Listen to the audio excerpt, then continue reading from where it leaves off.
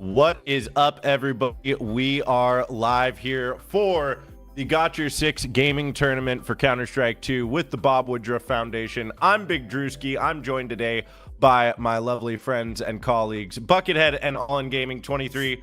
Gentlemen, how are you doing today?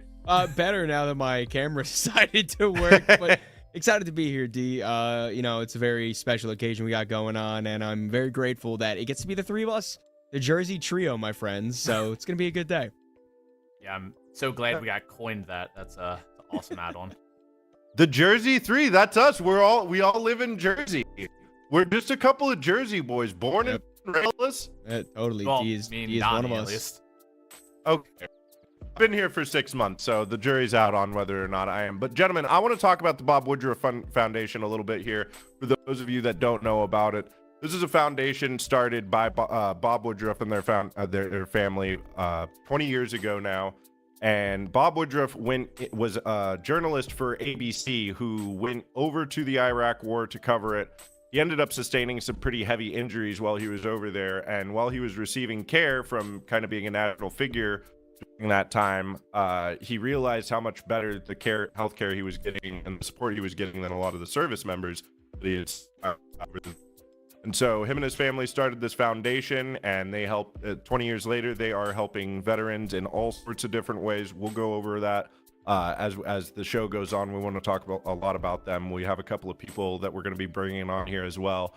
But gentlemen, do you have anything that you want to say about this cause? Donnie, I know that veteran foundations and causes is near and dear to your heart specifically. Yeah, I mean, I've since I've been 18, I've been an active member of the VFW in my town. Their auxiliary, the VFW, is Veterans of Foreign Wars. So I'm very, close and personal with a lot of vets that are in my immediate sphere. And also being on the fire department in my town, it's paramilitary. It's not quite the same thing, but it has a lot of the same foundations and a lot of the same mindset. So, celebrating Memorial Day, celebrating the service members that allow us to continue to walk, free and happy every day. It does mean a lot to me. So the fact that we're here, Frag gets to be a part of this. It's kind of the two worlds that are very close to me come together, and it's really good what's going on. And a lot of the money that is collected through these types of charities does go to the most important causes. So I'm just ecstatic to be here. Yeah. Well, please, Anthony, go on. I didn't mean to cut you off. I love to do that. Sorry, man. Yeah, I'm kind of in that same boat, not necessarily as Donnie, but I have a lot of deep-seated family members that have been in and out of the military their whole life. A lot of them have made a general career out of it too, as well as just people I've friends along the way throughout high school have we've separated. They've gone to the military and came back out, and I've had one friend not quite make it back home. So it's good to see that there is still a support system out there for the people who need it, and can be a lot more vulnerable and need the help and the guidance. And it's good to know that there's good people out there like the Bob Woodruff Foundation that can help point people in the right direction and provide the resources needed for a lot of these people. Absolutely. Well, we're here to do that today with this charity event. Folks, you can see at the bottom of your screen there's a donate where if you want to donate, type !donate in the chat, and you will be linked to where you can help fund the fundraiser. Now, let's get into some Counter-Strike, gentlemen. We have got 8 teams left after the 39 signups here. They've been playing all weekend, and we have got 8 left. Any surprises here for you guys? I don't know if surprise is necessarily the word, but I think that it's a good group of teams. I think it's a good spread of skill across the board. Obviously, we have, the favorites, Marsborn and SBE. I feel like those are the two biggest names that people were looking at going into this tournament. I'm happy to see X-Aether get back on their feet, still be performing quite well at tournaments, and Iowa Stormbore, who are a core of X in control and now fielding Stormy and Doppler for this tournament. That's going to be the game that we're looking at in the first game of stream, so I'm very excited to see what this has in store. Yeah, I mean, I'm excited to see what new sports bet roster is gonna kind of bring to the table. I know they've had a lot of transitioning players and kind of revamping rosters, and I don't think this is their first real experience out yet. Correct me if I'm wrong, but I mean, they have a solid core of players that obviously have put in the time to get to this point. And I think the first commit day is going to be a pretty solid one, and who knows, maybe we see an upset. Maybe we do. Yeah, there's been a lot of shakeups in North American Counter-Strike over the last 6 months. This year's been, we've seen a lot of orgs exit and teams shuffle around. I mean, that's always happening in North America, right? But yeah, like you said, we're getting a first look here with the sports bet expert, and we're going to see Marsborn after their top 4 finish at Frag 20 as well. That being said, we are going to watch the sports bet expert versus Iowa Stormboard, gentlemen. And sports bet expert, yeah, this is this is a controversial roster. I think that it is remiss to say that Consti to SBE is the best move in Tier 2 NA in a long time. I think Consti is one of the best players within the sphere. He has been proving himself for a long time, through the online tournaments, through the Dust 2 events, and just continues to perform. Sure, there are some question marks around him and, his tendency to maybe fall off a little bit during the playoffs at big LAN tournaments. But at the end of the day, Consti is an absolute superstar, and SBE adding him to the roster legitimizes this team by a lot. Yeah, I mean, you add Consti and Peeping in the same roster, you have a lot of firepower there, and then you have the the experience of Infinite on the roster. His 10 plus years, I think, at this point of playing like upper end Tier 2 scene. It's a roster that I feel like has a huge skill ceiling, but we know what happens when you build superstar rosters is sometimes a battle of who's the superstar. And rosters can kind of clash with that. You have people that may have had the same role, and I don't think we're going to see that with this roster. I think it's a solid roster, and I think it's, still a legitimate roster that could, make not even a deep run at this, but in general for, the Tier 2 scene. And, we see them kind of take up the old Marsborn mantle of, making deep runs. Who knows? And maybe this is the roster where Peeping finds his groove finally. You never know. But on the other end of the server, we will have Iowa Stormboar, also being affectionately referred to as X in Control by much of the community. But I mean, these guys have been playing together for a while, guys. Do you feel like they can punch up against a new roster like this? I am really excited to see the addition of Stormy and Doppelus on this roster. Tyra, JS Feldner, Scortree, that's the core. That's the team that we've seen hit the peaks. They won an ECL Cup. I believe it was Cup number 3. They made it to the finals there and won it and got into the finals of the Cups. So I think this roster has a good skill ceiling. I think they can punch up quite a lot. It's just a matter of if Stormy and Doppelus can really find themselves situated into a new roster this quickly. Yeah, I mean, this is a duo that they've been through. I can't even tell you how many teams at this point, but I know me and Donnie have worked with some of these teams 5, as well. I think now. Yeah, I mean, they're a package deal at this point. It's pretty solidified, and they're a great package deal. It's really, when it comes down to it, with this pair of players, especially being added to a new roster, is how are they going to fit in? How quick can they fit in? And will they be, consistent enough to have the impact that we know they're capable of? Yeah, well, I think we're gonna have a banger series no matter what here, gentlemen. We've got 3 maps, and I don't know if we've got. Oh, we do have vetoes. We've got vetoes on the bottom of your screen there. Mirage, Anubis, and Ancient. We're not gonna complete the Dusty motif with Dust 2 at the end there, but any surprises? I don't know if surprise is the right word. I would assume the picks went SBE, Mirage, Iowa Stormboar, and Anubis, Ancient as the decider. And I do think that this is an interesting group of maps. Mirage, obviously, a map that anyone can win on any given day, just depending on who's shooting harder and who's just a little bit smarter in the server. Anubis is a tough to call map. It's still the newest map in the map pool, even though it's been around for a few months now. It's still a map that I feel like NA hasn't fully tapped into, so I'm not exactly sure what we should be expecting heading into that, but I can tell you, if it does go to map 3, I think that this is really anybody's game. It's just a matter of Iowa Stormboar pushing it to map 3. I'm actually kind of surprised we don't see Nuke in there. I mean, I know Stormy and his duo are a pretty big fan of Nuke from what I remember always having to see them play Nuke. But I also don't know SBE's like kind of bands, so it could have been there. But I mean, this is, it's a NA map pick pool at this point, so not surprising. Just Yeah. might have been. You throw a nuke in there, you're rarely going to see an overpass at this point, I feel like. At the end of Well- the day, it's kind of hard to tell you right now, just because both of these rosters are not completely new, but like it's core and then 2 new additions. So it's like, what do we sit with? Yeah. It's gonna be a toss-up. I wasn't 6-7ing you there out of nowhere for no reason. I thought you saw were. the motion. I'm not saw gonna I got it. excited because it is a toss-up, and I'll take any chance to make Donnie laugh. But no, I mean, Mirage. So it is interesting you bring up Nuke. I have to wonder if Sportsbet Expert and some of those guys knew that about this roster, because Nuke was actually their ban here. I don't know if that's something that they're going to be doing regularly as a roster, but Nuke was actually their insta ban. So I don't think they wanted to play Iowa Stormbore on that, and then Iowa Stormbore, that is their Mirage pick. So they'll be starting on T side. It'll be a little bit of an uphill battle, but gentlemen, let's go ahead and get into it. Take it away, guys. Map 1, Mirage. Oh, it's going to be a good day, Anthony. SBE starting on the CT side. So it will be Iowa Stormbore to really get the first punch and try to move this action forward. Anthony, I want to just say really quick, I'm so happy that it's me and you joining forces once again. It's always a great time to have the dynamic duo, the real Jersey boys in action.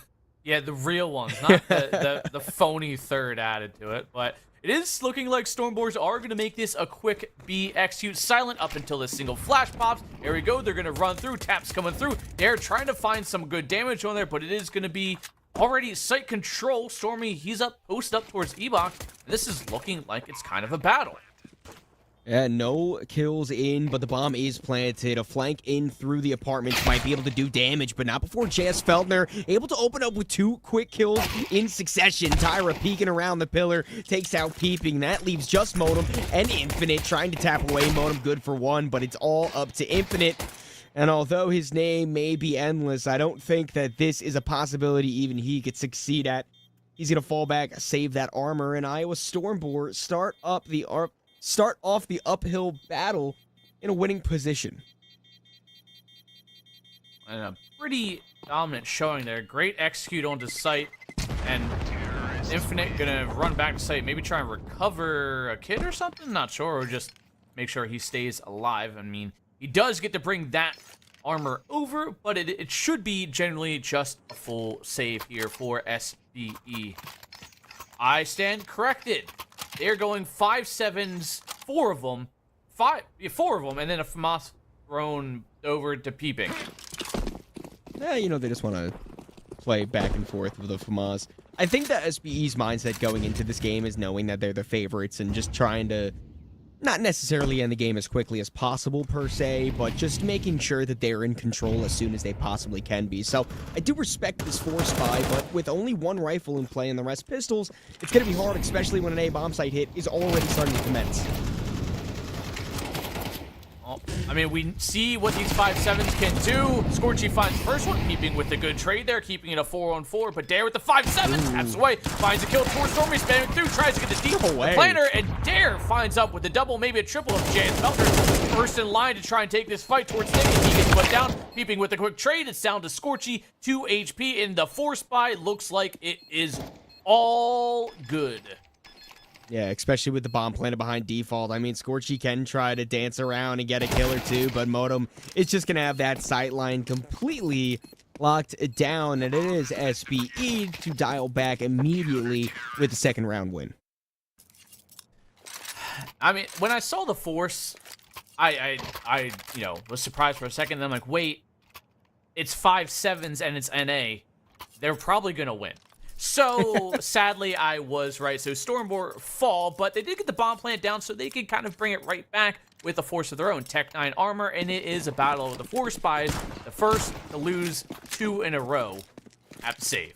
And these Tech 9s are going to get stationed towards mid. A bit risky to go for the long-range fights with the Tech 9, but maybe it can work. Peeping makes that AK Sing good for 1. Trades back and forth, does leave SBE with a 2-player advantage. Scorchy all by himself in top mid. Stormy falls elsewhere, so the bomb carrier is all that's going to remain for his team. Well, it Seems like Stormboars will be the first to save, unless Scorcher can miraculously get a bomb plant out of the scenario, but Infinite should have this killed. Oh, never mind. I spoke a little too soon. May have jinxed him. Consti with no real trade. Scorchy takes a quick peek towards mid, but thinks better of it. I mean, there's a real chance to get some damage done here. Peeping is low HP, so a timing might be able to work in Scorchy's favor, although as I say that, Peeping does retreat after getting the information of the location of the player tucked behind a smoke. I mean, sure, maybe a kill can still come in, and anything you can take out of the hands of the CTs will go very far within the next round, but that's not going to happen. Peeping will stay cool, calm, and collect his final kill to push SBE up 1 and put the T's on an unfavorable economic situation. Also, in the meantime, make sure you guys can go in any of the chats here. You can head on over to Bob Woodruff's Switch, Frag Switch. Should have some as well. Exclamation donation, I think goes directly to Give Butter link. And there's also a Discord giveaway as well in the Bob Woodruff Discord. So make sure to join up and get in that. Yeah, if you're in the Frag Discord, it's in the announcement tab, so you can just go over there, answer the question that is in the Bob Woodruff Discord, and you can be entered to win some $50 It's pretty sick, and Consti looks in towards mid. It's just blocks out for the T's. It really shouldn't be anything of worry, although there is one Beagle, and that one put to good use. JS Feltner finds one, but with Stormy all by himself in top mid and the aforementioned Glock, I don't think much more will come of this round. Nope, and this seems like SBE are pretty much in the driver's seat now, locked in, and this round was a quick glimpse of what Stormboars are capable of, but SBE are starting to turn things up, keeping 6-1 currently, double anybody else in the server next to JS Feltner, who is 5-3, but he's the only one really making progress in the kills department. Well, it's early days still, so no need to panic yet. I think it really is just going to be a big question of how Iowa Stormboard can play with the new additions on their roster. Obviously, SBE also fielding a new roster, but it's going to be a lot more natural for them, I feel. Consti only able to get a shot through the box tower, brought down low. No kill to be found. Well, as I was saying, SBE know they're in the driver's seat, so I feel like the pressure to have this new roster be stable isn't really as intensive for them. Well, Peeping finds the kill. JS Feltner finds one through the smoke. What is going to be an early man advantage for Sportsbet. But things have gone quiet. Consti in perfect position to hopefully get one here. Maybe a little more if they line up correctly. Potential for a clad, but also a potential to get off. He's going to have to be quick or just miss his shot altogether, and he's low HP, so these players pushing might be able to catch him off guard. Dropping down, Modem, able to spray down one with the MP9. Peeping collects with the AK. It should be all done and dusted. It is. It's SPE to continue to win big. With little to no real investment in that round, the finances for SBE start to skyrocket, going in a fairly comfortable financial position. Anywhere between 5 to nearly 9K on the board here as big spray there from Peeping. Okay, that was nearly definite. But it is going to be Tech 9 armor. We love day ones, dude. But honestly, things are looking good. Thank you, production, by the way. Appreciate all the guys over there. Except for Sal. Yeah, but we love Plaid. Dare lines up some players through the smoke. That's two to spray down. Peeping also on his side, able to drop one more body to the ground. So now Stormy with his deagle all by himself in the apartments. It's quite a sad place to be by yourself, but, you know, happens to all of us. 1-bedroom apartment, cooking by herself, 9 o'clock at night. Probably just end up eating cereal anyway. There's not even a bedroom in that apartment. It's just a kitchen and a couch. It's a studio. It's a studio at that point. But, I mean, we're seeing, you know, only a single kill maybe every once in a while for, you know, Iowa Stormboard. And good call on the timeout here. Make sure to gather themselves. And before this really gets a little bit too hectic for them, Peeping 10-1 right now. I mean, SB are riding a high. Yeah, and I do want to point out, I actually had the pick switched. I figured that it was going to be SBE going for the map pick of Mirage, but it was Iowa Stormbore, which I think is a very interesting choice. You know, it's when you're fighting an uphill battle, you know, you're the underdogs in a matchup.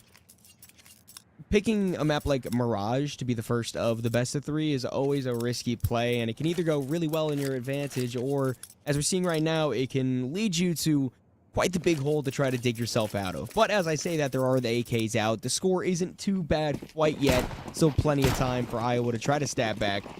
But it's just a matter of if and when. Indeed. Right now, it does seem like Iowa Stormboars do want to favor this A site. Infinite to get mollied out. He's going to be forced into the open, but Jans Feltner falls. Infinite finds a quick double storming with the trade, but it's still a man advantage here for SBE. Ooh, Tyra and Doppler able to spray down one. The nade, absolute airstrike onto Peeping, so the 2-on-2 turns into a 2-on-1, but Modem sprays Tyra down. Stormy, the only player left, knows Modem's position still because of the sounds of the Molotov, but it doesn't matter. Stormy not ready for the swing, and Modem with a huge clutch to continue SBE's flawless streak in the past 7. Or excuse me, in the past 6. But, I mean, we saw some kill progress at the very least here for Iowa Stormborn as, you know, a good initiate, a good trade-in. It was just that initial spray from Infinite that really got them that early leg up before he could be traded. But you see that the gears are turning. They're starting to adapt a little bit. It's just if they can do it before the half really ends. I mean, a potential to still, I mean, on paper, split the half, or only have a 1-round disadvantage going into the second. Anything can happen in our lovely little world of Counter-Strike. What's happening right now seems to be an attempt at an A split. The boost gets thwarted, however. Dare more than ready to be in the position to get those kills. Although it feels like we haven't said his name very much. 8-5 on the scoreboard right now, doing more than enough work to continue to push his team forward. Infinite does spray down the planter, and Doppler with the deagle in the apartments is the only one left. Well, adaptation goes out the window, and seems like we're back to a regular scenario here of one player alive to soon meet his demise, and almost thought he caught a glimpse of him, but Aqua falls down. Spray coming in, the M4 gets the kill, and is 5 alive, and Dare the only one taking damage.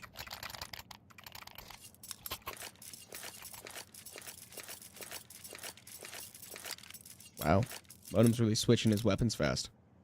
Really in that Q button. Froth IRA. I was about to say, did that seem right? I mean, fair. The dividends are paying up on that Hey, thing. man. If I have enough dividends in my lifetime to buy a butterfly fade, I'll be living a happy life. Yeah, you're doing something right. I mean, that's probably like a $1,400 knife now. Even more. Too much money for my poor little bank account, I'll tell you that much. That's why we have credit cards, Donnie. to afford the things we technically shouldn't. You're right, and Peeping tries to forward a peek into underpass, gets a little bit of damage on Jace Feltner, but forced to fall back because the kill was not found early enough. Doppler's, the timing there is just terrible for him as he's trying to silent drop Infinite. Very well timed push. And it leaves mid now being the main contention point with no outside extremity. Peeping, oh, that's disgusting. The double spray through the broken smoke. I mean, Iowa Stormbore, it's hard to get anything going for these guys. I mean, with what you're seeing here from SBE, are you expecting a map 3 at this rate? In the current situation, I wouldn't say I'm expecting one. With I wouldn't say it's likely 14 and for 2 as we go into the 10th round. Yeah, you know, they're not even He's got needing 7 KD. They're not even needing Consti to do much of anything. No. I mean, he's still positive. He's 4 and 2, but like, he's just kind of hanging out. I mean, he gets smoked in mid, and then Peeping breaks the smoke and gets a double. There's no one left in mid for him to shoot at. Like, you just kind of, your options are limited when, you know, 3/5 of them are already dead in the first 20 seconds. And once again, ISB not in a great position, thinking about the money. A glow out, Tech 9's singular Glock. At least a little bit of utility to work with, mostly on the belt of Tyra. So maybe a quick pop can be under some sort of efficient maneuver, but I'm still not feeling too hopeful for this side. Molotovs block out the ramp for the time being as the T's set up their utility and look to push out. Keeping smoked off, but Infinite still back towards new box spots. Scorchy cross, the timing on the flash was good, but Infinite somehow still finds a double off that tap side. The Stormy switches to USB. JS Feltner at least runs him down to Tech 9, and they at least, the bare minimum, have a site plan. And maybe a real chance to defend this too. The CT's rotating in from their spawn. A double towards the ticket booth. This is going to be a huge flash from Consti. JS Feltner playing the off angle, but double flash not quite ready for it. Modem sprays him down, and it leaves the new gun of Doppler to try to scoop up any remaining activity, but it's just not able to be done. And SPE continue their 9-round-in-a-row streak. And I'm going to say it, SBE with that, honestly, ticket retake, the double flash, really, it's just heads up, because you're expecting someone to play anti-flash if there's, you know, 2 people there. And the double flash, it does everything it's supposed to do. It catches the secondary player off, and it's a clean sweep with barely any residual damage done. But at least, you know, Stormboard's at least got that bomb plant where Scorchy can have an op. And maybe he has an opening to work with. But, oh, this is the battle we're waiting for as Scorchy with a miss. Doppler's at least with the trade, but he's got Consti on stairs to deal with next. Oh, he's actually got a nade from Consti straight to his dome to deal with, and it's a bit too much to handle. So it is back to a 4-on-4. I mean, at least it's the first time we've seen ISB really get in a position to be up or even. In openers, Consti misses the readjustment through the smoke. He finds himself an interesting angle. JS Feltner more than ready for the off angle, however, so maybe this is the real chance for ISB to stab into a round, especially as Stormy picks up one more. Consti with one, but Scorchy with the trade, and Modem lasts alive, and it seems like there we go. Iowa Stormboard have crossed the line into their second round victory, but we're into the last round of the first half. It's 9-2, and it does seem like SBE will at least close this one out strong regardless of the outcome. Well, you know what? 9-3 is a lot better than 10-2. True. At least mentally, you know. Giving up that double-digit first round, or excuse me, first half, it does put a strain on you a lot more than just 9, even if it's basically the same thing. It's all a mental game, Anthony. True. I think you're on. Well, that's a cool Molotov. See, ISB knows what they're doing. They got a little something cooking. Although a 4 peek in through mid from the CTs. Only able to find one. Scorchy avoids losing his life with that op for the time being, but the same can't be said for Doppler. Stormy trades back, a 3-on-3, low HP on peeping. ISB find themselves in a good position once more. There with the quick trade, but the bomb will go down. Derek close by is going to gather together with Consti. I'm going to suspect they're going to boost it on this and at least give Consti a nice line of sight, but no. It is actually going to be Consti switching out to a rifle, clearing the close angle. It's going to be JS Feltner. Derek gets put down quickly. Consti next in line, but Stormy to take the range fight, wins, and there it is. 2 in a row towards the tail end of this first half. 9-3, though, a 6 rounds difference for SBE. A strong finish to the half for sure, but is it enough? Has ISB done enough in the first half to be able to make a mark in the second? I don't know if that is a question we can answer, but I do know that pistol round is going to be very important to that cause. It's not all or nothing, but it's definitely a very high priority to secure this pistol. And some good kills all around that have. I mean, to an extent, it kind of feels like ISB took a second to wake up into the game, but at the same time, I do feel like SBE was outclassing them a bit. Yeah, I'd have to agree with you, and maybe we see glimmers of hope if Iowa Stormboarders can at least prevail with the pistol, which they did win the opening one on the That is first true. half. So That is true. not all is lost. You can close that gap pretty quick. You can bring it to a 9-6 game before SBE can get rifles. But it's, again, the pistols to have to work around.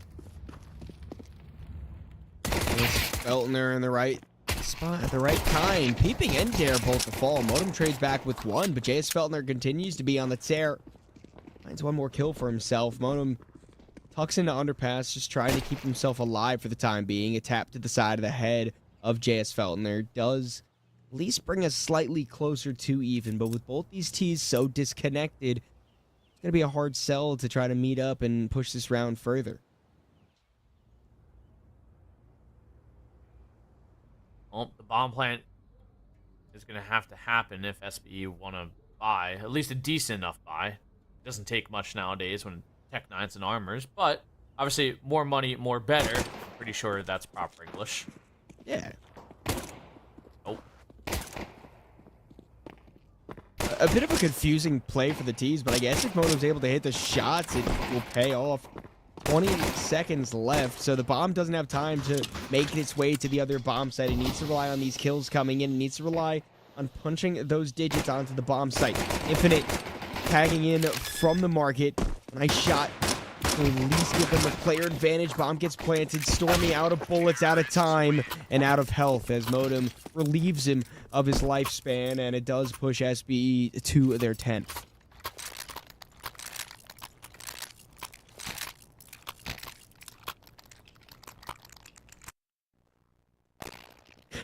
Oh, good shots as Modem gets the pistol kill. And I mean, honestly, that was Stormbore's round to win right there. It was. I mean, it was close, just not quite able to put it across the finish line.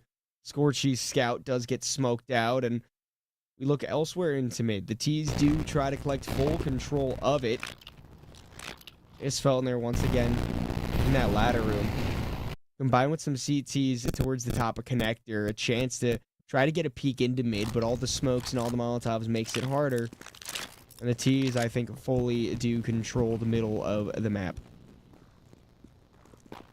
MP7s are a good purchase with the MP9 mix and scouts for the range, 5.7 deagles. It's literally kind of one of everything, as the one of everything comes through with the MP7s. It's actually a few of them get the kill there. Peeping with the AK kill. A Glock on Dare finds one towards Scorchy, and Doppler's last alive MP9.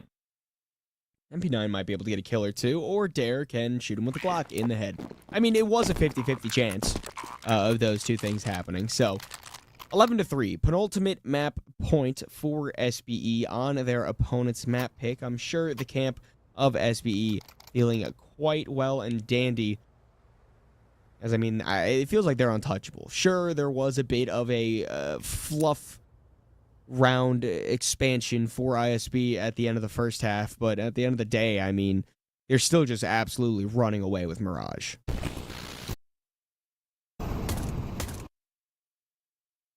Well, AK's on the boards, and time's kind of running very low here for ISB on board to find something to go with. As Peeping, he's in towards Cher. He gets sprayed down by JS Feltner, somehow losing the fight with the AK. Orchie, he's still on that scout. Ooh, and the scout spots out a body, not quite ahead to be able to tap away at, though. JS Feltner, same cannot be said for him as he connects the kill onto Dare. Two-player advantage for ISB does make this round a bit more interesting than maybe we thought it would be at first, but still, the rest of the kills need to be converted. They can't let SBE back into this round. They can't let the SMGs find the kill, just like Tyro being brought down low within the connector. The swing comes in. Modem's able to secure the kill. Bring us one step closer, and Consti evens up the scoreline. A tag from the no-scope with the scout. Why not get another kill with it? Trying to double up, not quite able to do so, but it is a 2-on-2 as the T's slowly make their way onto the A-bomb site. Well, Doppler's with the backstab gets a kill towards Consti, leaving Infinite last up 30 HP, and we've seen these kind of situations before, but it is a different turn of events. Stormbore finally get themselves some rounds to play with, but 11-4, is it a little too late? You know, it's too late to apologize. Ah, yeah, there it is. You know what? Knew it. I knew it. Yeah, it's been a while, man. Been a while It's been a while. since Iowa Stormboard can really put a few rounds together here, and hopefully we don't have to extend this any longer, and they can just win a pair of rounds, close this gap of rounds, and get things moving in the right direction. Yeah, I mean, by no means are they down and out in this game. Opening kill once again goes their way, but Modem immediately on the step back. JS Feldner just missing the shoulder that goes into the connector, and now this round gets a lot worse. Although, how does Scorchy get the close range kill with the USP against a rifle? Modem and Infinite are the only two players left. I'm not sure how ISB find themselves in this position, but Scorchy is in no man's land right now, stuck between two T's, pushes his way up the staircase, Infinite more than ready for it, and it leaves just Stormy. I'm not sure if his position is known. Modem seems curious about it and sprays him down with that Galil. The bullet to the head pushes SBE to map point. I mean, I've just kind of glanced over at SPE, and Monum is 20-5 right now, and Peeping was, 12-2, I think, at one point, or 14-2. Now it's slowed down to 60-7. Still, obviously, really good, but Monum just showing up this second half. And just so everyone knows, whoever is playing along at home, the audio fix will be coming in the next map. So do not mind that. Just day one things. Yeah. But it's okay. We work through these. It wouldn't be a frag event without audio issues, but it's okay. We get through it. But hopefully, Iowa Stormboard can get through this round. The bye is looking a little, weak, to say the least. Ooh, that's a really nice shot from Infinite as well. 2 kills already falling. Scorchy trade back with 1, but I mean, it's an M4, an MP7, and a Deagle. That's the only weapons on the 3 remaining CTs.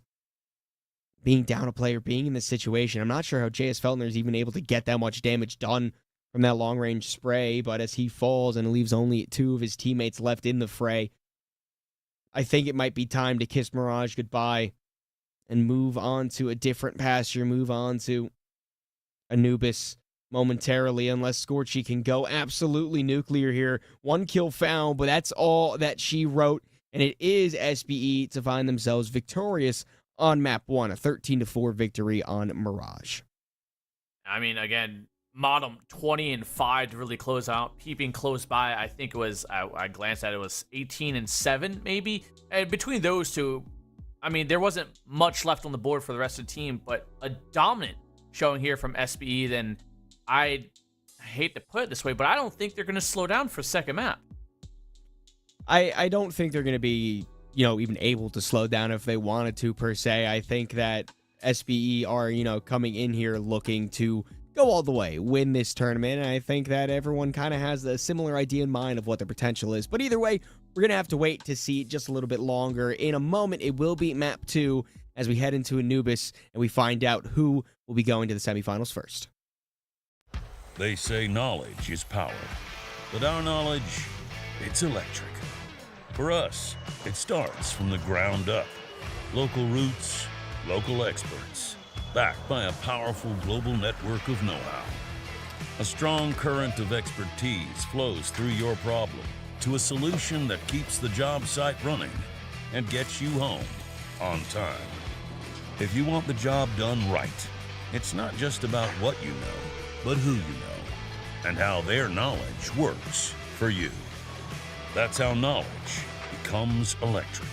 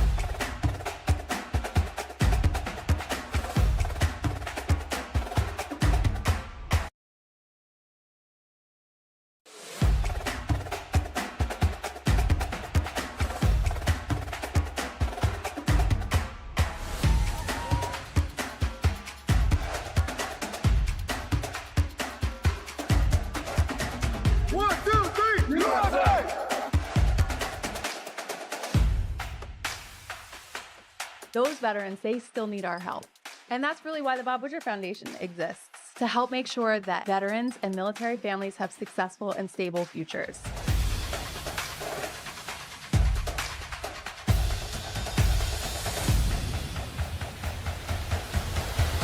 At the end of the day, that's the reason we do all of this.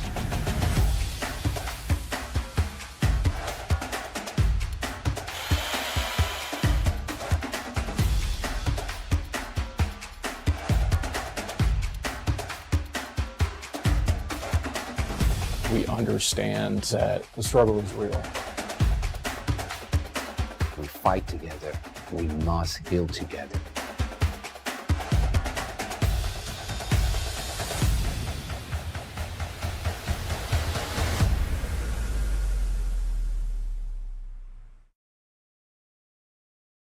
They say knowledge is power, but our knowledge, it's electric. For us, it starts from the ground up. Local roots, local experts, backed by a powerful global network of know-how.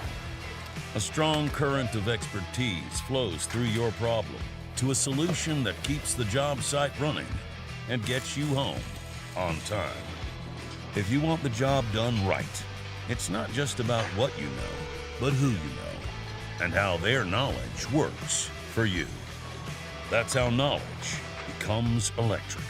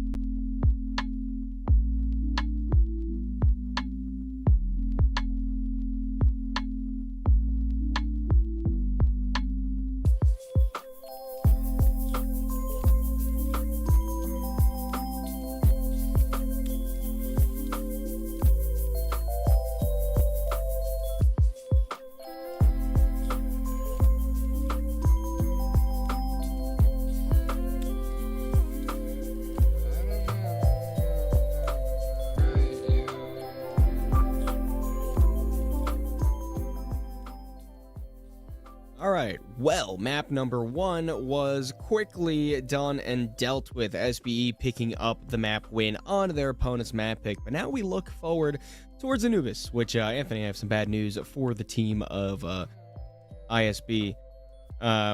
It's Anubis and it's their opponent's map pick. Yeah, and after a strong showing between Peeping and Modem, I think combined nearly 40 kills with just those 2 players alone, it's going to be an uphill battle for Iowa Stormbore. And like I said, you're going to their map pick. Granted, I'm not particularly sure how well-versed they are on Anubis, but I would have to assume SBE might be at least a step ahead in that. Well, I mean, yeah, considering they're picking the map, for sure you would expect them to know what they're going to do. And I think it's a group of players that have all been around in the scene for a while. They've definitely been well-versed on Anubis prior to its removal and now being back in. So, I mean, realistically, I think it is going to be a 2-0. I think that the door is closed on the potential for this to go to 3, but it's a matter of how close of a 2-0 ISB can make it. Maybe they can make that push. Maybe they can push it further towards Ancient. Only time will tell. I mean, what's your win conditions here for Iowa Stormbore? Now, and obviously, it's got to be a little bit more than kill Modem, kill Peeping. What do you got? Well, I mean, kill Modem, kill Peeping. That's probably a good start. But yeah, I think a really big factor in this map, no matter what side they're on, is going to be making sure that there is a very strong control in towards water. Especially on the CT side, you want to get aggressive in that mid-fight early on. You want to try to peek into that window, get a sight line onto the staircase, try to just disallow the T's from going there. If you want to set up a crossfire from an A main push or from an E-box push, that could also be helpful. But I just think that water fight can put ISB in a position to be a bit more well-versed on this map. Well, it is going to be a little bit of raid boss action. Dualies and armor are out and about for Iowa Stormbore. But the Glock armor, with some utility or SBE, are slowly and very quietly making their way up mid with literal no contact. Smoke out towards camera. We'll let the T's push through it. Tyra, Uberetta's in A main, able to find that first kill, but the bomb site has been completely given up. The bomb will begin to get planted, and the retake will commence. Actually, a good trade for Dare to at least get that smoke off with, for getting the bomb plant down. Infinite with a quick 180 just leaves Tyra off. Infinite finds double. Scorchy eventually finds the trade. A 3-on-3, all things are still going smooth and steady. There is no defuse kit here on Iowa Stormbore, so things need to speed up just a little bit. P250 coming through. Stormy gets a quick tap. Scorchy finds another. It's down to Peeping. The man of the hour in map 1 looks to try and start it off strong as he finds one. Doppler's not sticking, and this is SBE taking the pistol. Yeah, unfortunately for ISB, there was no kit in play, so even if Doppler did stick the defuse, and maybe there would have been a chance that he was able to fully get it through, but with 10 seconds needed to defuse that bomb, the time was already too far ticked, and it is all she wrote in the pistol round. SBE do start better off than they did on the first map, but, I don't think the pistol round is what won them the first map. I think it was the rest of the game. Yeah, I mean, they lost both opening pistols on Mirage, which, granted Stormbore's 4 rounds total. And now with SBE locking in the first pistol, will we see greater numbers here for Stormbore's or less? I could still be hopeful, although Peeping trying to dash any dreams that are their way, opening kill on a JS Feltner. But I think that there's a chance ISB can put up a good showing. I do think, to an extent, they did just kind of wake up late into that first map, so that in combination with the firepower difference that SBE brings to the table was a big combination to kind of allow SBE to run away with the game, but I don't know. I feel like ISB will be showing a different form this map. At least that's what the hopes are, as Tyra not able to connect the spray on a Dare, fully dinks him, but not enough to get the kill. And it seems that SBE just want to connect onto this A bomb site, a bit of a split, But 2 players here still. Maybe a chance to get damage done. 1 kill, not going to be enough. Scorchy needs to go crazy with this Deagle, but no shots connect. And the bomb site fully in the T's control. To be fair, SBE are all very low. A nade could quite literally get a quad kill, but sadly Stormy lasts alive. No utility, no kit, and no life. Consti puts him down, the new addition to the roster. And, you know, he's having a little more impact than on map 1, where the op didn't have much time or space to really get many kills. A little bit of replay action. Good kills for SB all around. Just stay calm and collected. Especially the last one from Consti. Stormy had a chance to make it a lot more interesting, but Consti putting away to that very early meant that SB had nothing to worry about. Oh, it is going to be Infinite. He's going to have a lot to worry about as he's faced with some Deagles and USPs as he's tapping. Finds virtual towards Scorchy. No real concerning spray. Finds the double. Stormy gets that kill, but it should be Bottom to clean up a couple more here. You know, while we have a second, I just want to say the parade is currently passing my house that my town does for Memorial Day, and the music's getting me going, man. It's putting me in a good mood. Well, we're vibing. On the subject of good things happening, remember exclamation donation, so you can head on over to Give Butter to make sure to donate to obviously the Bob Woodruff Foundation's cause, and head on over to Bob Woodruff's Foundation's Discord for nice little $50 gift card giveaway. I think they're giving away, you know, more than just one. So I'm sure there's a command for that in chat as well. Hopefully Nikki's around and can spam those without getting banned this time. And every donation counts no matter the size. $25 can provide transportation for a veteran to get to and from their healthcare appointments at the VA. $50 provides a move-in kit with essential household items. $100 serves a hot meal to 20 veterans. It's a very, very good cause, no matter what you can afford to give. Every bit is appreciated. Scorchy also can appreciate that op shot that does take down Consti early on, gives ISB the player advantage. Well, down to the man advantage for the first time, I think, for Stormboars. Whether or not they can capitalize off as they juggle around some utility for SBE's side. In a very good position to hit this A site once more.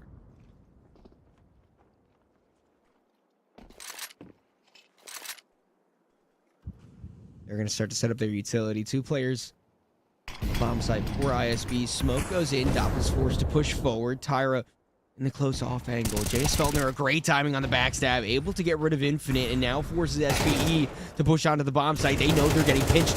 Dare a good opener, Peeping trying to double up, but instead Modem comes at the perfect timing to swing around the corner and somehow get the player advantage in for the tease. JS Feltner, the nade's not going to quite land, and Dare's op trained in the right spot at the right time, leaves just Stormy in a similar situation as we saw him to last time. 1v3. Low HP on some of these players, and the op close range will be just enough to get rid of them. 4 straight rounds, and it seems like SBE haven't really let off the gas since Mirage ended it pretty strong in their opening map 2. Just as strong, if not better here. Scorchy gets that opening pick, but it's not amounted to much. JS Feltner with this good timing on the flank, but it's just these executions and hold from SBE. They're just a step above what Stormboars are currently bringing right now. Window fight from Tyra, dropping down with the 5-7, fully flashed off. Trying to get something done, not quite able to. Peeping instead with a double kill for himself. Stormy wants to try to peek with the Deagle. Get some damage off. No kill found quite yet, but the double up does take Peeping out of the round. A heavy hitter is dealt with, but still the player disadvantage, and Stormy traded back out. Not too hopeful for the rest of the round. Maybe another kill or two can fall, but it should still be SBE all the way. Maybe if they can even recover a rifle at this point to kind of help the calls for the CTs at this point, as the money's kind of dwindled down for Stormy and Tyra. So an extra saved AK or hell, even an op at this point could mean a lot. There's a chance, but it dwindles every time a player is spotted. Dare, very clean for the last 2 kills. He's the one topping the scoreboard right now at 9-2. Clinical performance through the first 5, and presumably something that will continue, but it is a buyback for ISB and a chance to get themselves on the board. Constantly finally finding some action with that op, and there was just a good walkout entry. Nothing really too spectacular, but didn't really need it. A clean cut take right into the site, and Bottom this time not having to do much. He's kind of feeling the vibes of what map was won for the rest of his team. And sometimes that's nice, man. You don't have to do something every time. Sometimes you just gotta be there. I prefer those games where I don't have to sweat. Yeah, but the stats, bro. The stats. Yeah, I'm not a stats player. I think we both know that. Unless it's utility.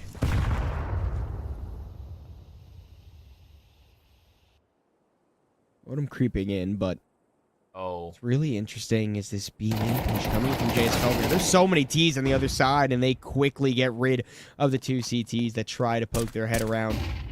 Doppler is trained on the site cross, but will be eliminated by the Abaconsti. Tyra and Scorchy, the only two left in the middle of no man's land, opposite side of the map. SBE are going to find 6.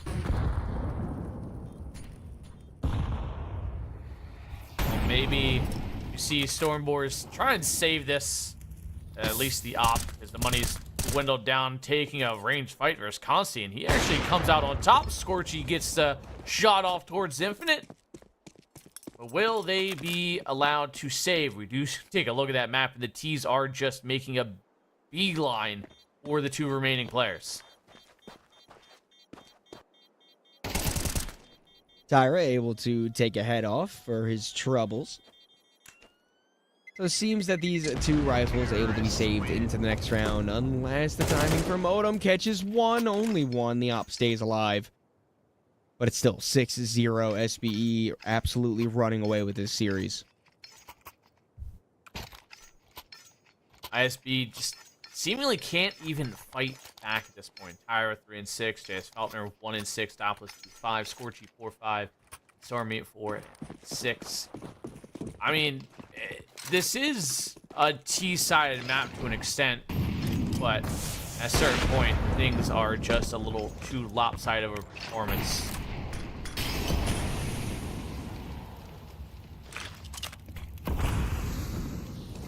Peeping looks to get aggressive through the smoke. Tyra caught completely off guard.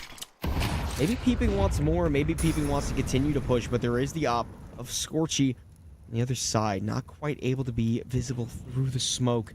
Peeping has crossed his way over through the pillar, and even if he does no real damage from this position, it's very effective to just disrupt CT's defense. Flash comes through, nade goes out, gonna land directly on the head of Scorchy, able to find one for his worries. Doppler's also on the back line, constantly brought down low, hiding behind the pillar for the time being. A 3-on-3, nice shot, close range with that op. Now, op the op, Scorchy still holding the sight line. JS Feltner in nade, might be able to get some work done with the SMG, but as he falls, it is just Scorchy by himself, knows the position of all these Ts, and unable to get any of the kills, meaning that SBE continue to push closer and closer to a flawless half. I'm really liking what I see out of SBE right now.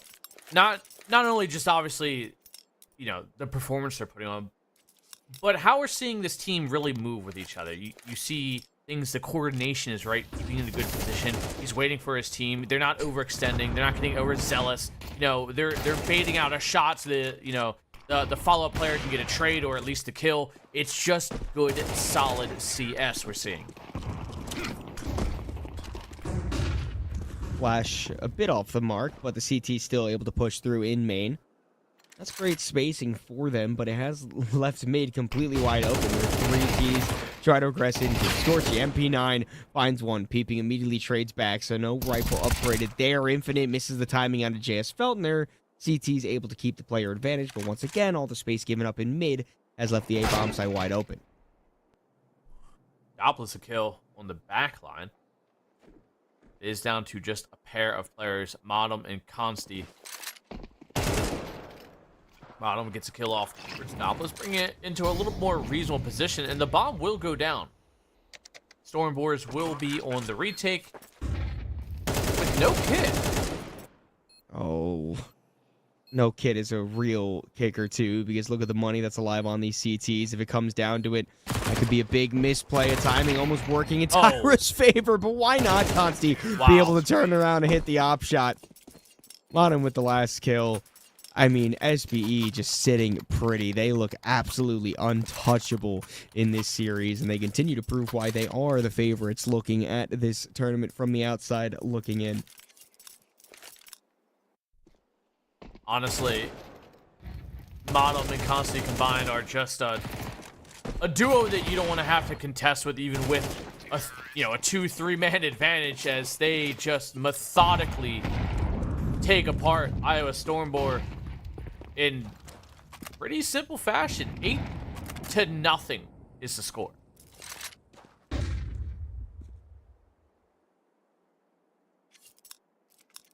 Nothing. You know, a 0 is almost like an 8 if you were to twist it. True. I thought you were just gonna give me nothing to go off of after that. I would have been a little upset. I was literally in the midst of reading something, so whatever you said went through my head a little bit. Oh, so all I heard was twists a little bit. That's all I got of it. Just blindly agree. Whatever, man. Blindly. Why wouldn't I blindly trust you. Oh wow, that's very nice of you. And Doppler's trusting his teammate, or should I say his teammate trusting Doppler to get that trade kill. Flash in doesn't really affect Dare at all. Sure, he can't see, but bullets still shoot straight, and they go shoot straight into the body of the CTs. And I think a save's already getting called. It's nothing gonna come from this round for ISB. Man, Anthony, I mean, like, do you think it's possible? I mean, it's possible that they get a couple rounds, but I don't think this is going to be remotely close at this point. Why not? Because SBE are just in top shape right now. They are. I mean, this is really, like, I feel like, in all honesty, this is the roster that SBE has been looking for, in my eyes. I do think this is a really good group of players to have on a team together. I think just in terms of their floor-to-ceiling ratio, the floor is very high for this team, and the ceiling is even higher. So, you know, it's going to be a lot more consistent results expected out of SBE, I feel, and I think this is a great way to start it off. I agree, and I think this team's going to do great things, you know, barring some sort of catastrophic clash of, you know, personalities.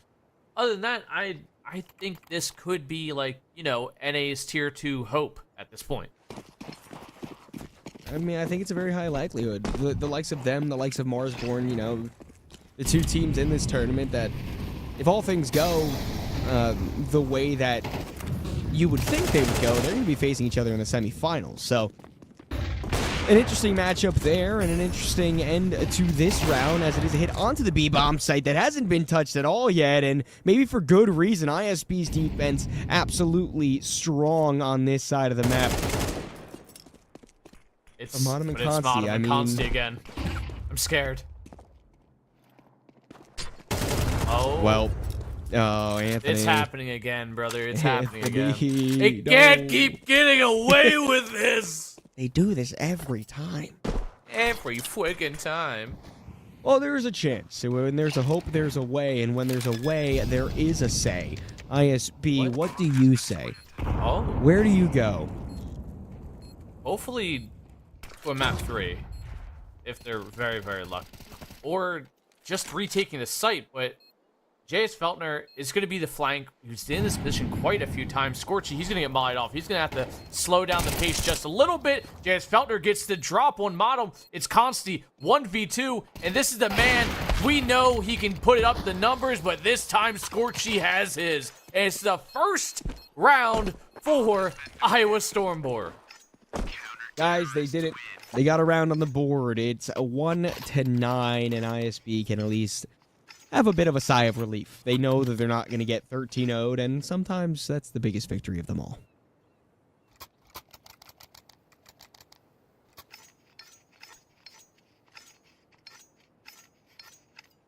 Well, there is glimmers of hope that maybe they can get more than a couple rounds here, but we're running out of space for the first half, let alone if SBE can hit double digits before we even see that second half. It's looking bleak. Well, especially with Scorchy missing that op shot early on. It gets Bleaker, and Bleaker, he's forced to fall back. Give the space in mid to group of T's that are angry and trying to push forward once more. Smoke gonna go down to block off the upper sight line. JS Feltner pushed back by a Molotov. SBE, I mean, systematically picking apart different parts of this map. It is really beautiful to see, just like peeping and that absolute crisp crosshair placement. Mono, nice timing to catch Scorchy off. I really do think SBE's T side looks lethal on Anubis right now. No matter the difference in firepower, no matter the difference in firepower or the difference in mindset going into this game, I think the SBE's T side is looking very, very clean. Oh, Doppler, last alive 1-on-5 with the bomb plant. Obviously in full swing. It does seem like he might be able to escape with this rifle unless Infinite can work through spawn and we get an angle to work with against him. There should be at least one rifle going into the no, I stand corrected. Never mind. No, don't do it. Don't do it. Oh, Doppler. Oh. 10-1. 10-1. Stormy. I thought he DC'd for a moment, but he's here and ready to play. SVE definitely a bit more ready to play, though, today. 10-1 is a damning result for the time being. With one last buy in the half, one last round in the half, one last chance to make a name for yourself on this CT side. But, I mean, even with the second round converted, it's looking not great for the CT side. Oh, an extravagant exchange of blood and bullets. Left into a 3-on-3 in the last round of the half. Scorchy might have at least a lifeline here to help his team get a second round before things come to a close.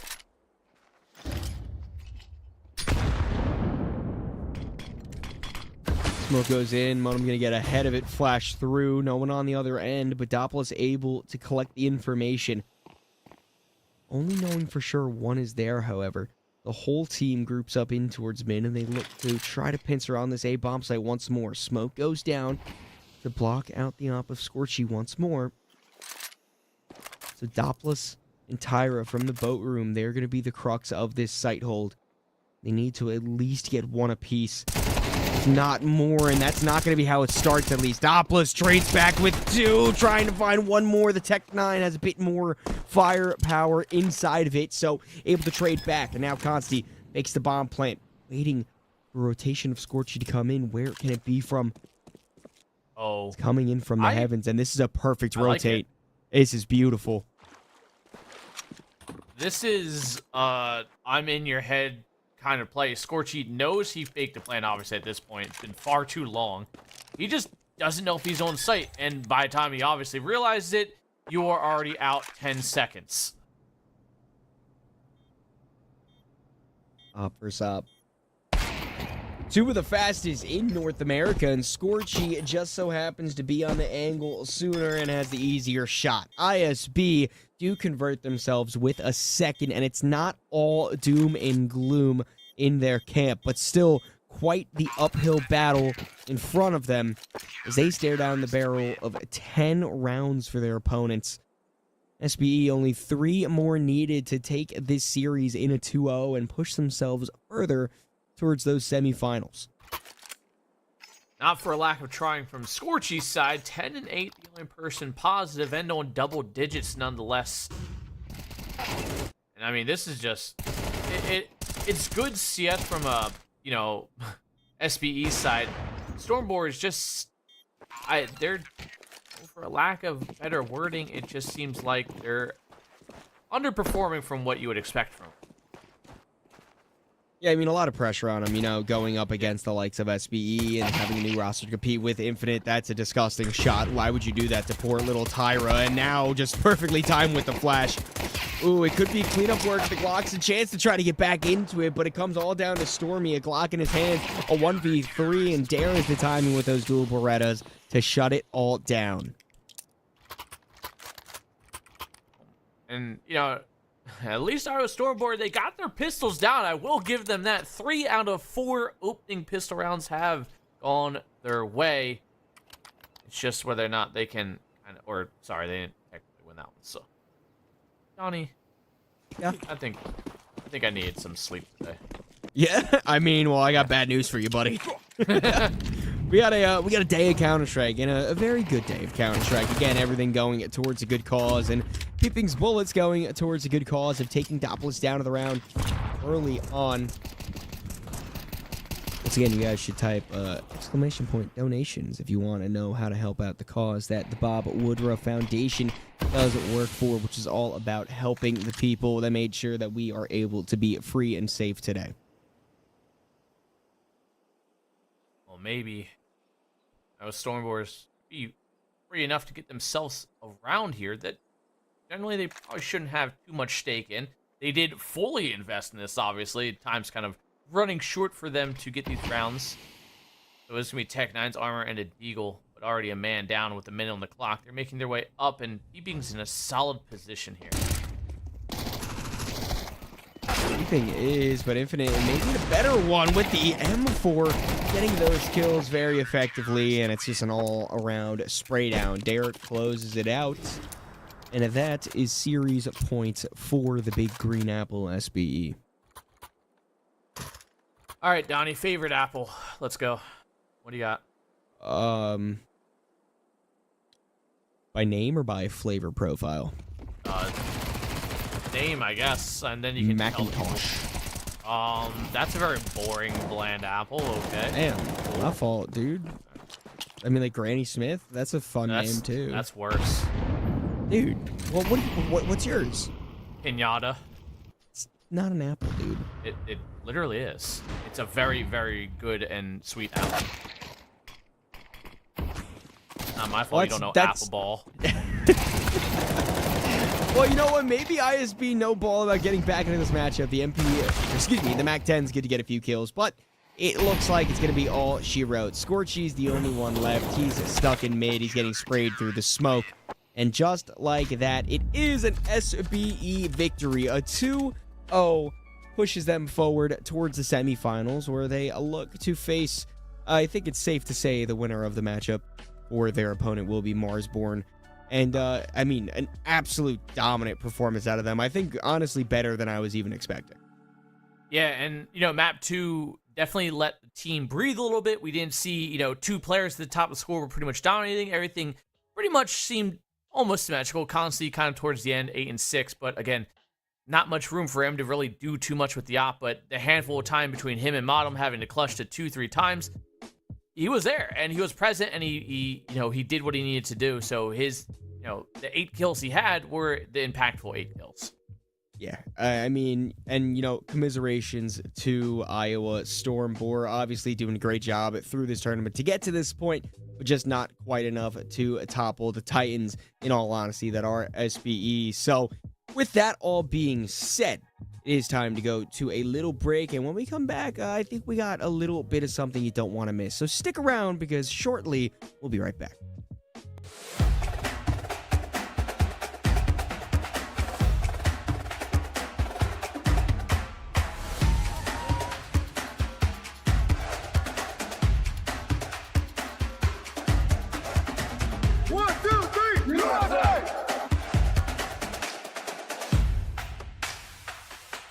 Those veterans, they still need our help. And that's really why the Bob Woodruff Foundation exists, to help make sure that veterans and military families have successful and stable futures.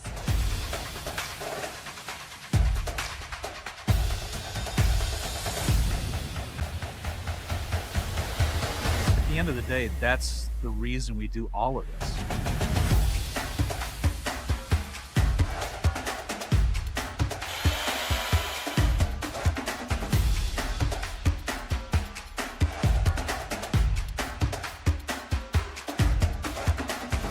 We understand that the struggle is real. We fight together. We must heal together.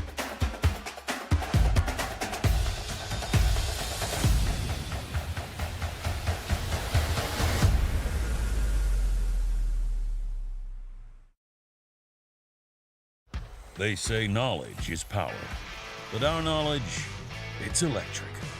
For us, it starts from the ground up. Local roots, local experts, backed by a powerful global network of know-how. A strong current of expertise flows through your problem to a solution that keeps the job site running and gets you home on time. If you want the job done right, it's not just about what you know, but who you know, and how their knowledge works for you. That's how knowledge becomes electric.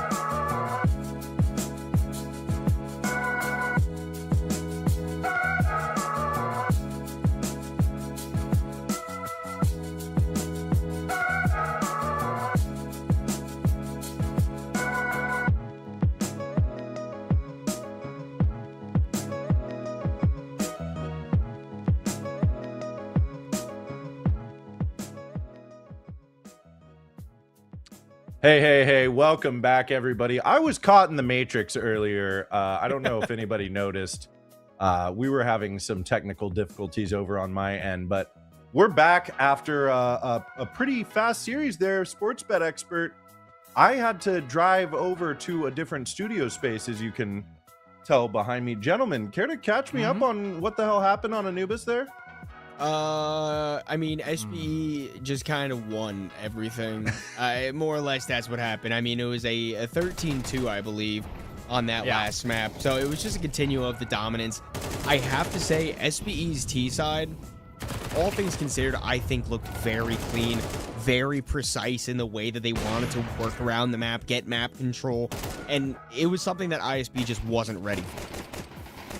Yeah, I mean, SBE just couldn't be stopped, and everything Iowa Stormboard kind of threw at them was just equally and better matched by SBE, and it just felt outclassed. And yes, I mean, there was some real good moments. A lot of them tend to revolve around pistols for Iowa Stormboard, but that was really it.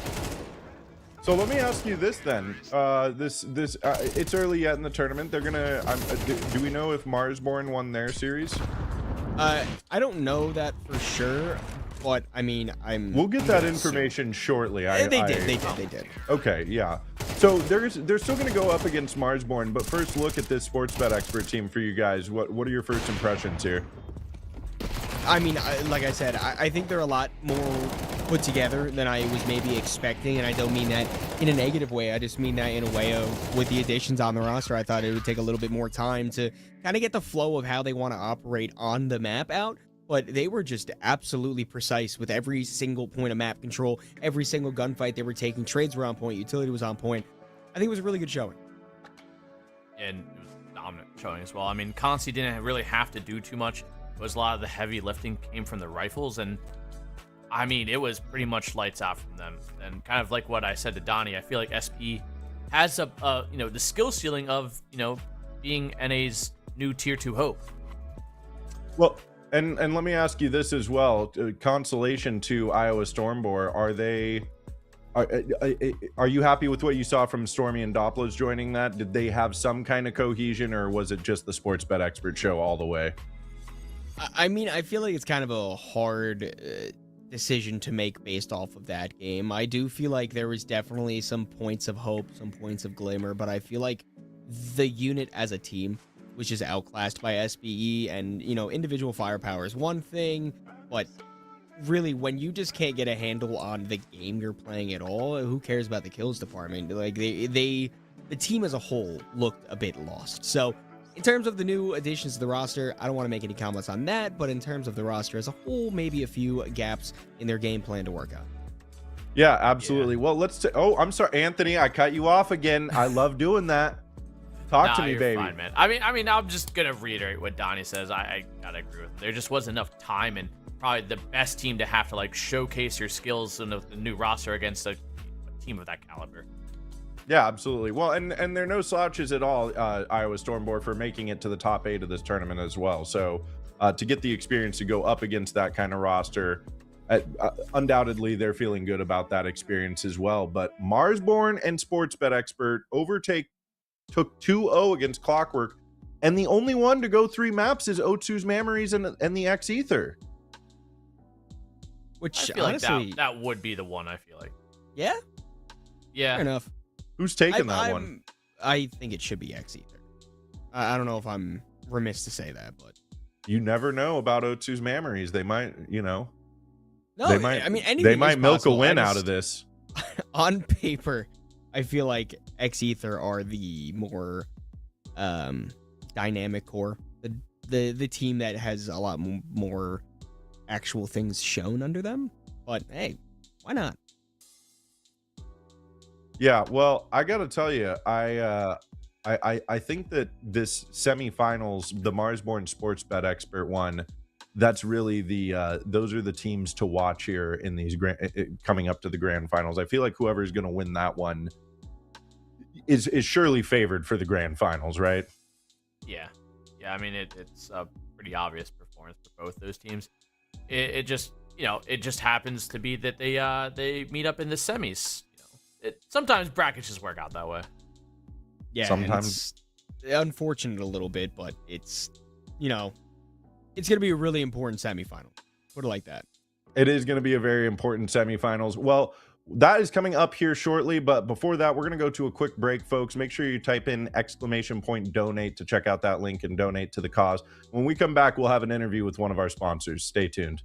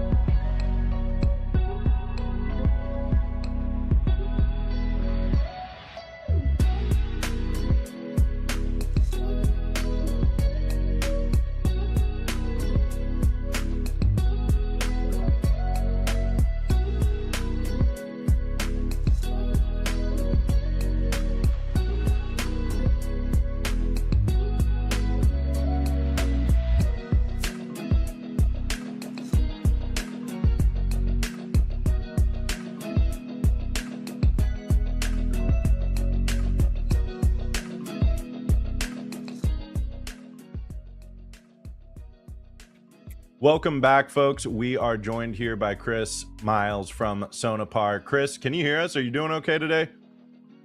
Yeah, hey, good afternoon. Great to be here. Hey, fantastic. Thanks for joining us. I'm Andrew. It's nice to meet you. This is my lovely co-caster, All in Gaming 23. We call him Anthony.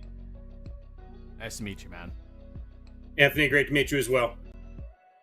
Well, Chris, I wanted to ask you a little bit.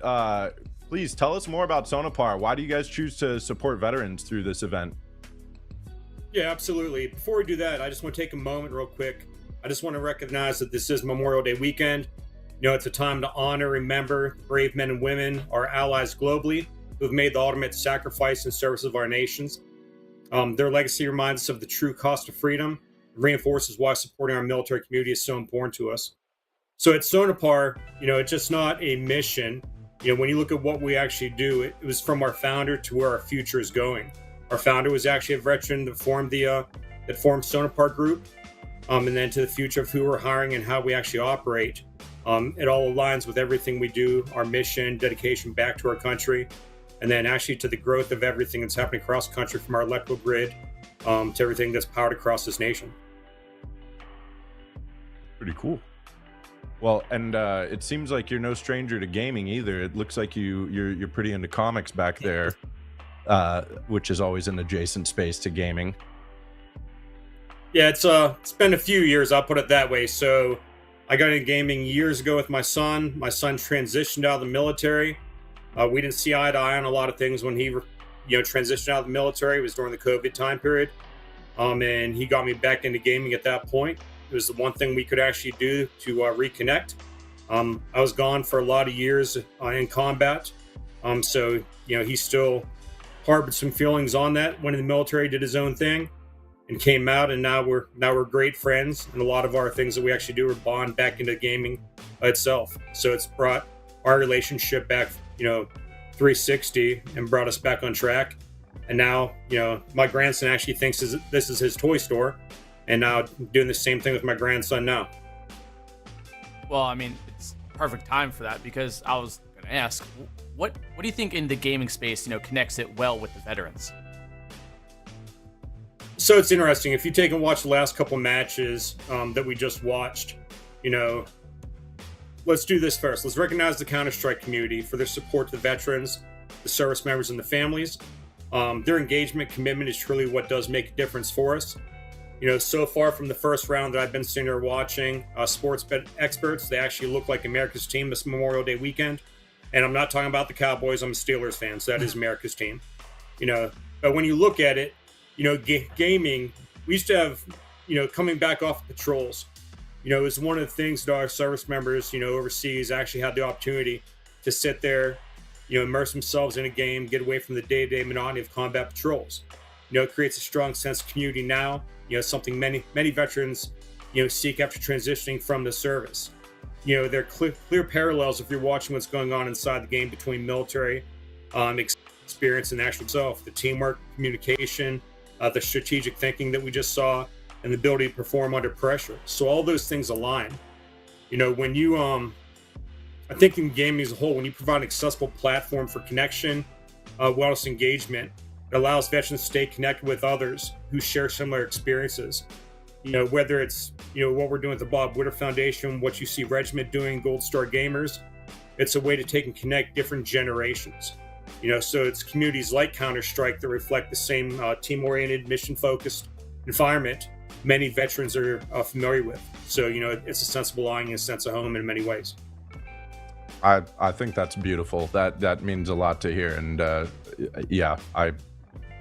it's an honor to get to be a part of this, and I appreciate you sharing that. I want to ask as well, you kind of touched on it there, being able to connect the veterans, but what kind of overall impact are you hoping to have by partnering with the Bob Woodruff Foundation?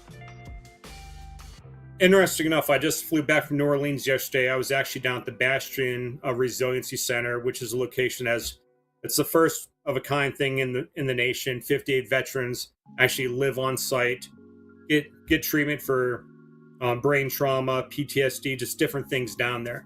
So when you look at what Bob Woodruff Foundation does, build a reputation for delivering meaningful, measurable impact to veterans and their families.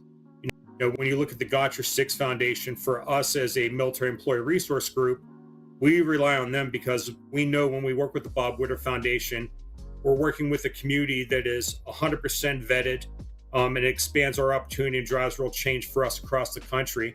It gives a way for our 600 locations across the country to make sure that we're connecting to the best veteran organizations out there across the United States. Our goal is to actually increase awareness for veterans, open doors, show them that, hey, you can start off a career here, whether it's with us or it's another employment opportunity that's within the Bob Woodruff Foundation, veteran resources, just to enhance their overall quality of life and let them know that there's something else out there for them. For anybody that's out here watching today, it's more an events and opportunity to engage with organizations that are deeply committed to your success. Unfortunately, over Memorial Day weekend, it's a rough time for a lot of us, myself included. So it's a chance to be able to take and reach out to other folks out there, let them know that we actually do have your 6, to reach out to somebody out there, before you go down that road that you don't need to go down. Well, if you want to let people know how to, get involved or where they can help or even follow you guys and just figure out what Sewn Apart really is all about, where can people go to? Yeah, I'm not as famous on Twitch. If I go to LinkedIn, I have about 25,000 followers and connections on LinkedIn. Look up Chris Miles, ChrisMiles, Sewn Apart, you'll find me on there, or Sewn Apart USA. You can go to our website, SewnApartUSA.com. If you're looking for an opportunity out there right now, it doesn't matter if you're a veteran or not, we're one of the world's largest logistics operations companies for electrical distribution globally and across the United States. So we do have opportunities out there. We're actively engaged with the military community through partnerships with the Bob Woodruff Foundation. And I would just tell you to go check out their veteran hiring platform as well and follow us across military hiring events across the country. For those that are transitioning, there's a ton of opportunities, skill bridge pathways, civilian careers. So just keep in mind that there's an opportunity out there for you. There's hundreds of different companies, operations, networks out there pulling for veterans. That's beautiful. Chris, thank you so much for sharing all of that with us and for joining us here today. Like I said, it means a lot to be a part of this weekend and do this on Memorial Day weekend, no less, like you said. We are going to come to a quick break here. When we come back, we'll be ready for the next series. Stay tuned, folks.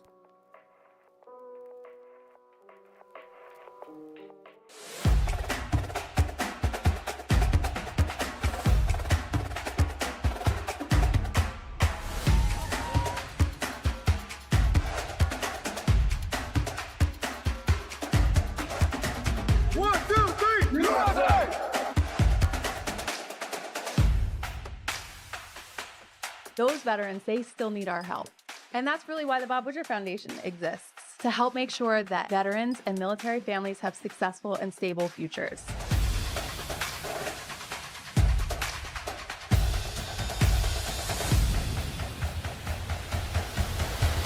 At the end of the day, that's the reason we do all of this.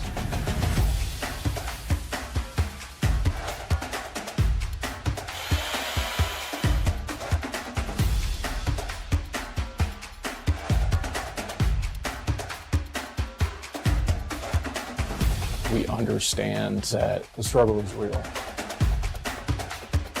We fight together. We must heal together.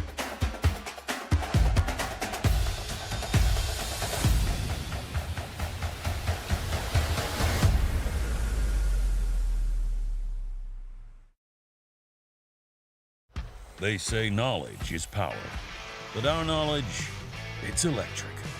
For us, it starts from the ground up. Local roots, local experts, backed by a powerful global network of know-how.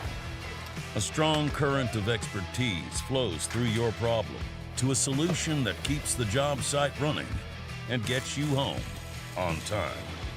If you want the job done right, it's not just about what you know, but who you know, and how their knowledge works for you.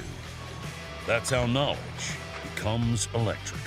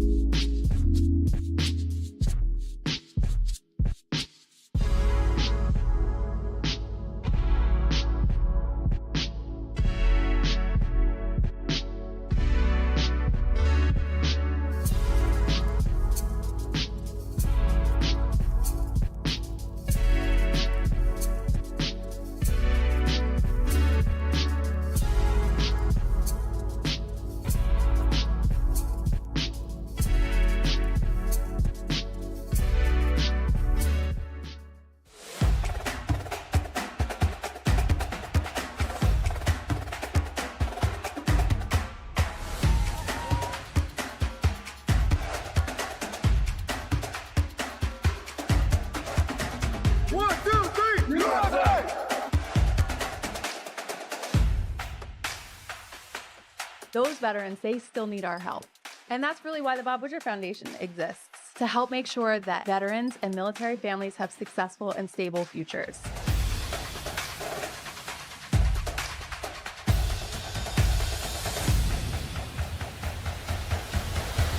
At the end of the day, that's the reason we do all of this.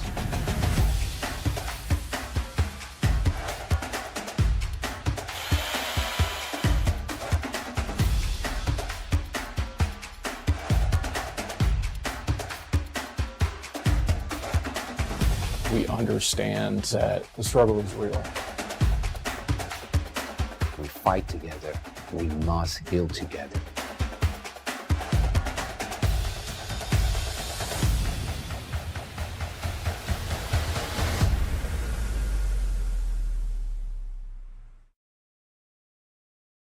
They say knowledge is power, but our knowledge, it's electric.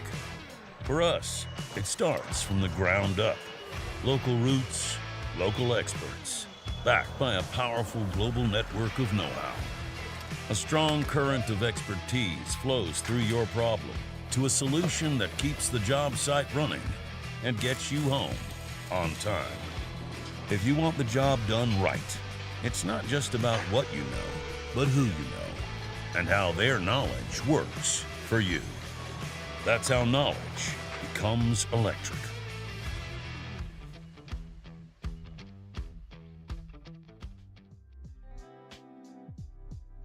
Welcome back, everybody. We are here. We are through the quarterfinals of our Got Your Six gaming tournament here. I'm Big Drewski. We are getting into the semifinals, Buckethead and All In Gaming. It's Marsborn versus Sportsbet Expert. We talked a little bit about it briefly, but this is the big one.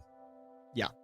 I mean, I think this is definitely the series that's going to determine the overall favorite, the heavy favorite for this tournament. A matchup that should have been, in a lot of people's eyes, the grand final. But we do find it here in the semis, Marsborn versus Sportsbet Expert, and I'm very excited to see where this can go. Yeah, I think it's going to be probably one of the better games, if not the best games. I feel like it's going to be a very, I mean, what we're currently seeing, obviously, look at the bottom of the bracket, Aether and Memory's very solid game as they go into map 3, which is no play, obviously, winner that goes to take. But I think this is going to be the closest kind of battle. I mean, Marsborn kind of, showing out their new roster as well. They've had some players rotate in and out. And obviously, we've seen what SPE's up to already, and they look stunning. Yes, they do. Well, we saw Sportsbet Expert there take out Iowa Stormbore with ease. I want to tell you something. The streets have actually been rumbling and calling this series the North American Major right now. What would you say to those people that are calling this that? I mean, I think there's a good reason why. I think that these are, the two punching up in tier 2 the most, the two that have the most to offer to the scene. Marsborn, I mean, although a different lineup now, is a team that was fighting for the major in the previous major cycle, and the organization, sure, they took a step back, did a bit of a reevaluation of the team, but if Frag 20 is anything to go off of, still a very, very heavy hitter in the side of North America, especially when you have Grizz just lighting up the server every time he touches it. I do think that this is, one of the biggest rivalries potentially that could be forming in NA. Absolutely. And I'm going to cut you off right there, All In Gaming 23, because I want to take a look at this Marsborn roster. Okay. But I'm going to cut Buckethead off. I want to hear your thoughts, Anthony. He talked about Grizz here. This is a full, fresh, maybe a freshie build up around Grizz. Oh, yeah, I agree. And I feel like Grizz is probably the key factor that can kind of compete against, players like Keeping and what he did in map 1, and obviously Modem as well. And you throw in the fact you got OG Wizard backing him with the op. Freshie, obviously. Freshie, one of the core players that have kind of stuck around for feels like forever at this point. Wumbo, the new addition, he brings a lot of firepower. I have faith in this roster. And not necessarily that, they're going to be the ones to win this, but just the fact that they can at least compete high enough to where we can, have some pride in NA a little bit. Yeah, well, and like you said, OG Wizard has been around for a while, and I know he was kind of off the radar a little bit throughout 2025, not like really prominent, but seeing him find a home with a roster here after the last couple of months. He's been kind of shopping for something new. I think it's really exciting as well. And man, Donnie, Wumbo, this guy has proven himself not once but twice at LAN now, the newcomer. Oh man, I was really hoping someone would bring up Wumbo. Obviously him and Marikyu coming from the boss lineup that did form a few months ago, then it fractured in basically the immediate after it was built. But Wumbo and Marikyu, both two players within NA that are growing and are rising to the occasion. I think Marikyu is more of just a solid supportive player, you know, someone that isn't necessarily going to get the most kills in the server, but someone that will be there for the impactful moments. And if you want to talk about most kills on the server, I mean, if it's not going to be Grizz, it's going to be Wumbo. This kid has come out of nowhere and has been lighting up North America. Yeah, he really has. And we've got maps as well. And while we're looking at these maps here, Inferno, Anubis, and Overpass, I want to touch on something else here. Guys, this is a grudge match for man of the match. I have to imagine Ian is coming in with some heat on this one. Yeah, I mean, he's coming back off a very decisive map 1 and 2. He performed great. I think dropped 20 plus kills on map 1, map 2. I think might have fallen a little short on only 16 or 17 kills. I say that very lightly in jest, but I mean, he's playing up to, you know, the namesake. Yeah. You have to wonder if the former roster is gonna bring any sort of a light under him. You know, if it's gonna make him more motivated because it's his former organization. Well, and that actually begs the question here. This was what I was going to ask. With Ian being as involved as Marsborn was, like, that was a really tight-knit roster, a lot of good practice, a lot of effort that went into their game. Do you think that they're going to have to kind of switch up Inferno because Ian knows so much about how they play Inferno, or I mean, do you just stick with what you know here?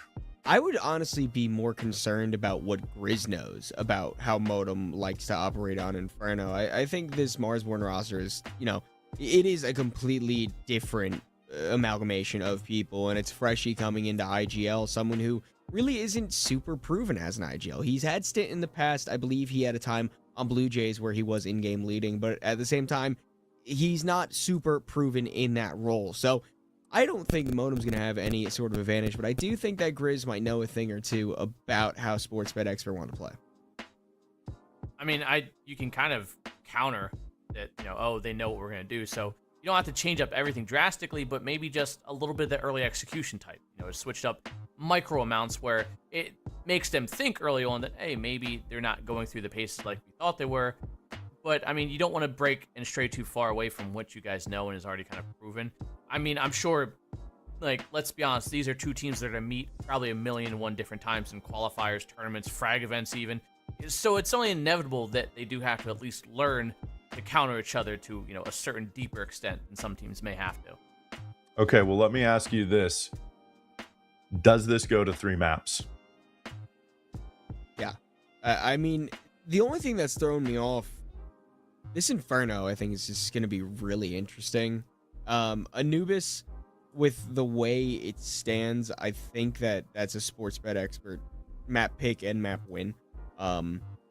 But, I mean, man, this Inferno could go either way. I'm thinking either 2-0 Sportsbet Expert or 2-1 Marsborn. That's the Donnie seal of approval for the prediction. Okay. I mean, SB did pick Inferno. I mean, I think the maps are going to go kind of the way of the picks. And I think we see Overpass. Who's going to win? I'm going to say SBE, just because I've already seen what they're capable of. But if, for whatever reason, they can't find a counter to, like, say, OG Wizard, and you're on Overpass at that point, then I think Marsborn can kind of scoop map 3 out from under him. If OG Wizard is hitting his shots, we know he can be a game changer. Absolutely. Well, we are going to find out shortly here, folks. We are going to go to a quick break, but when we return, these two will be taking us through the action of this outstanding series.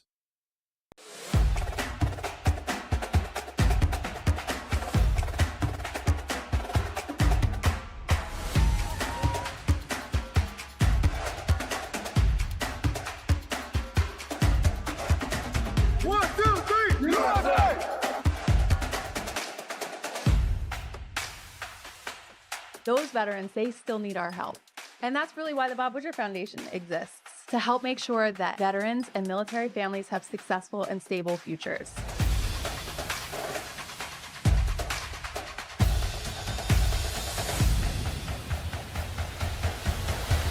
At the end of the day, that's the reason we do all of this.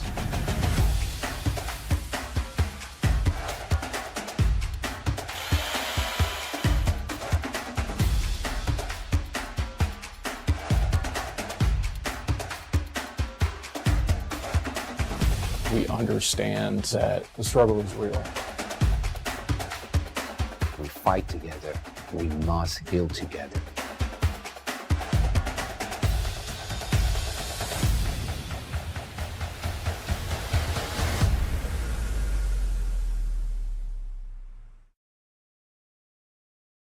They say knowledge is power, but our knowledge, it's electric. For us, it starts from the ground up.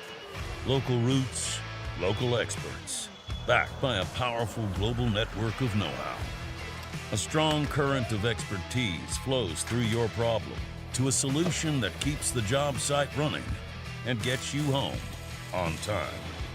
If you want the job done right, it's not just about what you know, but who you know, and how their knowledge works for you. That's how knowledge becomes electric.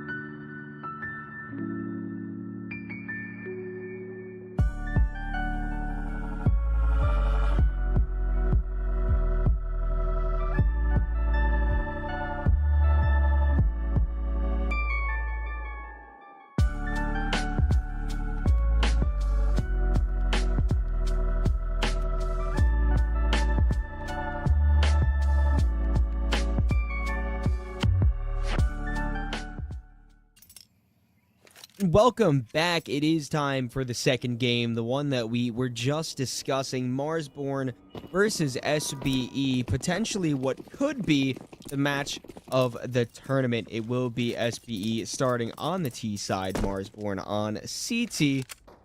We're going to have to see how this plays out. Definitely an important pistol round, definitely a map that needs a momentum early, considering how closely caliber these two teams sit. We did see SBE struggle a little bit on the pistols. That was about the only struggle we've seen from the squad thus far. So it's a good opening potential. Marsborn can capitalize on pistols. Smoke down towards CT. Freshie will not be able to have a sight line, but there is still two on the bomb site for itself. Grizz and Wumbo. Dual Berettas able to find one kill. Freshie pushes through the smoke to find one for himself as well. Wumbo goes down, but still player advantage lies in the arms of Marsborn. As Grizz stuck behind the smoke, giving SBE a chance to get that bomb planted and a chance to try to continue further into the round, but it is just Consti by himself, Glock in his hand, making a lot of noise, trying to play circles around these two CTs, and a lot of damage done onto Merrick, who makes it even more possible. One falls. OG Wizard, the last one, trying to do it all. No kit, and off the defuse. The bomb halfway ticked. Less than 20 seconds left. The kill has to be found, but instead it's Consti to be profound. Beautifully done. A nice little clutch and a 4K mean the SBE beat the pistol woes of the previous series and start off hot.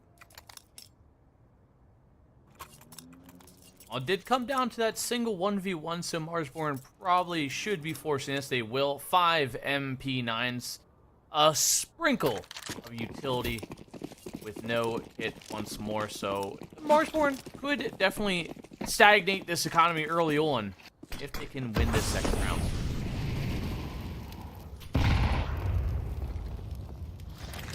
Utility, of course, going to be a very important factor within this map as well. Inferno, I feel like, is one of the places where utility damage is most important to try to get off to a hot start.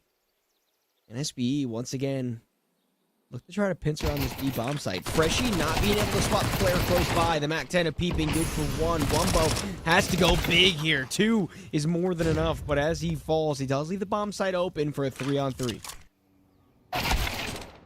All that lurk was going to be a key factor, but is taken out from the lurk of Infinite, but there is still Amerify. He's sticking around a little bit longer. Nade goes out, blocks the vision for a split second, gives Infinite just enough time to find the headshot, leaving OG Wizard by his lonesome once more. 1-on-3, and I don't think he has much at stake in this round. Yeah, I mean, especially with no kit, maybe a kill or two can be found, maybe the armor can be saved, but as he pushes out in sight further and further, that becomes less and less likely. Dare closes it out, and it's looking good for SBE once more, especially considering Marsborn will have to take the save.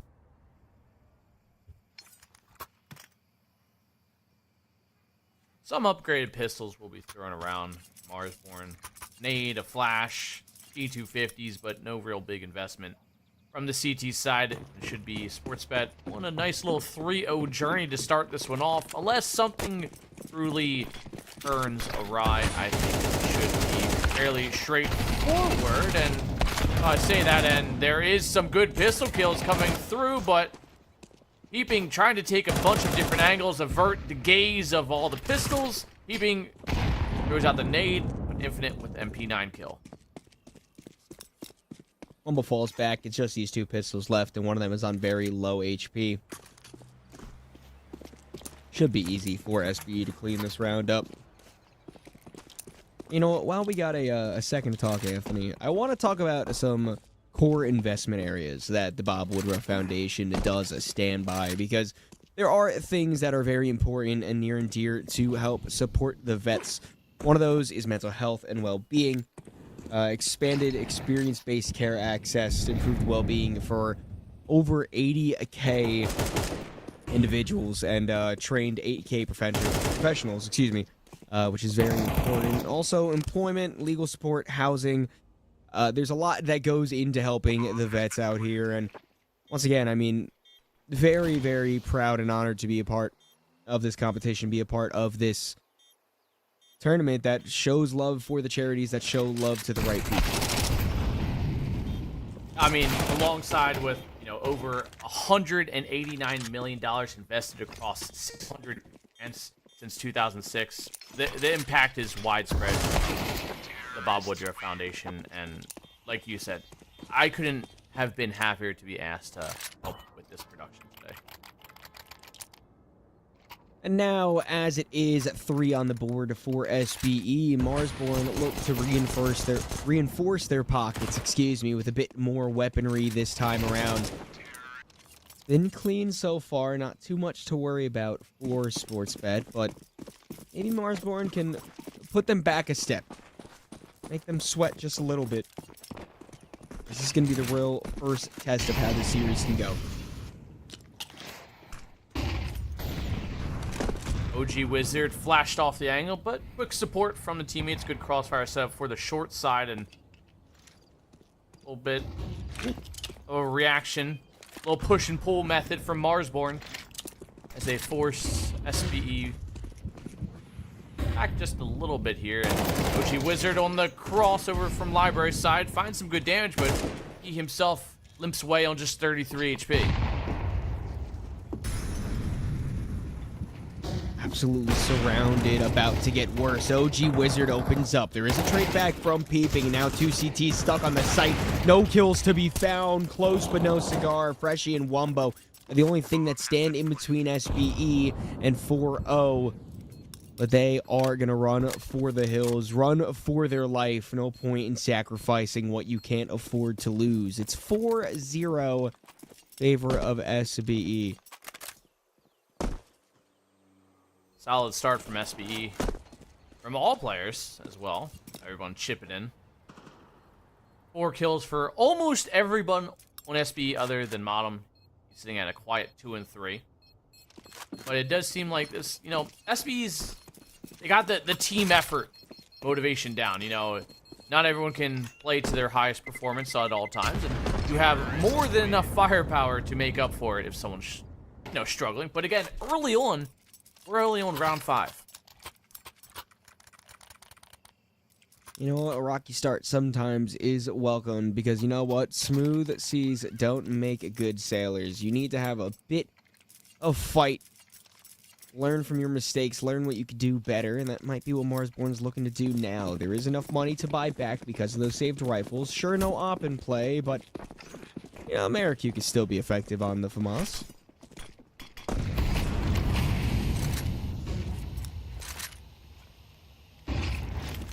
Short cannons utility early on towards top banana. It's might out. Nade could do some decent enough damage towards Freshie, but him and Wumbo evacuate as they kind of give up that banana control, but they will have to probably sacrifice some HP if Freshie timings this nade well. Could hit all 5 SBE players. Utility goes out to try to block the hit. Might be a bit of a double pump for the T's. Not quite going with that first batch yet. Blowing over the smoke. Now the push comes in. Wumbo tries to spray. It's labored. It's not effective. Freshie accidentally gets a kill with the nade as he was trying to blow the smoke, I believe. And OG Wizard also good for 1 for himself. This is an absolute stomp out by Marsborn. There is still a chance to try to track this back for SBE, however. Wumbo in the back sight. 2 players crossing the smoke, unaware of each other's positioning, but Modem, the veteran experience, does play off a little bit better in that situation. Now, without the bomb plant, it's still dropped on the site. The T's have to try to collect, try to get the bomb planted.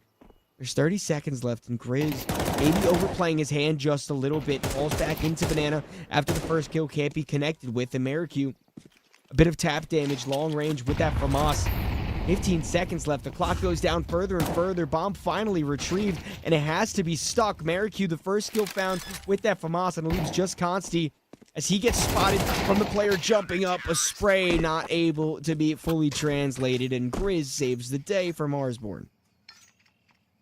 That was really good positioning from Modem as well. Sticking around towards that back site. Now just being a pest there for Marsborn. And it was good. Again, again. I mean, obviously a little bit of an accident nade there, but it worked out. And again, Modem taking that kill off from Wumbo, but Wumbo, he stuck around a lot too. You know, he delayed that bomb plant for so long, and definitely got Marsborn in a good enough position to finally get themselves around. You know, a big part of this map is going to be just trying to prevent the T's from getting onto the bomb site, because we all know how painful the retake Inferno can be. Wumbo, very good timing to catch peeping off, and that nade might do a decent chunk of damage. Barely misses, constantly only taking a bit from it. As I was saying, we know how hard the retakes can be on this map. So Marsborn's definite first line of defense needs to be just preventing SBE from overtaking this site at all. You can't play for the retakes. Oh, this position Dare from get Dare. here? I was kind of wondering that as well. And the fact that he found 2, no one looking his direction. I'm not sure if he just caught the timing perfectly up through arches or not, but it's down into a 2-on-1 infinite. He's going to be able to get this bomb plant down, and that influx of money, and hell, maybe even the round. He's in a good position to do so. Gonna play the late play in apps, not give up any information on the bomb site, make CTs look for him. There are kits on both these players, but no utility to try to flush out the apartments play. Both CTs start to creep up. Infinite hasn't made any noise yet, hasn't made any movement. As he hears the CTs, he knows he's gonna have to stick it soon. Wumbo not gonna look at the right place at the right time. Infinite, a perfectly timed spray. And as Wumbo gets the kill with the USP, it's not going to be enough time on the clock to try to get the defuse done. So very nicely done from Infinite to convert another round for SBE.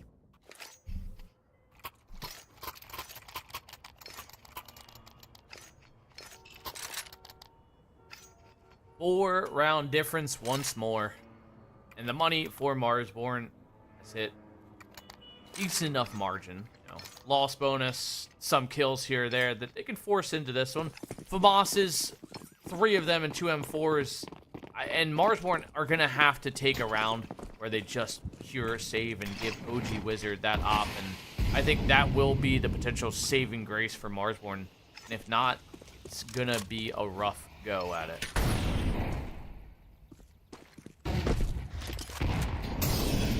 Now, you said you thought this was going to be a 2-1 in favor of Sportsbet Expert, right? Yeah. What makes you say that? Just out of curiosity. The fact that it's going to map 3 or the fact that Sportsbet's going to win? Nah, general. Sportsbet just looked really, really good. And I feel like they bring a little bit more firepower than what Marsborn currently has. I'm not taking away anything from this roster. Marsborn is a very capable, and I think they're going to prove it. But they're also coming in after playing a good match as well. So they're riding the high and they're warmed up. I think that's definitely a fair take. I mean, on paper, you're looking at the names on this roster. Sure, Wumbo's had a very big rise in recent memory. OG Wizard and Consti, I feel like, are the 2 North American oppers on everybody's list as 1 and 2, at least in terms of the tier 2 scene. So that's probably the most even matchup on here. But besides that, I mean, SBE just has a lot of proven talent on this roster. A lot of players that are a bit more veteran, a bit closer to breaking through on that tier 1 scene, you know, just some more experience under their belt. But a bit more nade damage also. 3 of them are practically dead as the round has just started because a absolute bombing has happened on Banana. Banana bombardment is what I would like to really say, Donnie. Ooh. You ever play the Worms game?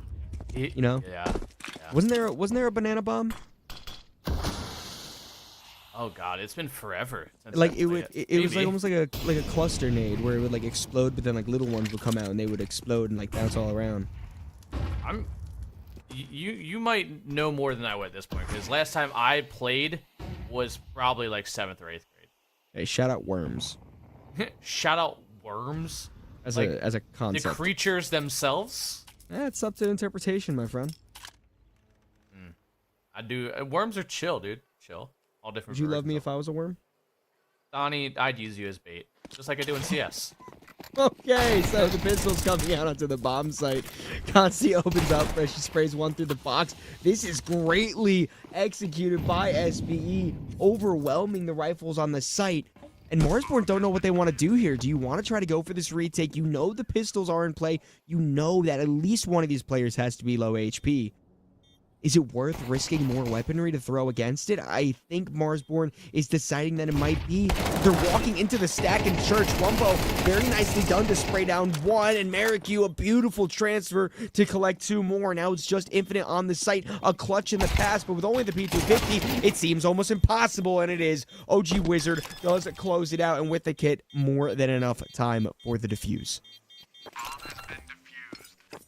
I mean, for the purchasing power that SPE brought into the round, that is nearly a win for them, and finance-wise, it's a win. It's a win in their book, and it's needed currently as we see the money hovering around everyone below 3K, so the buy is going to be a questionable one, if at all, and Consti just running them down with that Tech 9, and Maricu pretty much just saving grace with OG Wizard in that round.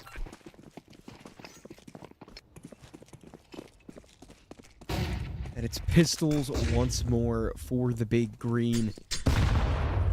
Nade not quite as effective as the previous round, but the bullets most likely still will be. Consti just trying to dance around towards the top of Banana. Very good space taken by the pistol early on, and as he concedes that, it goes back to the push and pull that we know of Inferno. They want to look towards bracket, try to make the CTs a bit uncomfortable over there so they can have a real plan of what to do. But as Banana's getting cleared out, SB still not fully through on bracket. I do like the aggressive retakes that Marsborn has been doing on Banana so far. We've only seen them come to fruition once or twice, but just something that's been standing out to me. I think the timing of these pushes are really well executed. Oh, and that's a disgusting shot. That's the OG Wizard we know far too well what he's capable of, and that's pretty much what I meant from him. And OG Wizard can be the tide turner with that op, that initial pick, the nice flick as he parks the smoke. That's just the heads-up play that this young gun really brings to the Tier 2 scene. Yeah, and you know, we had a chance to talk to OG Wizard. I don't remember. Was it me and you that got to talk to him at Frag 20? Or was it me yeah. It was? He's just such a beam of sunshine as well. Happy to be here. Happy to be a part of the scene. You know, recently becoming a citizen being of the a part US of America. Yeah, he's just such a great person and a great player on the server. So it's always good to see him performing well. Grizz, what is this timing? What is this execution? 2 kills found through pushing the smoke. I don't even know how OG's Wizard shot hit there. I'm going to be 100% honest with you, but now he has to worry about Infinite coming out through the apartments. A bit of a cluster of a round, and Infinite just makes it worse as a beautiful timing allows him to take the head off of OG Wizard and bring it to only 1 player down. Oh, I like this play from Freshie and Wumbo. They're going to walk it down. Banana go for the information play. Maricu, he's sitting in towards Pit. He knows, essentially, the impending doom that is currently in front of him. And SBE, they're taking their time, they're clearing the angles, and this is exactly what Marsborn need. They need this to take a little bit longer so they can get into a viable position. Wumbo with the flank, and he sprays down both. And Marsborn are in full swing now as they decide to wake up. It's tied 5-5. I mean, Marsborn just has such a great understanding of where the map control currently is in for the T's. I was trying to bring it up.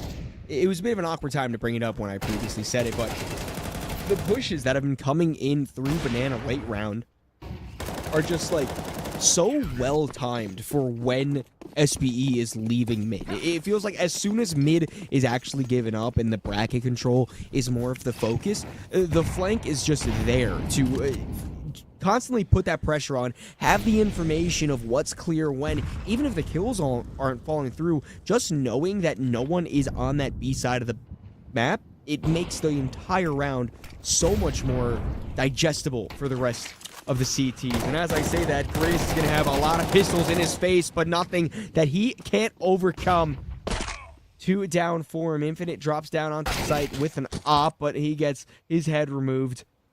Bit of a lobotomy. Leaves just peeping by himself, Tech9 in his hand, and I'm not sure if his position is known, but it shouldn't matter too much. And even if he gets a kill here, it's going to be a game over for him. Marsborn now find themselves in the lead. This is more the score line that I was thinking was really going to happen. Granted, this is SBE's map pick. I mean, this is kind of what I expected. You know, when I said it was going to be a map 3, at first I was second guessing it was going to be a map 3, but thankfully Marsborn do exactly what I expect from them. And they start showing up. Wumbo putting up big numbers now, 13 and 7, top in the server.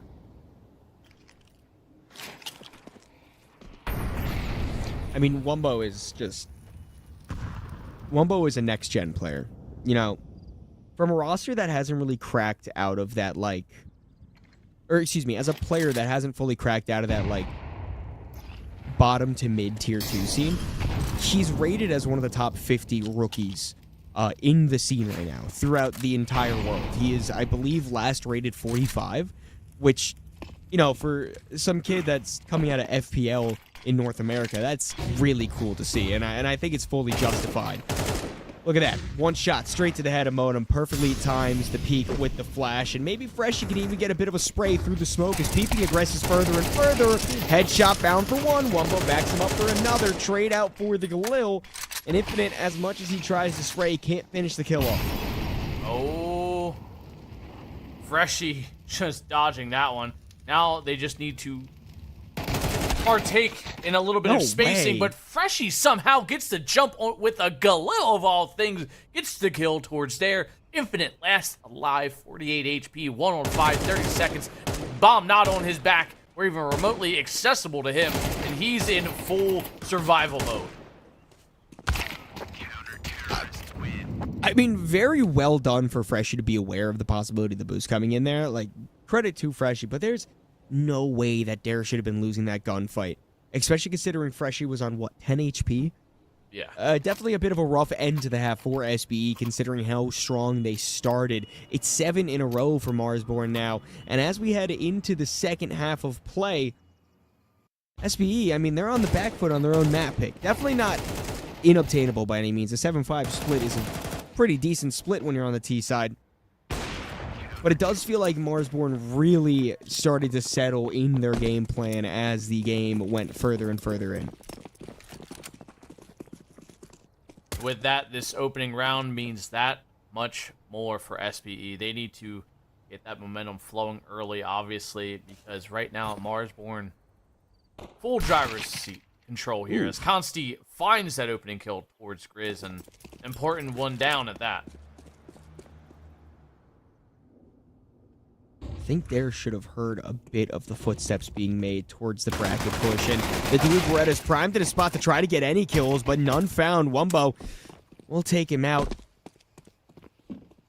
And SBE has given up the A bomb site. Instead, they go for the retake. They go back in through brackets, through apartments. Remaining the CTs coming in through the speedway now.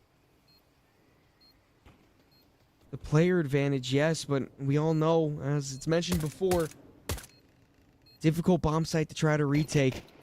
Wumbo might take first contact. Consti dancing around the pillar. Flash in, and it's killed all the way around for SBE. No way OG Wizard can get anything done. 2 kills is brilliant, but 4 would have been needed and not going to be on the docket for the day. So SBE strike back with this round and bring us to 1 round difference. Opening pistols, 2 for 2 for SBE. But obviously the force is coming right back in from Marsborn.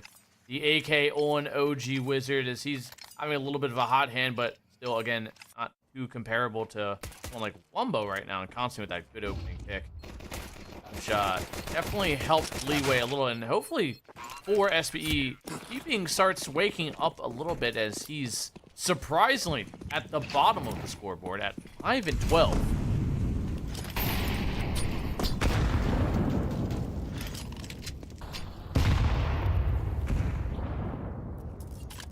We'll have to see how the investment from Marsborn comes into this. I think it is interesting to note that, you know, Peeping is lower on the scoreboard right now.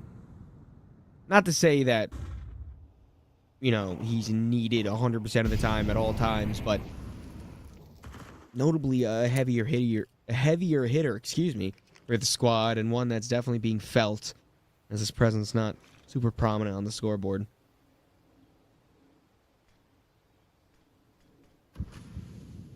Not too much damage done thus yet.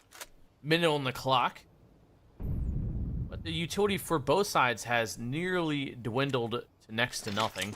Riz using only a little bit left he has. Dare turning away from the flash cons. He gets that first kill, making 2 for him to spray, but Freshie finds a quick 2-kill trade. Peeping in towards finds 1. Infinite biding his time, waiting, lurking, down into a 1v2. Freshie, last up, has to take the pit fight. No Finds way. the first one with the Tech 9. Switches to the Glil. Spots out one more. It's the long-range MP9. You get forced off the angle. Bottom might get forced in the open. He crosses towards library, and Freshie's going to stick the plant.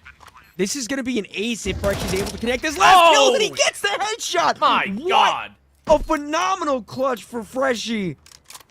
How did he do that? I mean, the Tech 9 kill alone was beautiful, but the entries onto the site and being able to stay collected enough to collect those final kills, beautifully done from Freshie. Oh man, magic on the board tonight.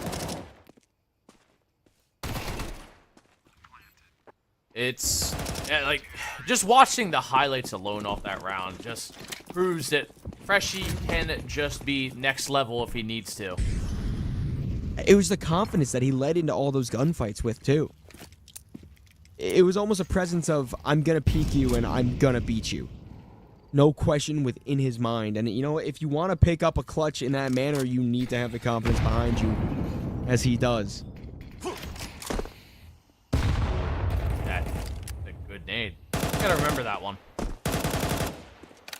I'm not gonna lie, Donnie. I was playing CS a couple days ago, and I asked. We were playing Ancient. I asked someone in, you know, a rando, if I could get a boost, and he said, "Sorry, I don't know how to boost." This is who I have to play with. Just as a concept, he didn't know how to. Yeah, like he was being serious. He's like, "Dude, I don't know how to." I'm like, "What does that mean? How do you not know how to crouch?" You know what? I don't know if that says more about you my or skill level? the people that you're playing. This was like 13, 14k elo, so not great, but not bad. All right, so someone who should know what a boost is. Yeah. Well, we're gonna have to see if Sports Bet Expert knows what a eco win is. Consti, the first headshot is good with the 5-7. As trades fall back and forth, it definitely seems that SBE know what they're doing because they have a 2-player advantage. Freshie is in a 1v3, but if you want someone in the clutch, you're gonna want it to be him. 20 seconds left on the clock, however, doesn't fare well. 15 as the seconds continue to count down. He's about to get backstabbed from Infinite. Headshot with the 5-7 does allow SBE to clap back with an answer of their own. And that's why you always kind of have to be afraid of the 5-7s. They can just delete the whole team, really, if they, like, I've seen essentially spray transfers with 5-7s, and it's kind of disgusting. So I can understand people's hate towards the 5-7s, and it's probably want to be debuffed.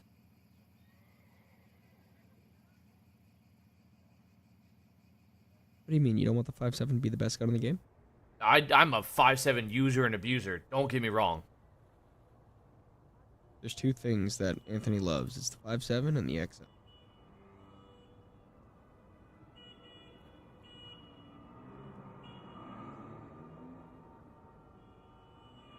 No comment back for that? Yes, 100%. I love skillless guns. Wow, you know, you could have said that. It'd not give me a 5 seconds of awkward silence. I was gonna say something, Donnie. I was gonna say something, but I'm not gonna. Yeah. Yeah. Eagles out for Marsborn.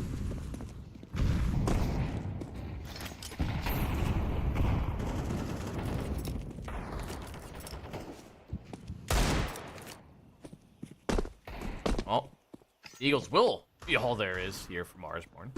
rifles for the rest. They're on an MP9, actually, so he's looking to save a little extra cash and have a little influx. I really do love to see the meta slowly start inching its way towards the MP7.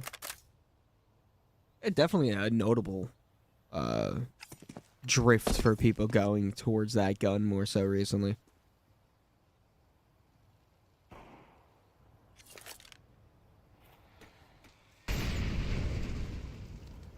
Nice little utility dump onto the A site as Marsborn start encroaching their way forward onto the territory of the CTs. Infinite finds the double. Grizz with a quick, nice little jiggle peek with the deagle. Finds one. Make it two! Grizz with the deagle, always deadly to deal with. And he's having to contest with so much more. OG Wizard finds one of his own. And we are into a 2v2 of retake for SBE. A 2-on-2 that could be deadly, could be a blunder from SBE. Hits on both these players and a decent kit of utility on Modem. Molly and flashes could be used to clear out one of these two positions, but as the T's are split up, it's going to be difficult. Molotov misses, and that is absolutely detrimental. Peeping allowed to find the first kill, and the MP7 flashed off, so all will end well in favor of the CTs. They tie up the score line, and what could have been a disaster turns out to be water under the bridge. And we are back tied again, 8-8. The money for Marsborn, even with the bomb plant and a few of those kills. Still not a notable amount of money left in the bank. Ugh. Rizzo the Deagle is, like, truly impressive at times. The man's got the jiggle peek down pat. You fan of jiggle peek?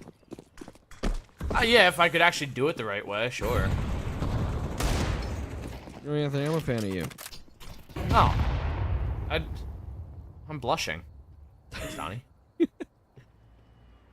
Really? Wow. Wow. Pistols once again out for Marsborn. The economy has been hard to control for either one of these teams, it feels like, this map so far.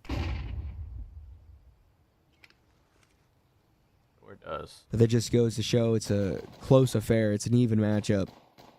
No one really able to fully grasp control. Grizz walks straight into the sideline of Modem. Not even a care in the world, although as his body hits the ground, his team fears a bit more. Every pistol matters, and losing one this early without any form of a trade is not the way you want to start it. That's two for Mata. Make it a third one. 5-7 comes out to collect what is his. Maricute at least trades back, but he's not long for the world, and it leaves just Wumbo. Sure, maybe a superstar in the future, but for right now, he is in the ground. SB take that lead back 9-8. Peeping having a nice little resurgence as it's taken a little bit of time, but inching his way closer to a more respectable KD at 9-14, but was obviously very well far down early on there, in good position there from Autumn. As the quick 3K from him, Peeping in Infinite chiming in for a kill apiece, and SBE back in the lead, which has kind of felt like forever. It has felt like it's been a while. I mean, it was 7 in a row for Marsborn in the first half, and then clenching on to at least the tied score line up until this point. It's been a while. Yeah. Yeah. Oh. Consti, easy shot on the Grizz. He's not the one to miss the simple peeks, and Peeping aggressive is a good spray. Allows him to find two. Great flashbang out from Modem as well. Reshi and Maricue completely dazed and confused, thinking of where the time went with their teammates, as there's no one left. 5-2. 2 T's remaining here, and it does seem like SBE are in a good position. Hit double digits. A nade going out. A little bit of residual damage, but that's really it.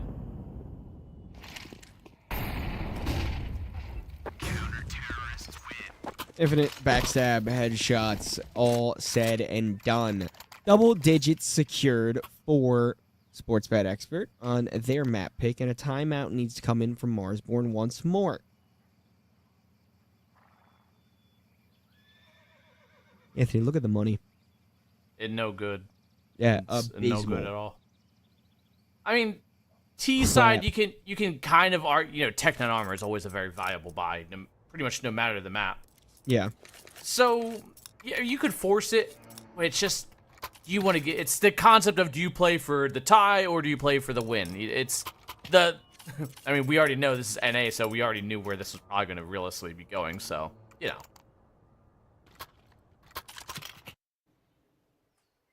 He plays easy shot for Consti, peeping a very nice timing for the swing, and then it's just cleanup work for Infinite on the backstab. Marsborn none the wiser to any of those kills.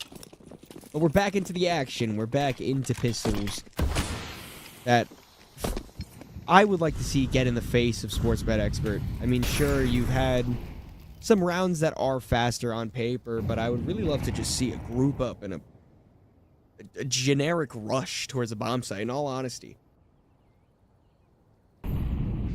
I think that's kind of what you're going to see. A rush towards short. Well, not a rush just yet. It's going to be a walk-up till contact, and there it is, first contact, and they're taking a very long time to get that first kill. Riz and Miracure get the quick trades. Yop of Consti comes up with nothing as of right now, but is holding them off. The T's are at bay due to this op. OG Wizard gets the plant down. I feel like a bit of deja vu. Similar situation than what we've seen before, but this time Marsborn, one more player, the better.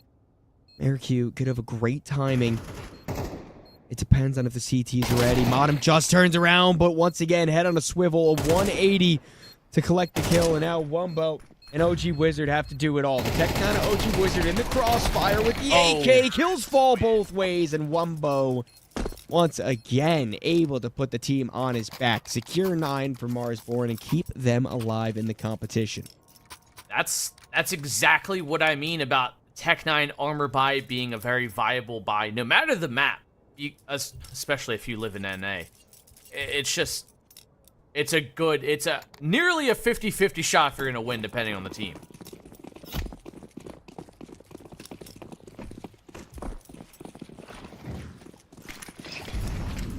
An important round for SBE. If they lose here, the money won't be broken, but definitely disrupted to the point where they might think about taking an eco buy. Just a bit tattered and torn. Marsborn looks confident right now. Infinite close range, maybe a bit closer than the T's were ready for. Merq somehow able to best Consti, and with the low HP swings back into Infinite for the kill. This is just a distraction, however. The rest of Marsborn is settled towards the B bomb site, where Grizz able to catch Modem walking straight into his crosshair and peeping all the way back towards CT. No way in hell is he going to be able to do anything from that spot. Although with the utility dropped nearby, just maybe he can get something done. Although OG Wizard barely scraped by that nade, was stopped by the sandbag. Keeping force back, I believe it's going to be the save, Anthony. That's really the only call they have at this point. They're going to obviously be a mile and a half away at this point.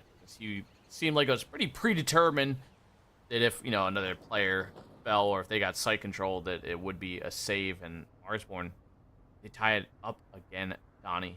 And if these rifles can't be saved, because Merq is kind of hunting / just kind of getting far away from the bomb, which they should be able to save. It would be damn near a rough spot for them to be buying into. Not awful, but not great.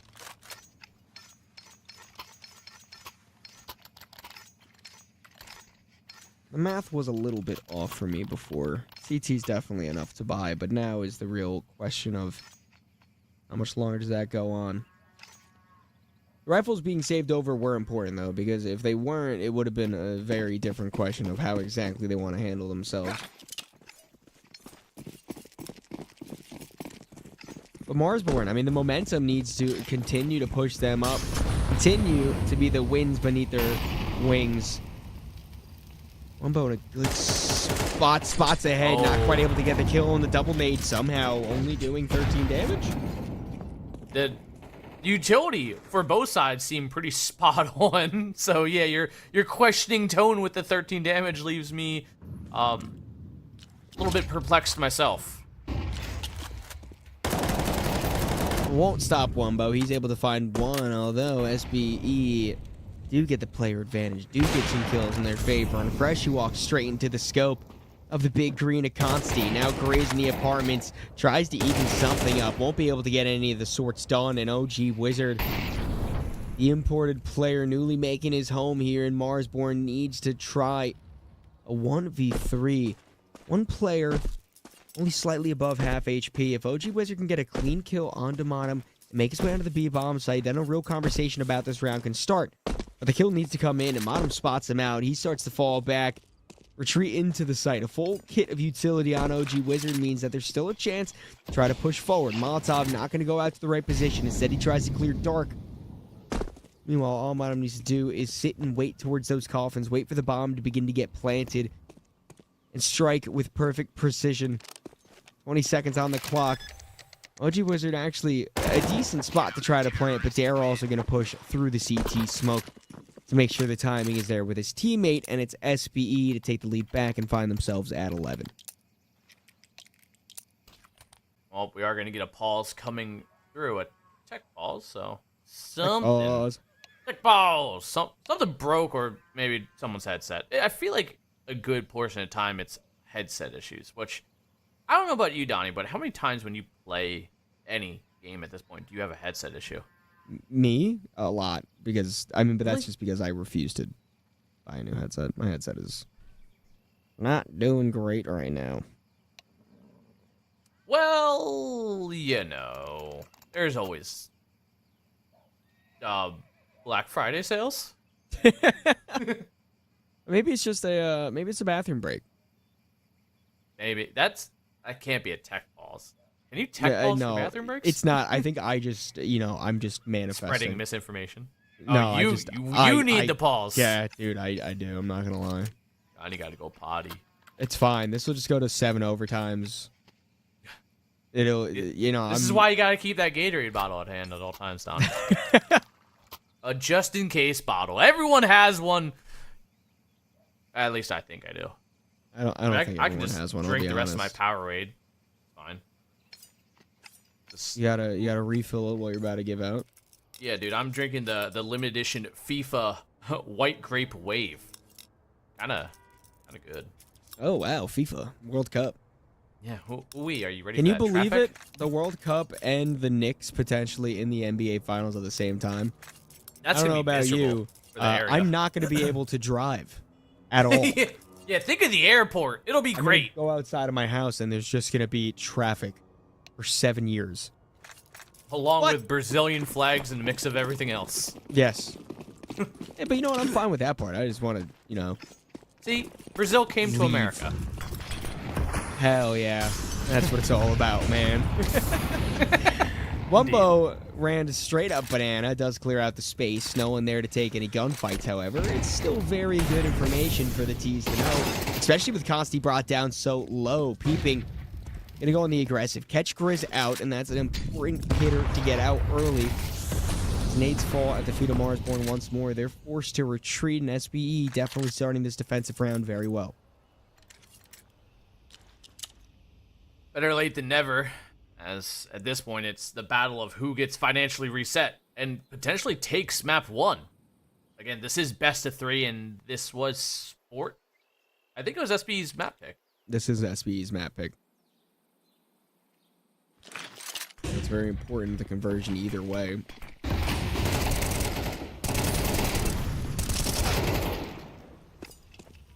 Nice kills in from the CTs. Eventually, Marsborn do break through, but at what cost? I'll tell you, about half their players and about half the health remaining. Wumbo sprayed through the smoke, and it's just OG Wizard.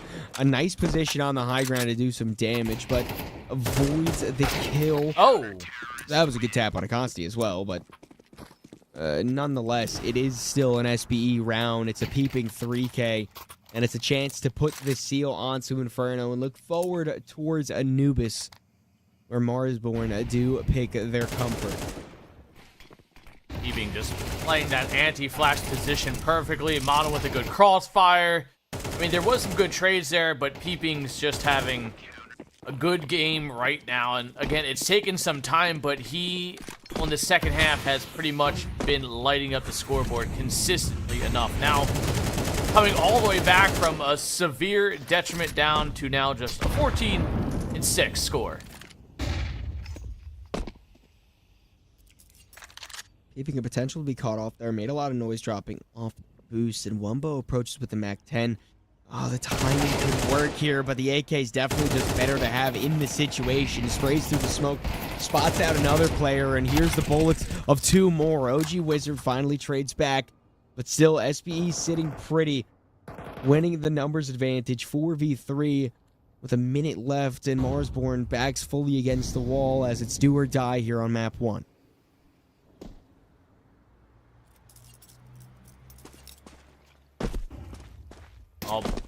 It's come down to the last hurrah potentially for Marsborn. Freshie gonna start the charge off strong, but not before he gets tagged at 13 HP. Autumn, he's holding them off, biding some time for that rotate, and actually the flank coming in through Banana. This nade could just be deadly, and it is.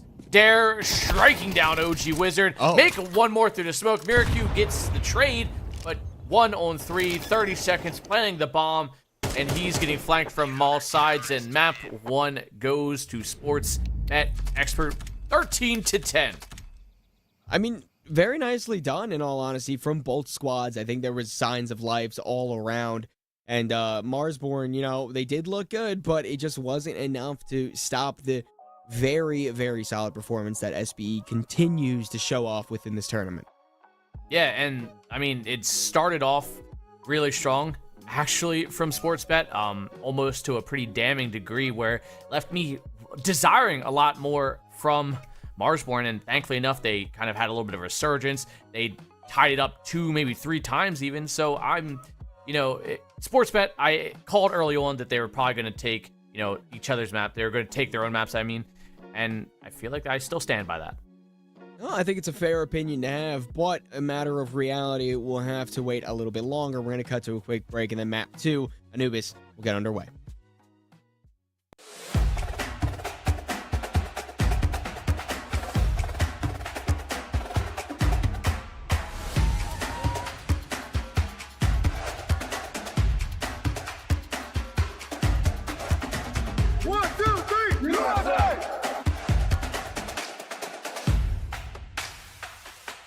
Those veterans, they still need our help. And that's really why the Bob Woodruff Foundation exists, to help make sure that veterans and military families have successful and stable futures.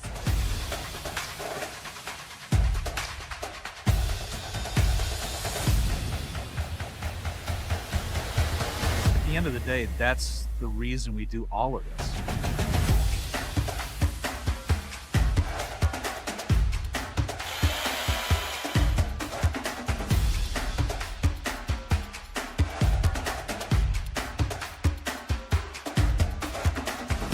We understand that the struggle is real.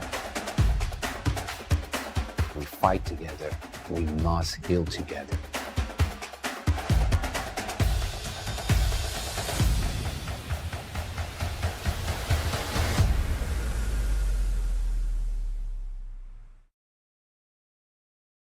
They say knowledge is power, but our knowledge, it's electric. For us, it starts from the ground up. Local roots, local experts, backed by a powerful global network of know-how. A strong current of expertise flows through your problem to a solution that keeps the job site running and gets you home on time. If you want the job done right, it's not just about what you know, but who you know, and how their knowledge works for you. That's how knowledge becomes electric.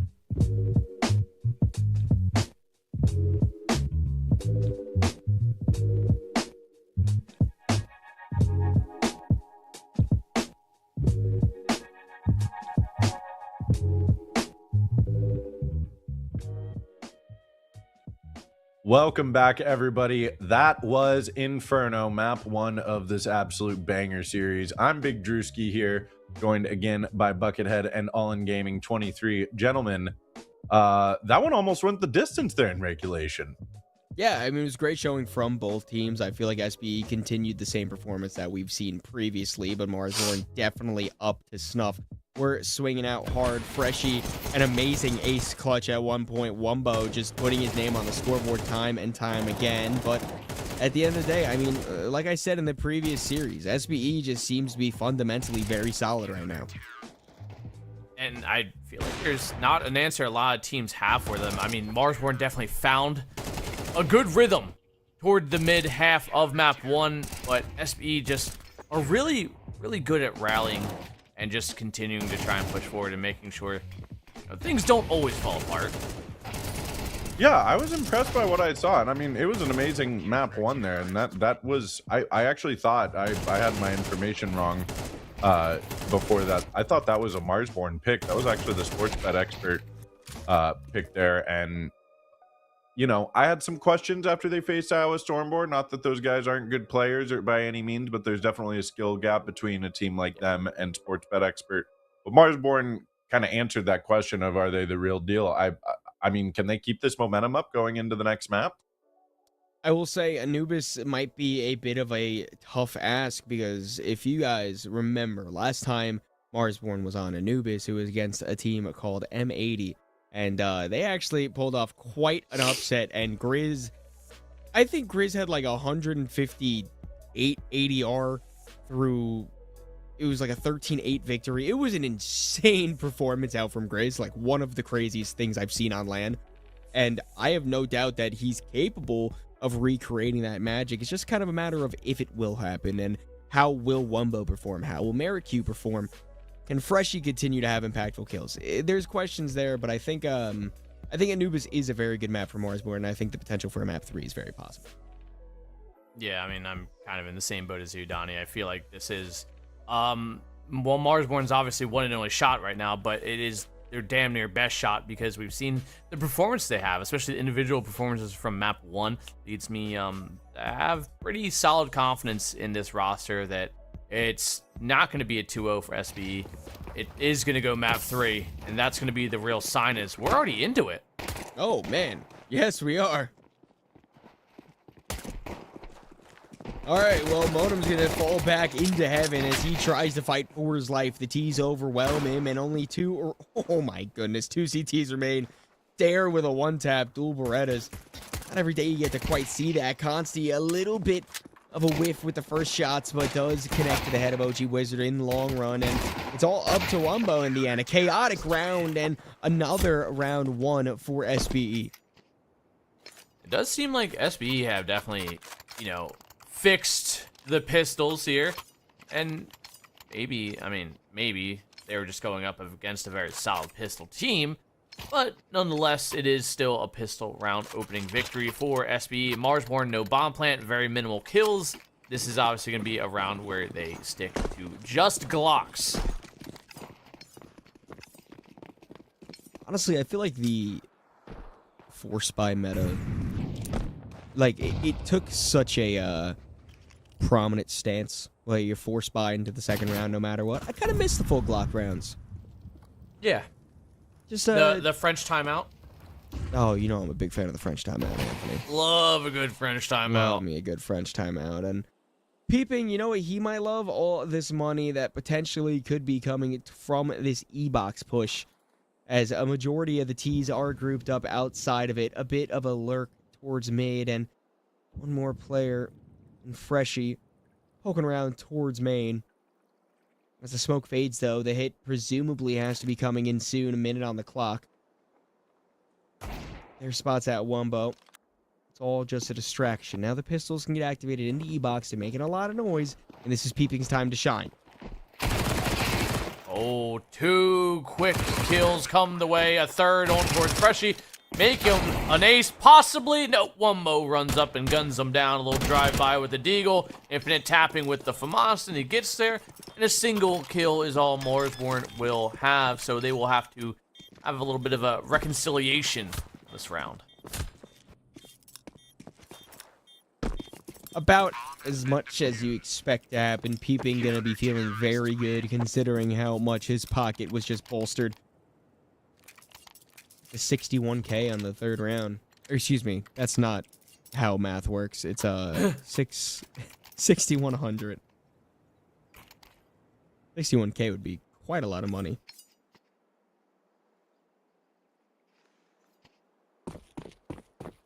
It is, and it will be the Op 1 OG Wizard, and thankfully enough, they're able to graciously gift that man the big green early on so he can do what he does best. We've seen the impact it can have on Mirage when he finally gets there, and it seems like he will hopefully have the impact again.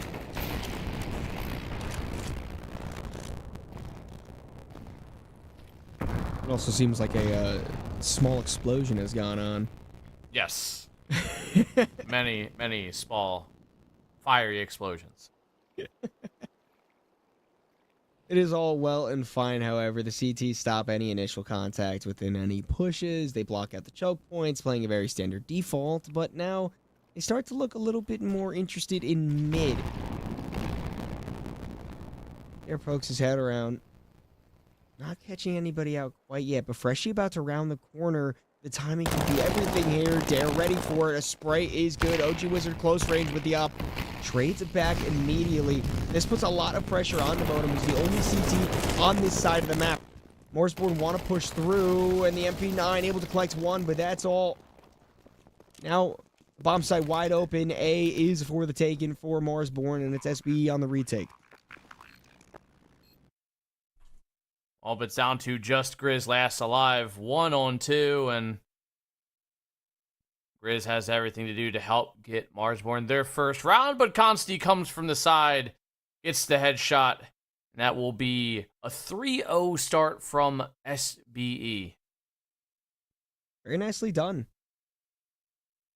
Stays calm. Very a good collective retake. Working as a unit. Just trying to retake it as you go, and it works out in spades for him. Once again, this is Marsborn map pick. And this is your first semi-final. The winner will go on to play in the grand final. I've got your 6 gaming partnered with Frag.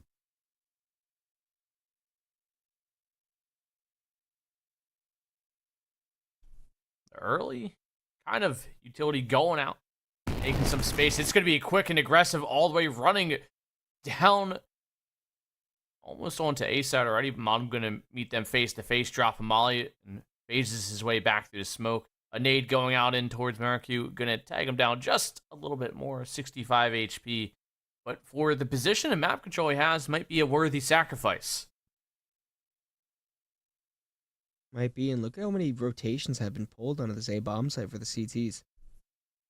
3 players dedicated themselves towards this area, and it seems to be the right read. A flash in, Modem wants to get aggressive. Marikyu caught off guard, and a nice spray onto Wumbo brings him down low, although he's able to escape with his life before any more damage can be done. And a kill in mid at least evens up the numbers. Consti holding the cross, but the cross isn't going to be where the action's at.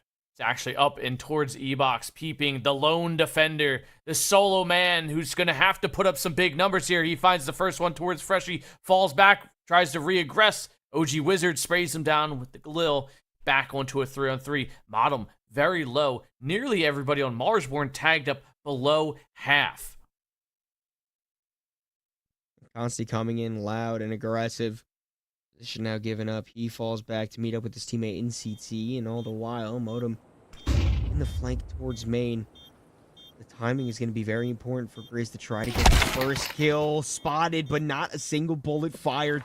And that puts so much pressure onto Wumbo and OG Wizard, who are the only 2 remaining. Wumbo will lose his life, so now it's all up to OG. But as he is unable to perform that task, it is SBE to stay flawless and put themselves with 4 rounds.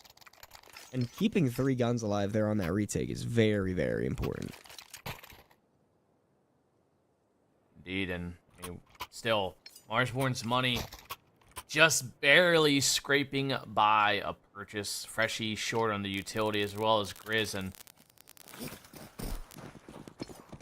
seeing Wumbo have to take a downgrade to make sure the utility's there, as he's one of only a handful of players on the squad to have anything to think of keeping. Early aggression in, and he's gonna pay with his life. Freshie gets the kill, and first 10 seconds, Marsborn have themselves a man advantage.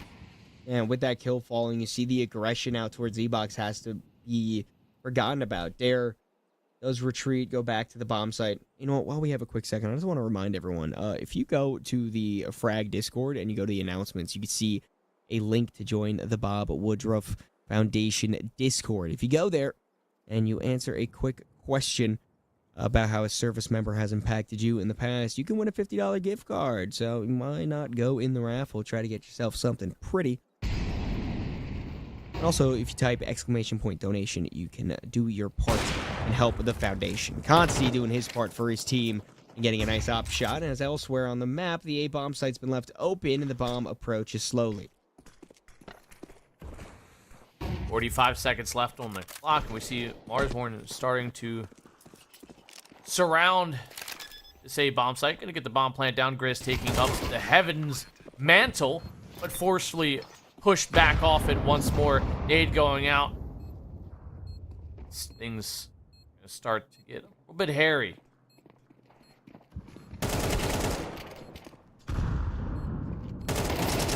OG able to find two. Nice headshot. The retake's still coming in, however. Infinite trades back, but he's all by himself, and as he's trying to just keep himself alive, he is able to retreat into the boat room. Is he gonna go for the ninja defuse here? Drop on the side. He has a kid. I mean, Merrick's still on it. Or is he throwing the life away to get one more kill? It does seem to be that way, and he actually might be able to escape with his life as well. He does. Wow. Smart play from Infinite to stay a little bit longer than maybe expected. How does he survive there, but on nuke, if I'm on the other side of the map, I still die? Skill diff. True. I don't know if you ever thought about that, but I think about it every time I load up CS. that's depressing. It is. That's why I've been playing Forza. You can't hurt me if I'm driving. Well, I don't know how. No, yeah, you're right. Your logic's not flawed. Perfect. Grizz pushing in through the mid doors, fighting through the fire and the flames, able to connect to the head of Dare, opens up the round once more in favor of Marsborn. The opening kills finally starting to swing in their favor.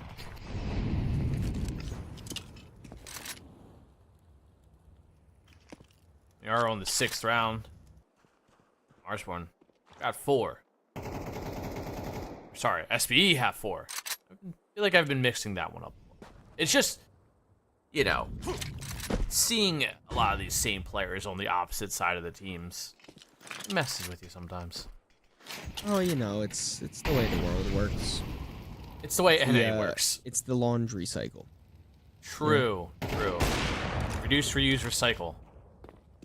That's real as hell, man. And Consti, real as hell for getting that op shot. Not the best segue, but either way, this is going to have to be one of the best bomb site hits that Marsborn is able to pull out. And Grizz opening up on a peak thing is great. Merrick is sprayed through the smoke. Does allow Marsborn to sit pretty in this now post plant. As Infinite is still on the site, trying to get a pot shot through the smoke. Get lucky, and all the kills fall in favor of SBE. How has this happened? OG Wizard all by himself. The op scoped in towards E-Box on that staircase. Modem going for the close range fight. The flashes completely catch OG Wizard off guard, and it is SBE once again to collect a very well executed retake. It felt flawless nearly. I mean, Infinite having a great map too early on here. 7-1 between him and Consti. And this is what I feel like SBE really brings to the table. This level of consistency that these players have kind of lacked maybe across their other teams that they've been a part of. And we were kind of joking about the NA cycle essentially, but this feels right. This feels good for a squad. I really agree, man. I am pleasantly surprised with how well the game plan of SBE feels right now, and a spray through the smoke. Few op shots mean that Marsborn are not going to be able to crack this bomb site. Not much of a plan going into that one. And the bomb's dropped right inside of the doorway, too. So, OG Wizard, Freshie, try as you might. I doubt you're going to be able to crack this egg. Might as well just give up the 6 now.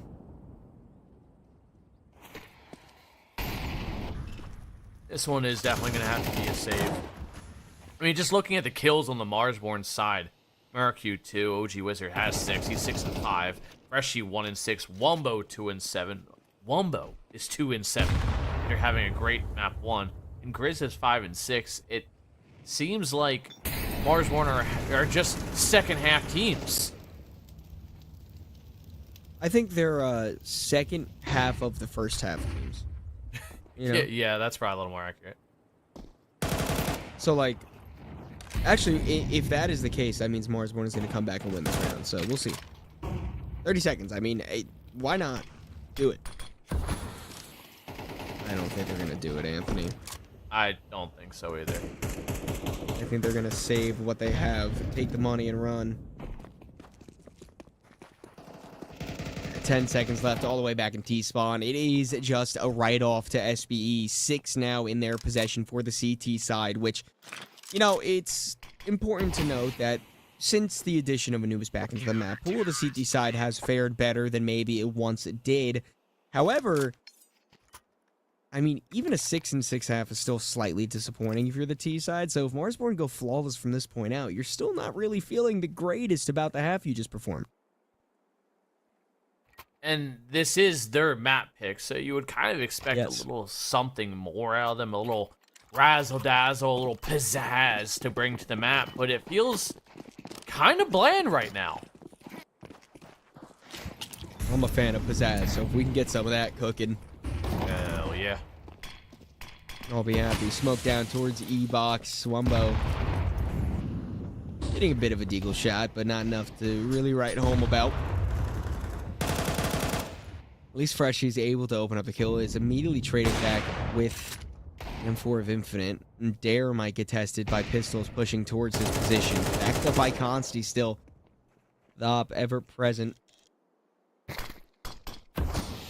Consti's woken up into this series. 9 and 2 now. Not that he had a bad game previously, just wasn't having his name called on a super large amount.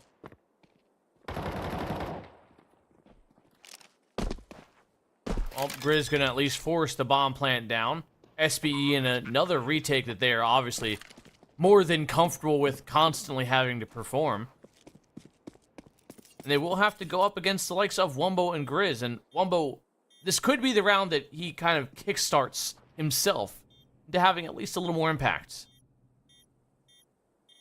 If you're on the side of Marsborn, you'd hope that's the case. The smoke goes down towards main. It won't block off any sight lines. Wumbo going to be the first to get tested. M4 spray is good. Grizz right there to respond with the Galil. Going around the corner. Dare gets taken out. And now it's a bit of a ring around the rosy. But Modem still able to get the defuse. He got the defuse. Wow. He got the defuse. Less than probably half a second on that one.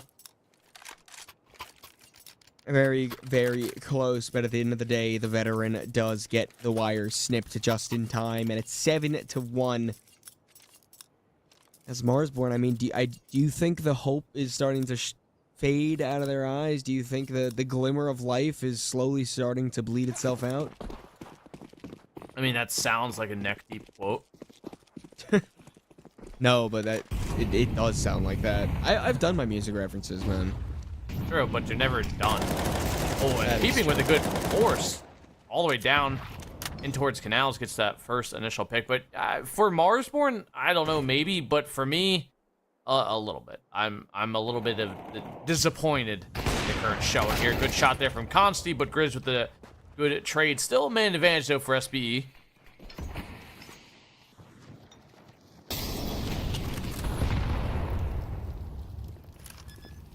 Bit of an uncomfortable position for Modem.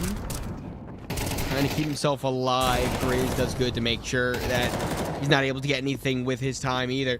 Still a player disadvantage for Marsborn, however. Keeping on such low HP, and nade dropped perfectly onto Grizz's head. Molotov as well. The CTs quickly dispatch of all the Ts that are left remaining, and it's SPE to continue hot. I mean, like, what needs to be done to stop this team? I feel like really nothing can stand in their path. Sure, Marsborn had a good performance on Inferno, but I mean, SPE just looks on fire.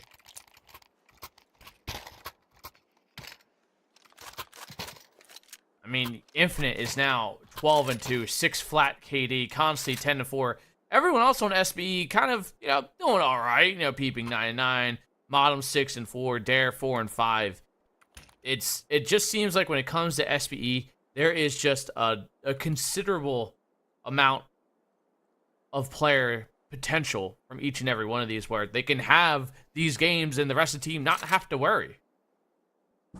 Yeah, and I mean, on the opposite side of that coin, Marsborn, look at the KD, 7-7, 10-8 for OG Wizard and Grizz, respectively. But Wumbo, Freshie, and Merrick, none of them able to activate within Anubis, and you're definitely going to need at least one of those names to put up some sort of firepower performance if you want to try to go toe-to-toe with SBE, and since that's not happening, the results that we're viewing as we speak is what you get.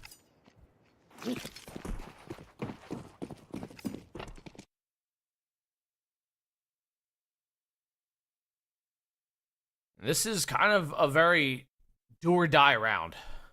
For both sides, really. The money, SBE has a 7-round lead, but the money's not too firmly planted in the success you're seeing.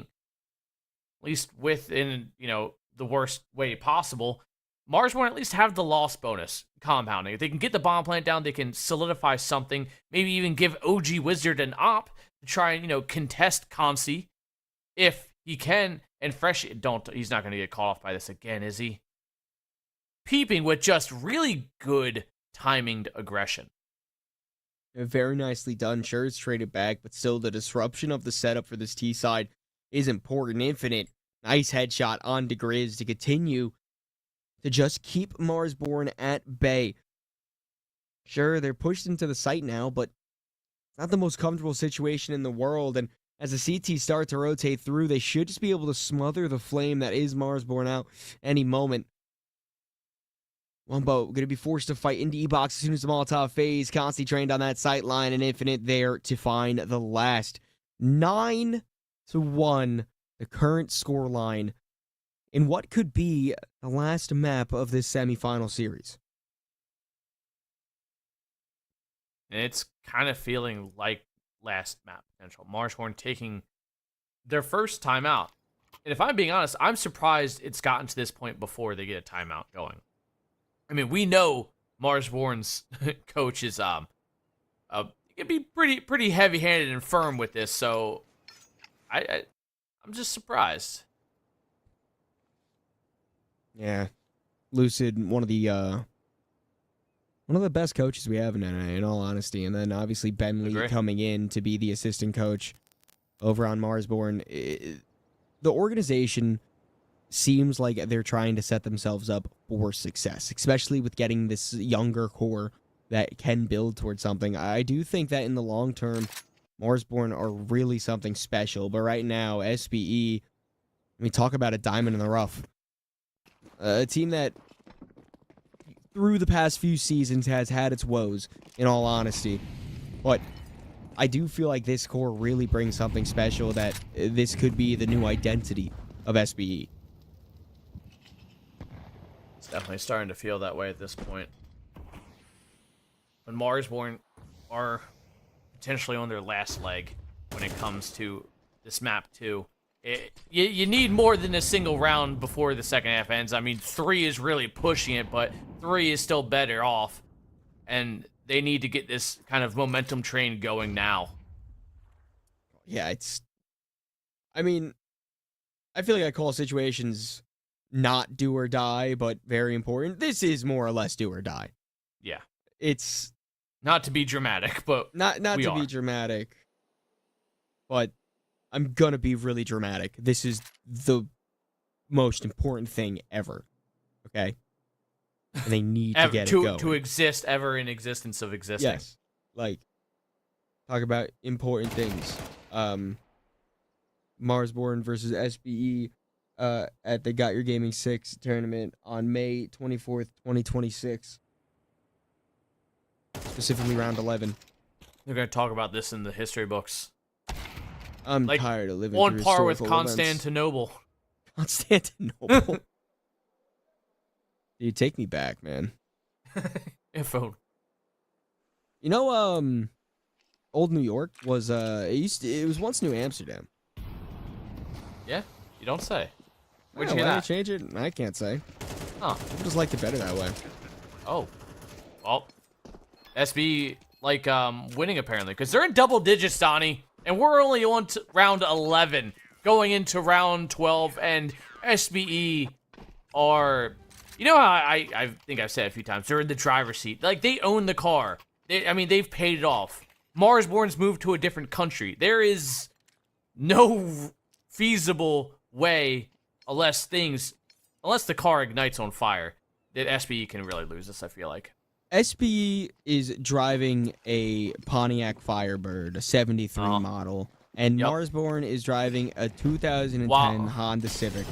And what happened is that they got in a slight fender bender, and now Marsborn owes them so much money. And I just know that SBE were probably listening to Van Halen in that Firebird. I just know it. Well, there's Pour still some a sugar chance. on me, maybe. There's still an opportunity for Marsborn to at least get one more round. Oh my goodness, I thought Consti was about to get a three-way collateral, but instead, it is the bomb to get planted and an aid to be dropped directly on the heads of the T's. Dare, a backline kill allows the CTs to pull ahead with a player advantage once more, but the health on all these players isn't sitting too pretty. You got 1 of 28, 1 of 2. The other two are on 100, so that's fine. But as the bullets come flying in, maybe a chance for Marsborn to try to get more kills. And that won't come true. It is just Freshie by himself, sitting out towards main. A smoke goes down onto his position. The bomb is not exactly planted in the most favorable spot for him. Although, as I say that, one spray is good. Trying to spray another one through the smoke. So much damage done. The clock comes out. Another kill. And with only 3 HP left on Consti, it doesn't matter. It doesn't matter. The time ran out. And sure, maybe a little bit of luck. But nonetheless, Marsborn find themselves with 2 rounds on the board. It looked like a pretty damn good, just from basing out that round alone, if you didn't look at the scoreboard, you would assume it might be a little bit closer. It's not. It's 10-2. Damn, man. But it looked good. That last round looked good. I mean, it was heads up there, and from Freshie, plant position, everything. I mean, SB attempted a body block, didn't quite pan out well. Well, it does come down to this. The pistol round, the most important pistol round Marsborn will play within the immediate future as they stare down the barrel of getting eliminated from, well, not eliminated. There is a third, fourth place decider game, but getting not to the finals. Yeah, I couldn't think about how to word that. I was really flustered for a moment. Ran out of that mental juice. Yeah, man, I gotta eat. I don't need a hot dog or something. Oh, OG Wizard. go for a hot I think Beretta is spraying down Consti, first one to be dropped, and Hill's actually falling in Marsborn favor, although as I say that, the T's do a good job to respond and trade. Beeping. It's going to be important to try to get these kills here. That's huge on the Grizz. If you can find Freshie in the close range fight, that could put his team in such a good position, but instead, it's just Infinite by himself. 180 headshot. Oh, fine. Headshot at OG Wizard. SBE can do no wrong. It's 11-2. Oh, you got to feel bad for Marsborn. Dude, You got to feel a little bad. 19-3 Infinite is right now. Like, the man is just in peak performance right now. And, I feel like Infinite's had this roller coasters of careers, but right now, he's looking strong.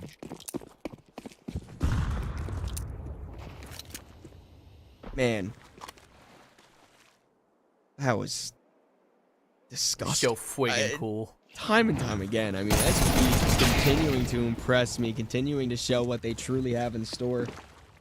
And we all don't know how good these players can be individually, but it's just something special seeing them come together and having it actually work out very well. Not sure how OG Wizard got USB a 2-tap. But, you know, it's still doable. And there we go, Modem cleaning it up with the MAC-10, and well, like you said, SBE can do no wrong with a 10-round lead. I mean, it is slim percentage chance here for Marsborn to even tie this up, let alone a map 3. Well, if anyone else is curious, while we have a second, the other semifinal is on map number 1, and it is, excuse me, map number 2. Aether got the first game, and now we're on map number 2. They lead, overtake sector 3-0. So, just an update. That nade. What is with this? Is feeling like go days with nades. What, just none of them connecting? Yeah, like it landed right behind Modem and it did 1 point of damage. I can't wait for the tessellation update after this. Yeah, Valve's watching us, being like, wow, we gotta fix the collision on this. I mean, yeah. Well, me and you both know they do watch the streams. Yeah, that is true. Nade on to Maricu. Oh, doesn't do some good damage. Down to 56 and peeping a bit of a boost to collect the kill. This is backs against the wall for Marsborn. This is the last chance that they possibly have to try to hold their hands victorious, but instead it does seem that SBE look to rip that out of their grasp, take every last shred of hope that they could possibly have, and dumpster it in front of their eyes. Another kill falls in favor of the T's. Not even one to be found for Marsborn yet. And as SBE looks to crack this A bomb site wide open, they don't need to do too much work because there's no one there immediately. Freshy, at least they're in main. A nice double spray down puts Marsborn in a potential position to try to continue to fight, but it's just Wumbo by himself. He's on a flank. He's coming in through main. Dare seems more than knowledgeable that this position's available. The nade doesn't get thrown. He gets a bit of sticky fingers, but now it should collect 1 kill onto Dare. 2 more T's to try to find as he pushes away onto the bomb site. There's no kit in his hands, so he needs to be quick. He needs to be now. He needs to be here. The kills can't be found. And your first finalist is SBE.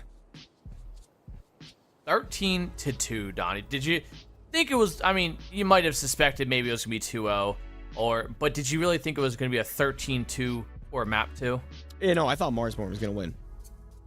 I thought, especially on Anubis, I thought Marsborn was going to take it. So I am stunned, flabbergasted, even shocked. And, you know, positively. I really do, unironically, think this SBE team is playing really good Counter-Strike right now. And I think you can't make an argument otherwise. Like, it's just nice fundamentals that are being shown on display. They're playing very well off of each other, and for a roster that is just starting to come together fully, I mean, I think it's a great signs for things in the future. But speaking of the future, we have a break in the present, so stick around, because when we come back, we're gonna have a little bit of a map breakdown and then maybe a little interview. They say knowledge is power, but our knowledge, it's electric. For us, it starts from the ground up. Local roots, local experts, backed by a powerful global network of know-how.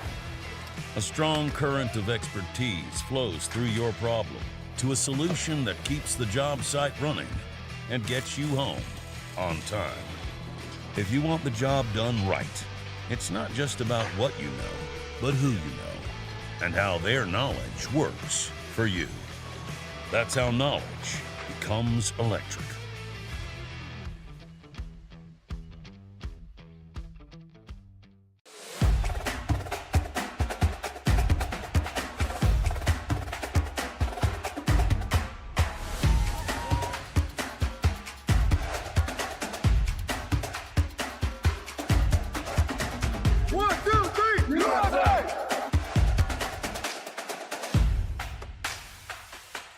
Those veterans, they still need our help. And that's really why the Bob Woodruff Foundation exists, to help make sure that veterans and military families have successful and stable futures.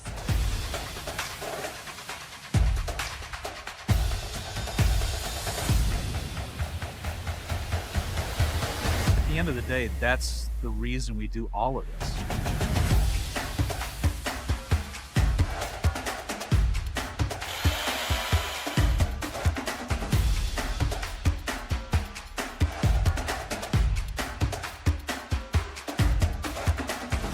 We understand that the struggle is real. We fight together. We must heal together.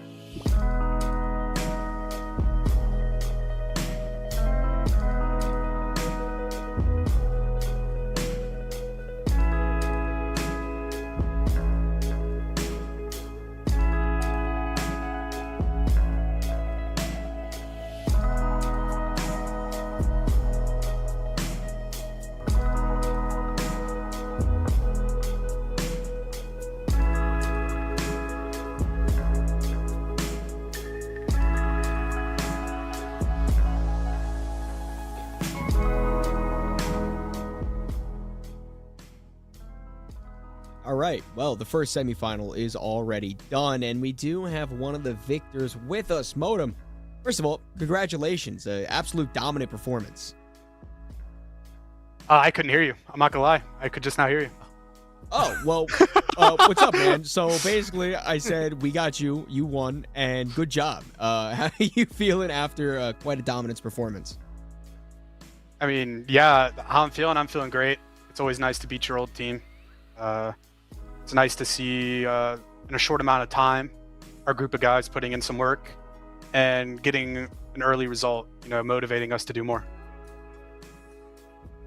I mean, you guys obviously, the roster kind of being moved around. Obviously, you said, having to play against your old team. Does it feel a little, like you've achieved something a little bit more now, beating your old team? I would say at this moment, I don't feel like I have achieved more. I think there's a lot more to achieve. If you don't know yet, I'm playing the in-game leader role. When I first started playing Counter-Strike, I was the in-game leader, and I kind of had to move away from the role to preserve my career. When I was young, I was a bit of a hothead. So I always wanted to do that throughout my entire career, playing as the IGL, and I had to play as the entry fragger. So in terms of accomplishing more, beating my old team, I look at my guys and I look at their guys, and it's kind of a weird thing where you have a lot of new talent on Marsborn, and we have a lot of established talent on Sportsbet Expert. So I think there is a lot more for us to achieve. We have to work really hard to hit the goals that we want, just based off the experience and pedigree of players that we have. That's actually really interesting that you bring up the whole dichotomy versus like the rookies per se, and then the more experienced players, because that's something we brought up on the broadcast. And in all honesty, from what the expectations were, I feel like you guys have blown it out of the water. We knew this team was going to be, the upper tier 2 of NA, but you guys have looked like a serious cohesive unit this tournament alone, and you guys are still relatively new. So what's kind of going on behind the scenes? How do you start off so dominant? Yeah, we're playing well this tournament. We've kind of had some close maps versus teams that we probably shouldn't. I think 1 or 2 close maps throughout the tournament. My guys, I've been away from my home. I went to hang out with my girlfriend's family. And while I was away, they put in a lot of work individually, and I can really tell while I'm playing with them that they put in decent work. In terms of the cohesion, I mean, in the server, it's not perfect at all. There's definitely meeting each other in the middle and trying to figure out how each other want to play. Everyone's had a great attitude, very motivated, and they're really letting me try to grow back into the IGL role. I think a unique challenge a lot of viewers don't understand is when you bring a group of players that are experienced together, it can be kind of hard to mesh ideas because everyone comes from different school of thought. And that could be something difficult for me to navigate as an IGL because I need to make my players happy. And sometimes the things they want to do that make them happy are not good enough. So I have to expand on those ideas. It's kind of bringing my school of thought and my 11 years of experience and bringing some theirs together and putting it together. I mean, obviously, when it comes to CS, everyone's end goal is to make majors and be this big superstar team. But what's the short-term goals for this squad right now? Yeah, the short-term goals, we really want to be high enough ranked to qualify to the Flomland. If you would just ask me personally, our short-term goals, I just want to be a good team. I try to tell my guys, and I truly believe it myself, that we're going to lose some games we're not supposed to lose. And we're going to win some games where we're punching above our weight that we probably shouldn't win. And today, based off just tenure together, time together, Marsborn's recent results, maybe this is one of those games that we shouldn't be winning on paper. But I know within our team, and I know my guys know it, that we should be beating this team. And I'm glad it went that way. So for the goals, I mean, we just want to be high enough to be invited to the Flomland on the VRS ranking.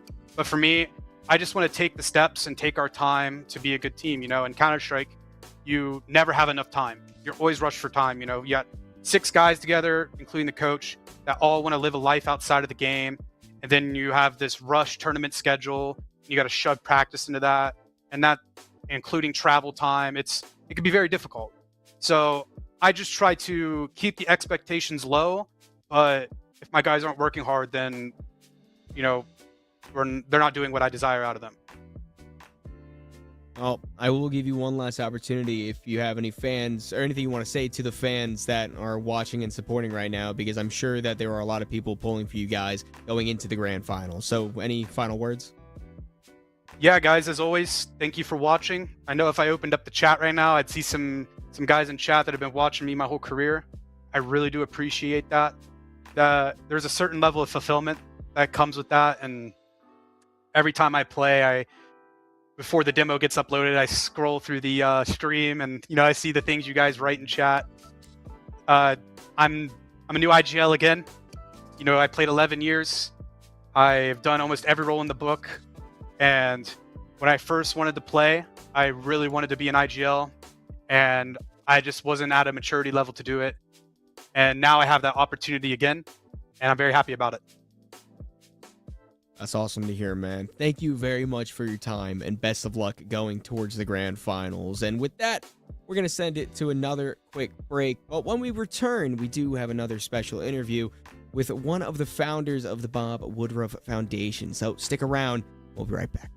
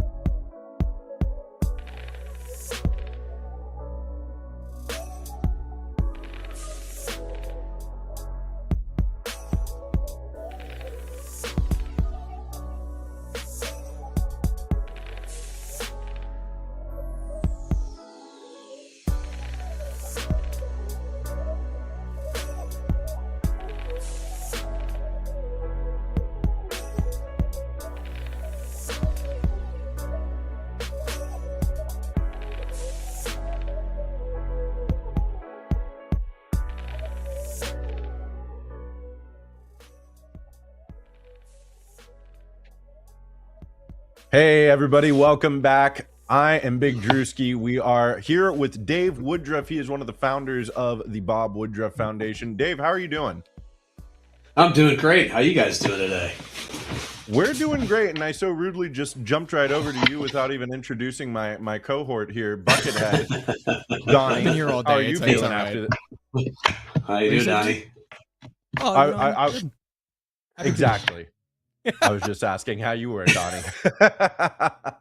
Well, Dave, I really appreciate you taking the time to come and explain more about the foundation here. We wanted to ask you a couple of questions about it, if you don't mind. You mind telling us more about the Bob Woodruff Foundation? Just like how you got started and what kind of work you're doing? Yeah, absolutely. So I think some you guys may know the story. My brother was the heir apparent to Peter Jennings on ABC World News Tonight. He was named that in the end of 2005, and he was always kind of active in war reporting at the time. But that job got him a whole different level of exposure, and he actually was assigned to go and embed himself at the 4th Infantry Division in Iraq in January 2006. And when that happened, he was also there to cover the Palestinian elections. He was in a convoy, he was in the lead vehicle, and was hit by an IED, about 35 pounds of explosives. It basically, he was outside the vehicle doing a stand-up, and he took a big heavy hit, was knocked unconscious, was evacuated by the military, taken care of in various hospitals along the way from downrange, and also then up and launched to a medical center, and was in a coma for 37 days. So he started out that whole new thing only 20 some days into it, and all of us from the family kind of joined him. We had no military experience. We joined him at Bethesda Naval Hospital, and that's when we got exposed to the military. And what we got exposed to was this community that really took care of itself, but they didn't have the kind of resources we did. I mean, Bob was working for ABC. I was working for a big advertising marketing firm called Hearst Communications. And we were able to be there. But these guys that were there, these young 19, 20-year-old Marines mostly, didn't have those resources. So when Bob recovered in 2007, and he had a kind of a miraculous recovery, we thought, you know what, we can do something. I mean, he's a celebrity of some level, and let's raise some money for the families we met at Bethesda. And very quickly, that kind of took off because of the exposure that he got, the fact that traumatic brain injury was something that was not really being talked about coming out of the wars in Iraq and Afghanistan. And then we put on a show. We hooked up with the New York Comedy Festival, and they said, we'll do a show for you guys, raise some money. We're like, that'd be great. And then they set that up, and about 3 weeks before that, a guy named Bruce Springsteen came along and said, I'll play a concert for you too. And then it took off. We started raising money. Foundation is 20 years old this year, and we're going to do 20th anniversary show this year. And we have, to this point, we've supported military families, veterans, and service members to the tune of about $200 million since 2007. So we're really proud of that. And gaming is now another part of our attempt to try to work with the community that supports our veterans and service members. And I'm really excited about today's Counter-Strike competition. It's been great. That's really good to hear. Yeah, I mean, it's honestly awe-inspiring what you guys do, and I hope you know that everything that has been learned through this experience has been just a joy to be a part of. And you ended the conversation talking about you guys getting into the gaming sphere, and I wanted to know, why is that the step that you guys are looking to do? I mean, I think for us, the way we started out, we were really talking to a fairly narrow audience, right? I mean, high net worth, really, successful finance, business, etc. folks. And getting into gaming is part of actually expanding the audience to which we want to talk to, because, taking care of veteran service members and their families is all of our responsibilities. So we want to make sure we're communicating at all levels, right? And I think the other part of it is it's fun, and it's a great way for people to connect, gaming. My son is a big gamer. He loves it. It's something that that's his community, and that's a community that we want to connect with. So it's a new community that also is incredibly supportive of veterans and service members. And that's, so for us, the Bob Woodruff Foundation, it's about continuing to expand and try to find new audiences to really, from where I sit, I don't consider it charity. I actually consider it fulfilling a contract.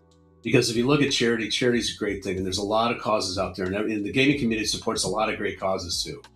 But we actually owe these guys and these women for what they've done for us, and this is a fulfillment of that contract. So we want to make everybody in every area that we possibly can support that effort. Yeah, that's beautiful. I love the way you look at that. Well, and I want to ask you too, what kind of impact is it having for the veterans that you do serve, kind of getting yourself involved in the gaming community? I mean, I think it's, again, because a lot of veterans especially are, they're serving for 2 to 4 to 6 years. They're coming out. They're coming into their communities, and we're seeing not only the impact of raising money through gaming, which is obviously part of the mission, but the other part of it is the connection. And because of the network that we've created called the Got Your Six Network, we're now like integrating into almost every community in the country. We reach almost 98% of service families through that network. It's another way for us to get the network involved, which not only will help, us do the work that we need to do, but also the gaming community kind of continue to level up. And as you guys know, the military has a pretty big and significant gaming community in and of itself. So we want to be part of that as well, because that's the world that we exist in right now. Yeah, that's really true. And it's really good to see from Frag's perspective. We've had the Army and the Navy compete at multiple of our tournaments, and it's always good to see those guys and get the chance to talk to them because they're a lovely bunch, and they do care both about the service they do, and they care very much about our community. And yeah, for sure, anyone in our community that would like to follow and stay up to date and look into the Bob Woodruff Foundation, where can they go to do that? So real simple, bobwoodrufffoundation.org. And we are, I think from a social media standpoint, pretty active both on most platforms. It's funny, we did our first really introduction into this community was during the pandemic. We actually Stand Up for Heroes, which is that event I mentioned earlier with Bruce Springsteen and the comedians. We did a virtual show, and actually the biggest audience we got on all the streaming platforms when we did it during the pandemic was on Twitch. So that tells you that people are in the community that you guys are part of are interested in what we are doing. So I would say go to the website. You'll find all the information there. There's great success stories that are told there. You can see some great pictures of my dumb brother. And I'm kidding, but I know I love him. We're going to keep doing this, and it's rewarding for the partners that we have that are helping us do this. You guys, obviously Sonapar and Chris Miles and the team. I was just ironically 2 nights ago I was with Chris Miles, one of Chris's partners at Klein Tools, who are supporting us as well, and that's Sonapar has done a lot of work, so we really appreciate that partnership, and we're looking forward to doing many more tournaments and many more integrations in the gaming community. So hopefully we'll see you cats again soon. Yeah, I hope so. Well, we're thrilled to be a part of it and honored to be part of this. To learn about your guys' mission statement is like Donnie said, it's just really awe-inspiring what you guys are doing for the veterans and for the community. So like you said, there's a lot of people in gaming that are happy to help, and I think this is a match made in heaven. So Dave, I want to thank you for your time here. Donnie, you as well. We are going to go to a quick break here, folks, and when we come back, we'll have those grand finals. They say knowledge is power, but our knowledge, it's electric. For us, it starts from the ground up. Local roots, local experts, backed by a powerful global network of know-how.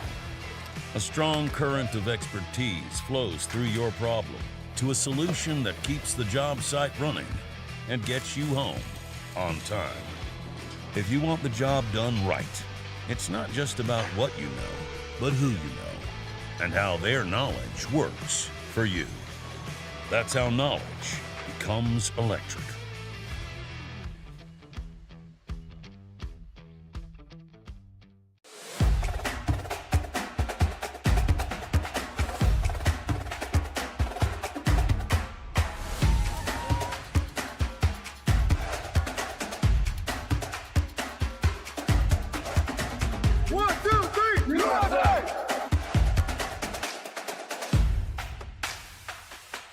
Those veterans, they still need our help.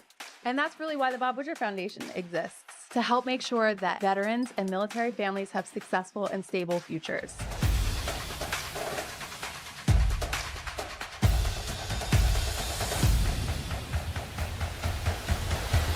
At the end of the day, that's the reason we do all of this.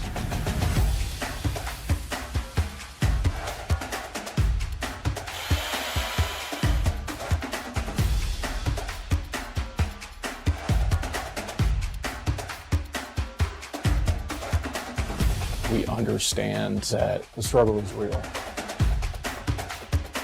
We fight together. We must heal together.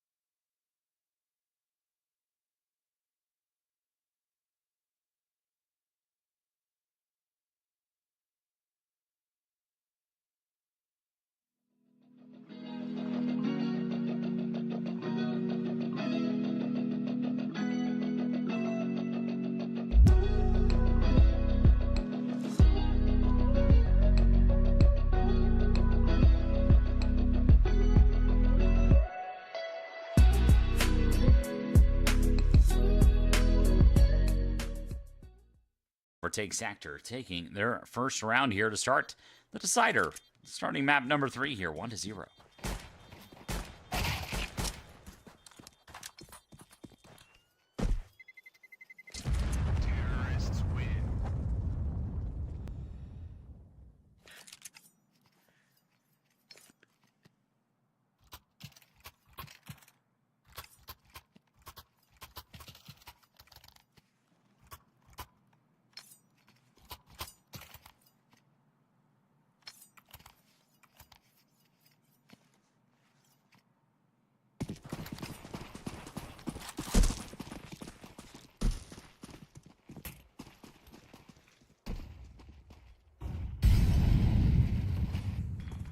Already, very quickly here, overtake sector. They take long for free.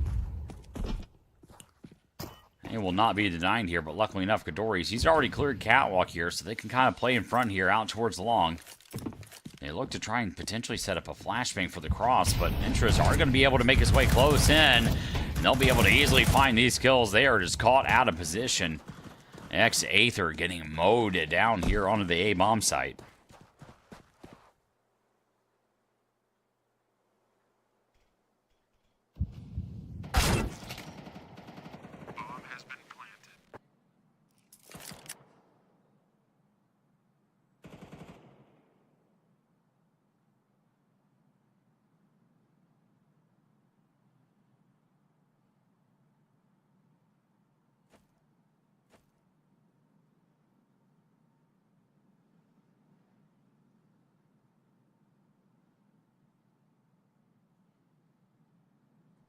So Serum, unfortunately, just going to find himself now with just a 5-7 in hand.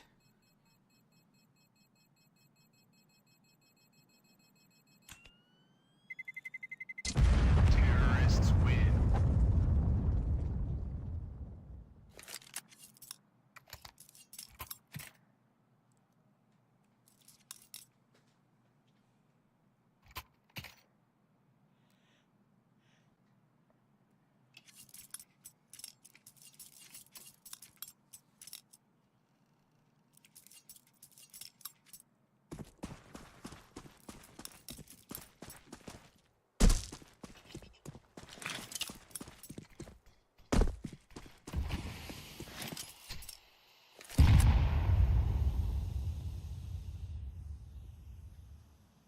Let's see what they can get done here. Once again, get long for absolutely free here. Kadori just with a deagle in hand. Just trying to find something here on the angle, trying to find that kill. It's not going to happen, not now. We have some coverage here with Bezzy from the top side of the site here. The Deagle's just firing down the range here. They're finding a lot to the body, but they will find 3 kills. Kadori will be low as well. Grenade confirms that one.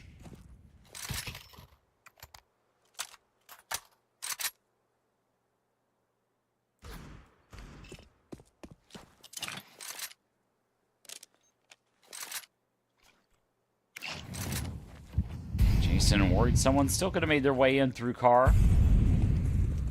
Now they'll push right into the Deagle of Honest. Needs to find one kill. Needs to find it now with that Deagle. He wants to head back on the cross. He knows they're making their way in. They know they're close. Both players here. It's a 2-on-2 on the side. The 5-7, no. Learcy able to grab them both. And overtake sectors A. Survive. They'll take their third.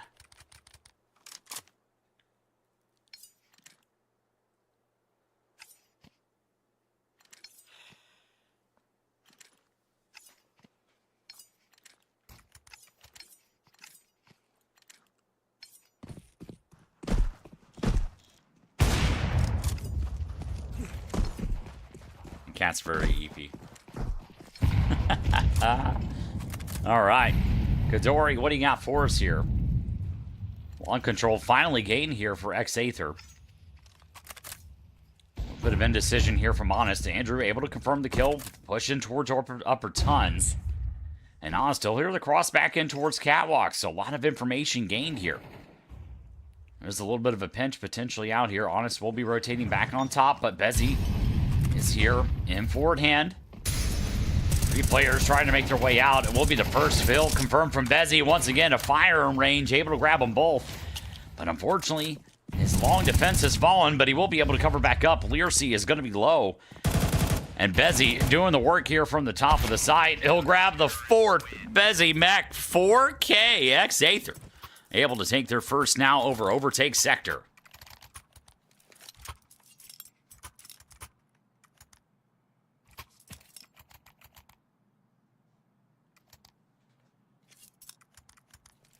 Hello, Luddy. Hello, hello.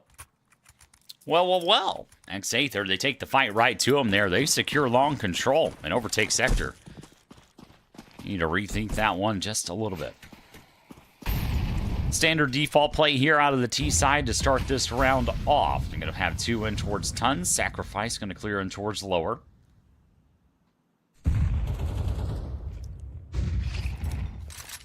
Trying to clear out some space here. Learcy's just going to be held at bay in towards long here. Kadori, though, Famas, the lone defense here run towards long.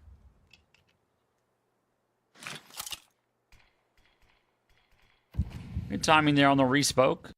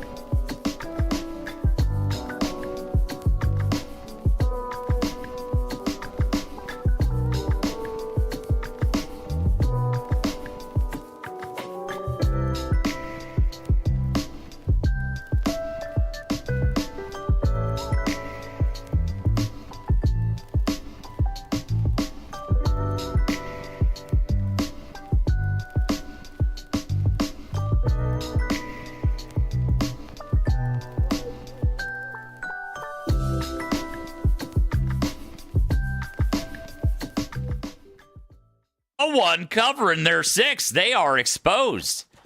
This is exactly why you need the Bob Woodruff Foundation to help you out here. They've got your 6. And finally, X-Aether able to shut them down. Only 2 members surviving this round here. We'll head into round number 7, completely tied up, 3-3.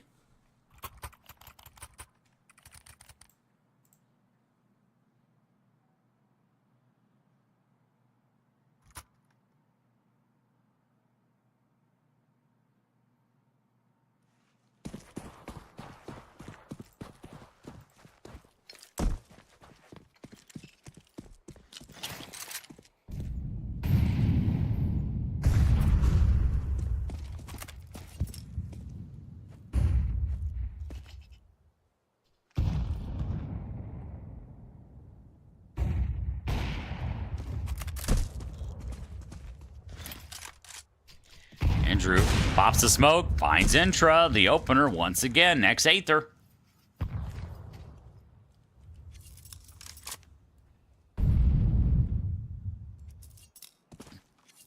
Andrew's starting to warm up here.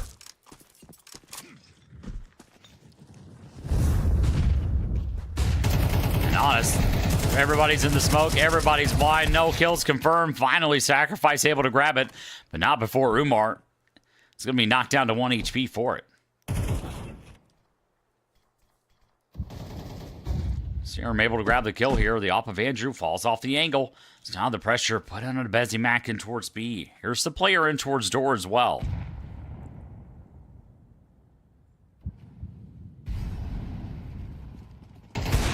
No spiral in here. Bezzy able to find one. Finds the second as well. The op doing the work. The third for Bezimac. And that is the round going the way of X-Aether. Now 4-3. What a play out of Bezzy. The secondary opper here for X-Aether. They are not going away here. They want that grand final.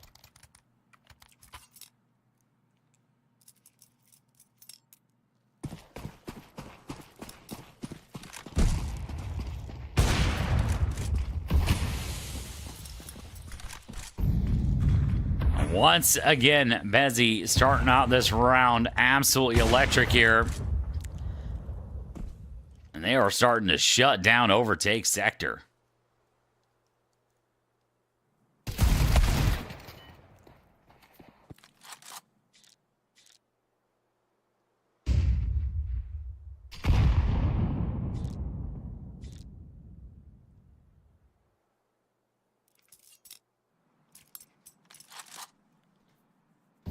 Sacrifice, last alive. The op, Bezimac, once again does the work for X-Aether. 15-3 for Bezzy. Finally, a timeout being called here.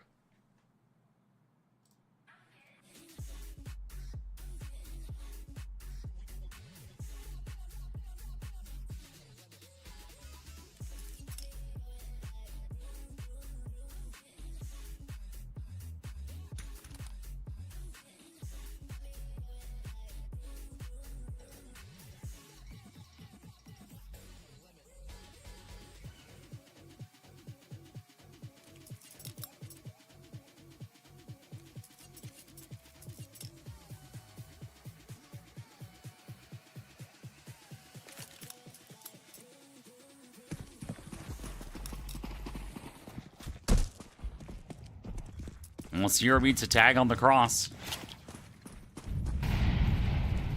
the damage will be gained here for Overtake Sector. They'll try to flash their way out as well. Unfortunately, they got to deal with Andrew first. And he'll fade off the angle here. He'll throw the counter flash for his teammate, but he'll blind him in the process. Sacrifice will find the opener here. Sintra's been able to confirm one more.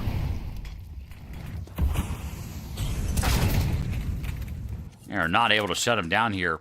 In fact, they'll be able to hear the rotation coming over as well. Intra just doing the work. 4K for Intra. And X-Aether, they don't know what happened in that round. They'll lose that one there to the D side.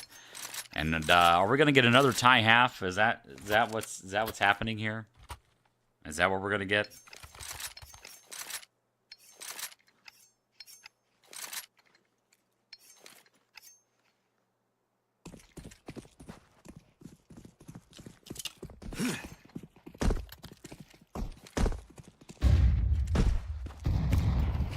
Intra trying to make the jump across here. Nothing doing there for Bezzy.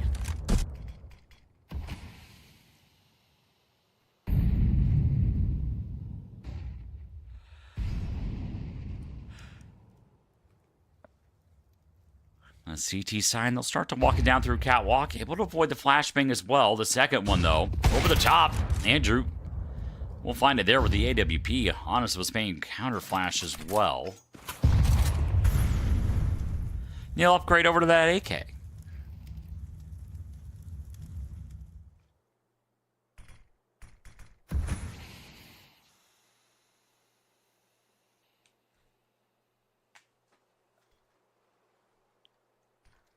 Grab that cross smoke. They'll make their way out mid here. Jason alongside Sacrifice. They're trying to split him up here.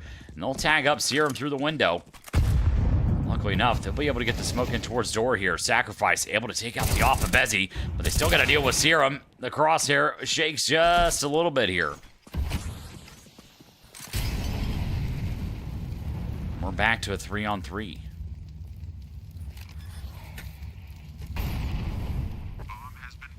Umar, though, he's going to get lit up there by the incendiary. That'll force Honest back off the angle as well. So the utility doing the work here. That's going to be the last here for the T side. They're setting up now for the double flash. Kadori and Honest, they'll be able to grab it here. But Learcy and AK striking back here for 2. Andrew, the opper, not able to find anyone. Clean around there from overtake sector. 5-5 now.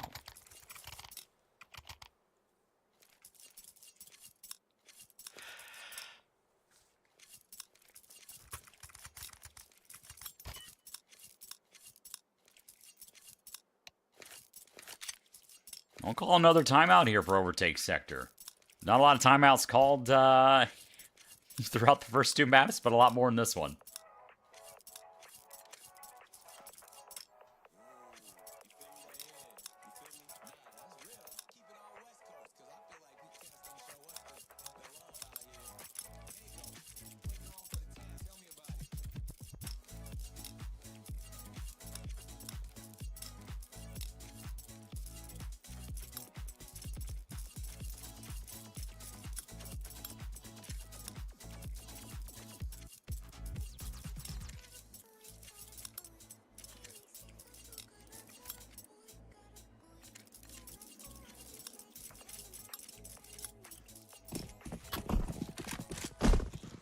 All right, the op on Umar finds a leg shot on the Serum. Once again, damage favoring the T side now overtakes sector. That'll be the play in towards long here. Gadori instantly removed, instantly blinded out of the server.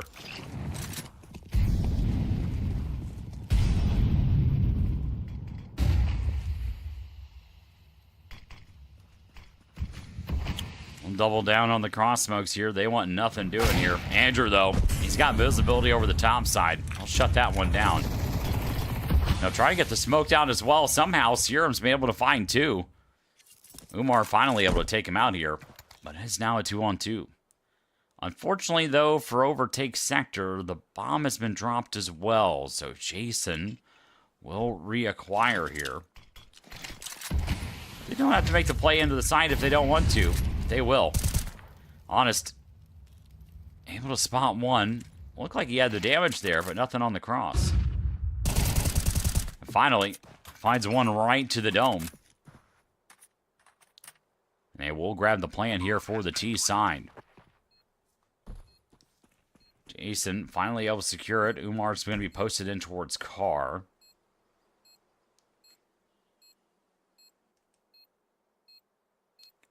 Andrew trying to find something here, but instead it'll be Umar able to find Honest, and he'll find the second as well. Overtake sector, overtake Aether.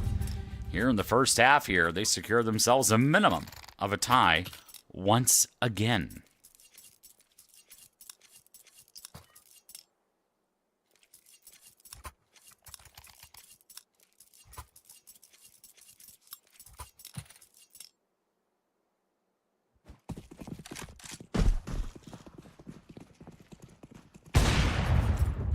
I tell you what, Serum 1 HP. Starting the round now. All of a sudden, Bezzy reeling back away in from A. Long control once again gained for overtake sector. And every time they've been able to grab long here pretty early. Aether's not been able to deny them. And we'll start to get these rotations in early. Bezzy, that FAMAS, able to grab one from the top side of the site here. Honest swinging out. Returns one with the MP9.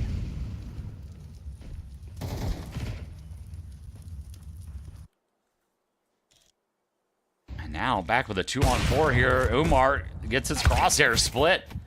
And a kill confirmed from Kadori. So Jason, 1v4.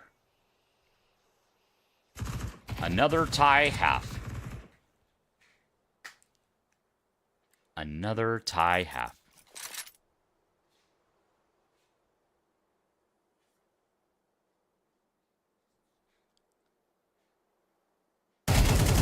Jason should be able to find that kill on Serum, and he does.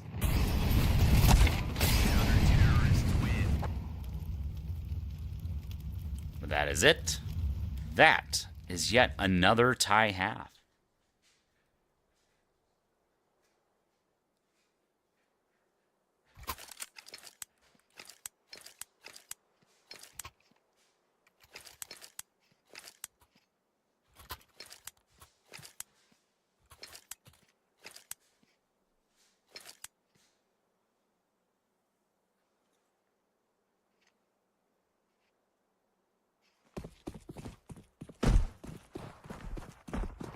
And we'll start the second half here.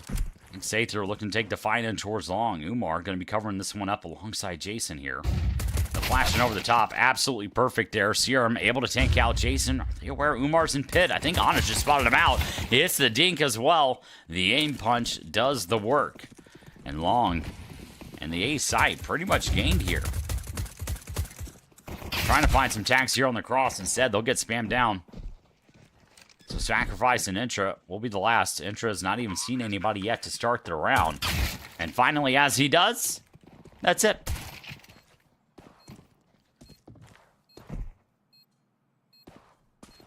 So it's just now down to Sacrifice and a 1v5. 10 plays it, only good for one. Next Aether put us back to a 6-7. LOL.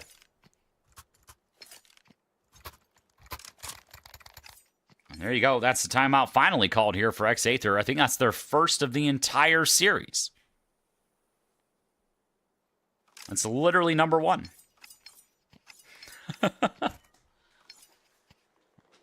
Evans, good to see you again, buddy, by the way. Thank you for hanging out with us. Reminder, if you're in any of the chats, you do exclamation giveaway. The Woodruff Foundation is going to be doing a giveaway as well. Join their Discord. Sign up there for the giveaway. And you can also exclamation donate. Help out the Bob Woodruff Foundation. Because they support Got Your Six. And they support our troops. They support our military families. And we appreciate them for it. All right, Serum going to deny the early entry in towards the lower tons there with the Molotov.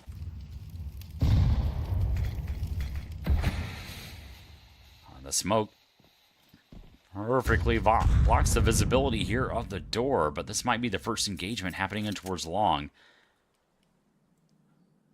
So here I'm just waiting for him to rear his head, and he won't be able to connect with the Galil. And finally, Umar just tried to make it work here with the USP. Finally runs out of bullets. Looking a little shaky, but they'll still survive with 3 members here for X-Aether, and they'll have now 2 rounds in advantage over Overtake Sector. They are vying for this potential here for the grand final. Both these teams needing some VRS along the way as well.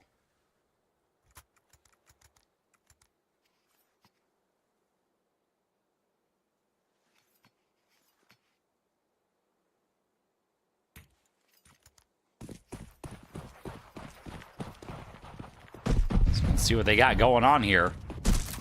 Will be Jason here on the cross. Visibility, of course, obscured as it is on Dust 2. They'll make the quick play out in towards B here. Lear C and Jason going to be the 2 site defenders. They're starting to mow him down. They've got to be careful here. Andrew Makes that play in towards door, and Serum not able to find anything with the Galil, so Betsy will be the last. Very quickly here with a minute and a half, the round's over.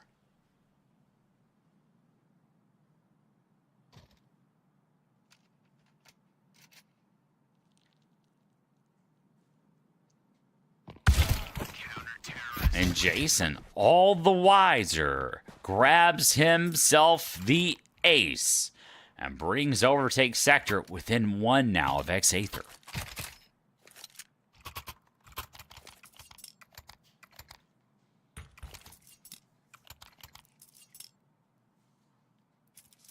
You've got to be careful here. These players in Overtake Sector have a lot of individual talent, and it's starting to shine just a little bit.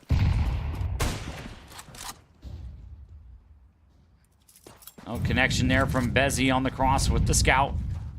And no one in long either, so Honest. And the rest of the crew will take the typical default fashion here on Dust 2. Full mid-control gain here for the T side. The scout, though, missed shot from Umar. He pays the price.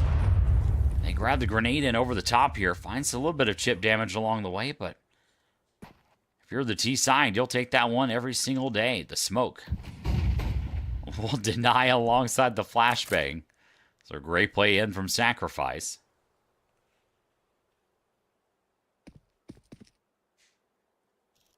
Flashes in over the top. Sacrifice immediately blinded out here. They'll scale in towards the side here. The counter flash in. Trying to activate Umar. Only finds one. And Andrew able to find the retaliatory blow in with the off. So Intra forced into an awkward engagement in towards long. Is good for 1. But the post plant here will favor the T side as Bezzy's been able to put it down to a 1v3 for Jason.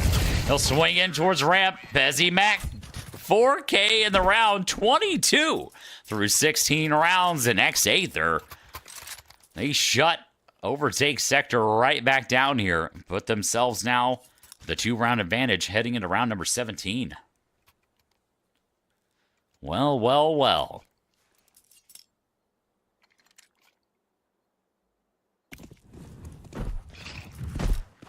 A Molotov in towards the top easily denies the information here. They've got Andrew posted up as well. Unfortunately, he doesn't swing in time. He would have had a free kill for him.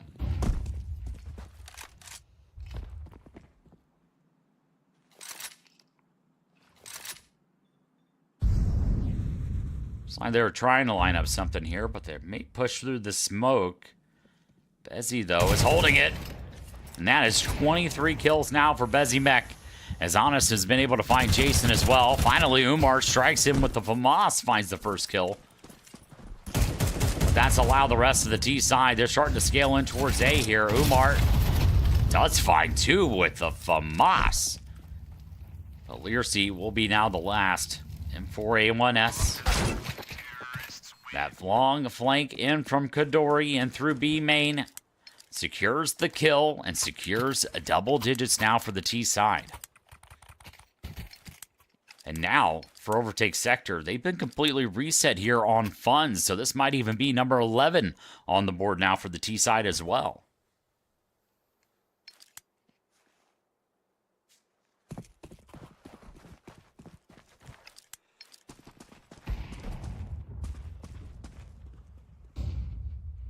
And Learcy getting tagged there on the cross. We'll start their B-side defense here with 8 HP. They've lost long control as well. Sacrifice, he'll block the smoke. They'll sail in a little bit weird.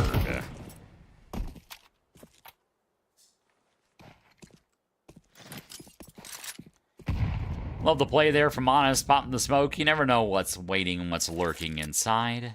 And they are definitely concerned here about the flank. They're going to give her that positioning, and Intra has absolutely perfect timing here. So they'll start to set up here. They'll get found out on the flank. Intra, 2 with the deagle. Finally, Andrew able to shut that down. But not before they bring themselves back to a 3-on-3. Are they aware there's another one here? No. Jason finds one on the Honest. Almost able to grab the Opera as well. But instead, they'll bring this back to a 1-on-1. He's got to be careful. He can pick up the op as well. Jason's going to get blinded by the flash, though. Kadori, 3K, X-Aether, they survive that buy there out of overtake sector. With some upgraded pistols, somehow they make their way out. X-Aether, they do find number 11, but not before they get a run for their money here. Overtake sector. Not going away here just yet.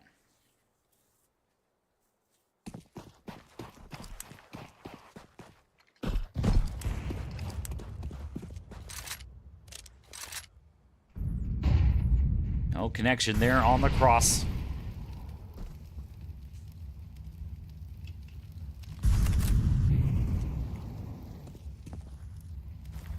Aether, typical default here. Just taking control of mid, making sure there's no aggression into long.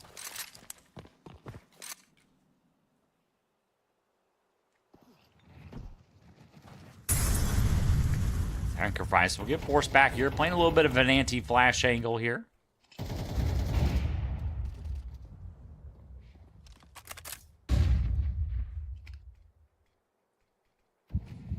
Sacrifice, though, is able to grab one here. Jason's got to be careful now. It's going to force a play here out of the T side. And we'll see if they're aware. See if they're waiting for it here.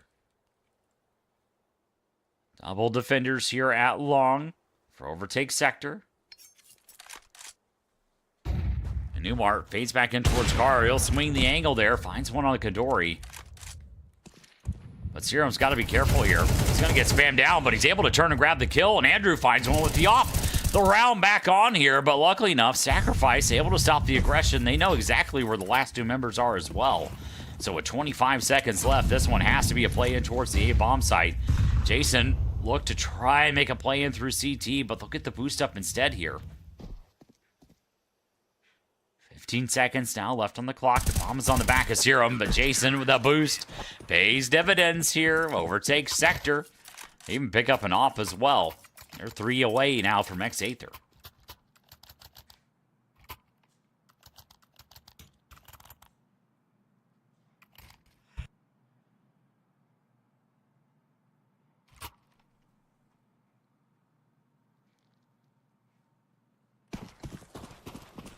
All right, we are back in. Grenade there on the pop. Serum not able to find anyone there with the scout. But the T side, they've had their money reset as well.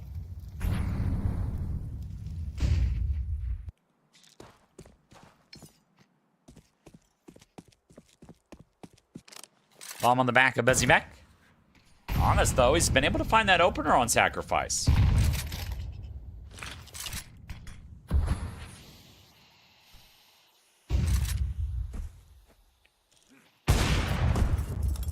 Unfortunately, the shot in from Umar off the boost. No one home. The T side's got to be careful here. Honest almost lines up onto Jason.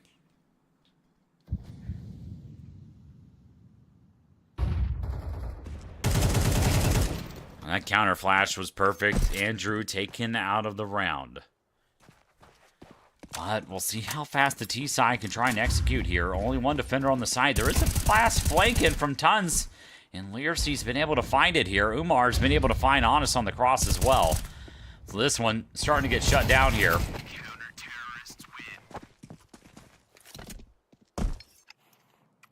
And now, overtake sector, the CT side. Only 2 rounds away here from X-Aether.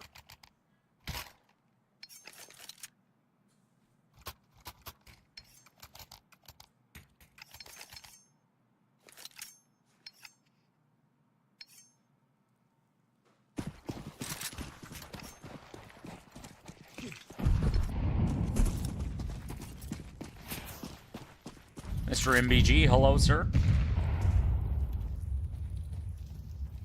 Well, just pistols now for X-Aether. This one's starting to look pretty scary here.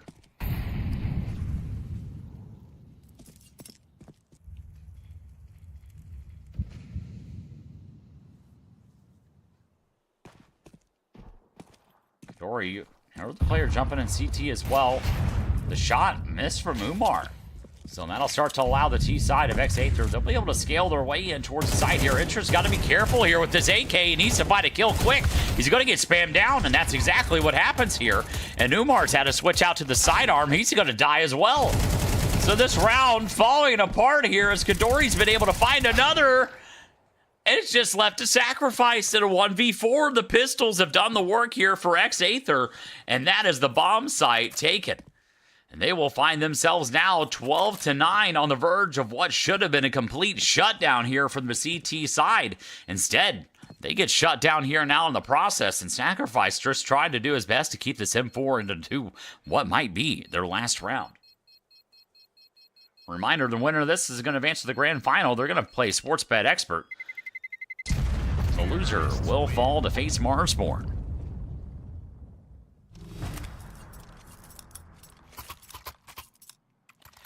Map and match point now for X8. One away.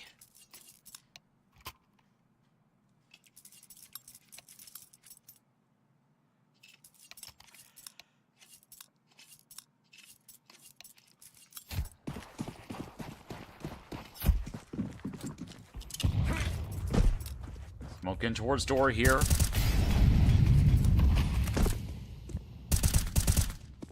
Very quickly, Aether, they have full control along once again here.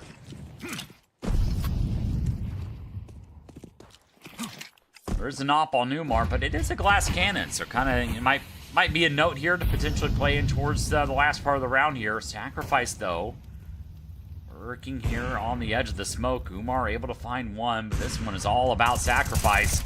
And they blow that round up as well, but not before Kadori's got something to say about it.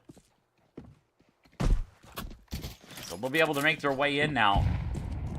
Both players scaling in from Catwalk. The bomb needs to be retrieved here from Honest. It finally is. But those players, they'll make their way out of Catwalk here. But it'll be Honest, able to find the first shot in. And Kadori, they seal it off. X8, they will advance to the grand final. They will play Sportsbet Expert. And that will be coming up shortly. And that will be on the main Frag channel.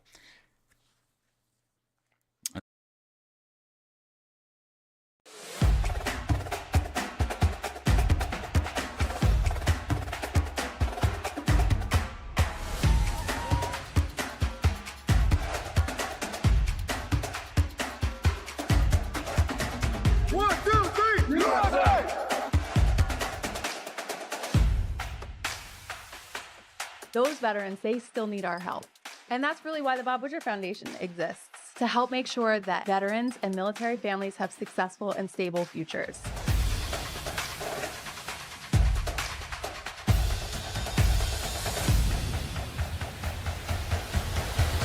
At the end of the day, that's the reason we do all of this.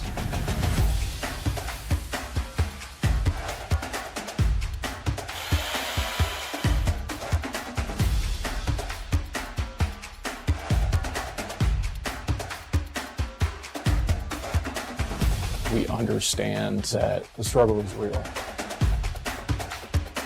We fight together. We must heal together.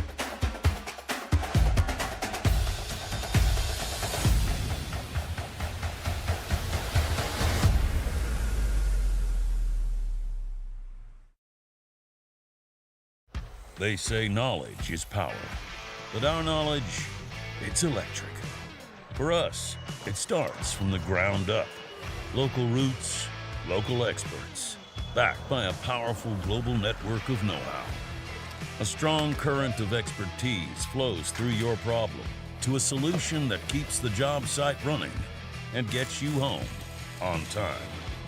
If you want the job done right, it's not just about what you know, but who you know, and how their knowledge works for you. That's how knowledge becomes electric.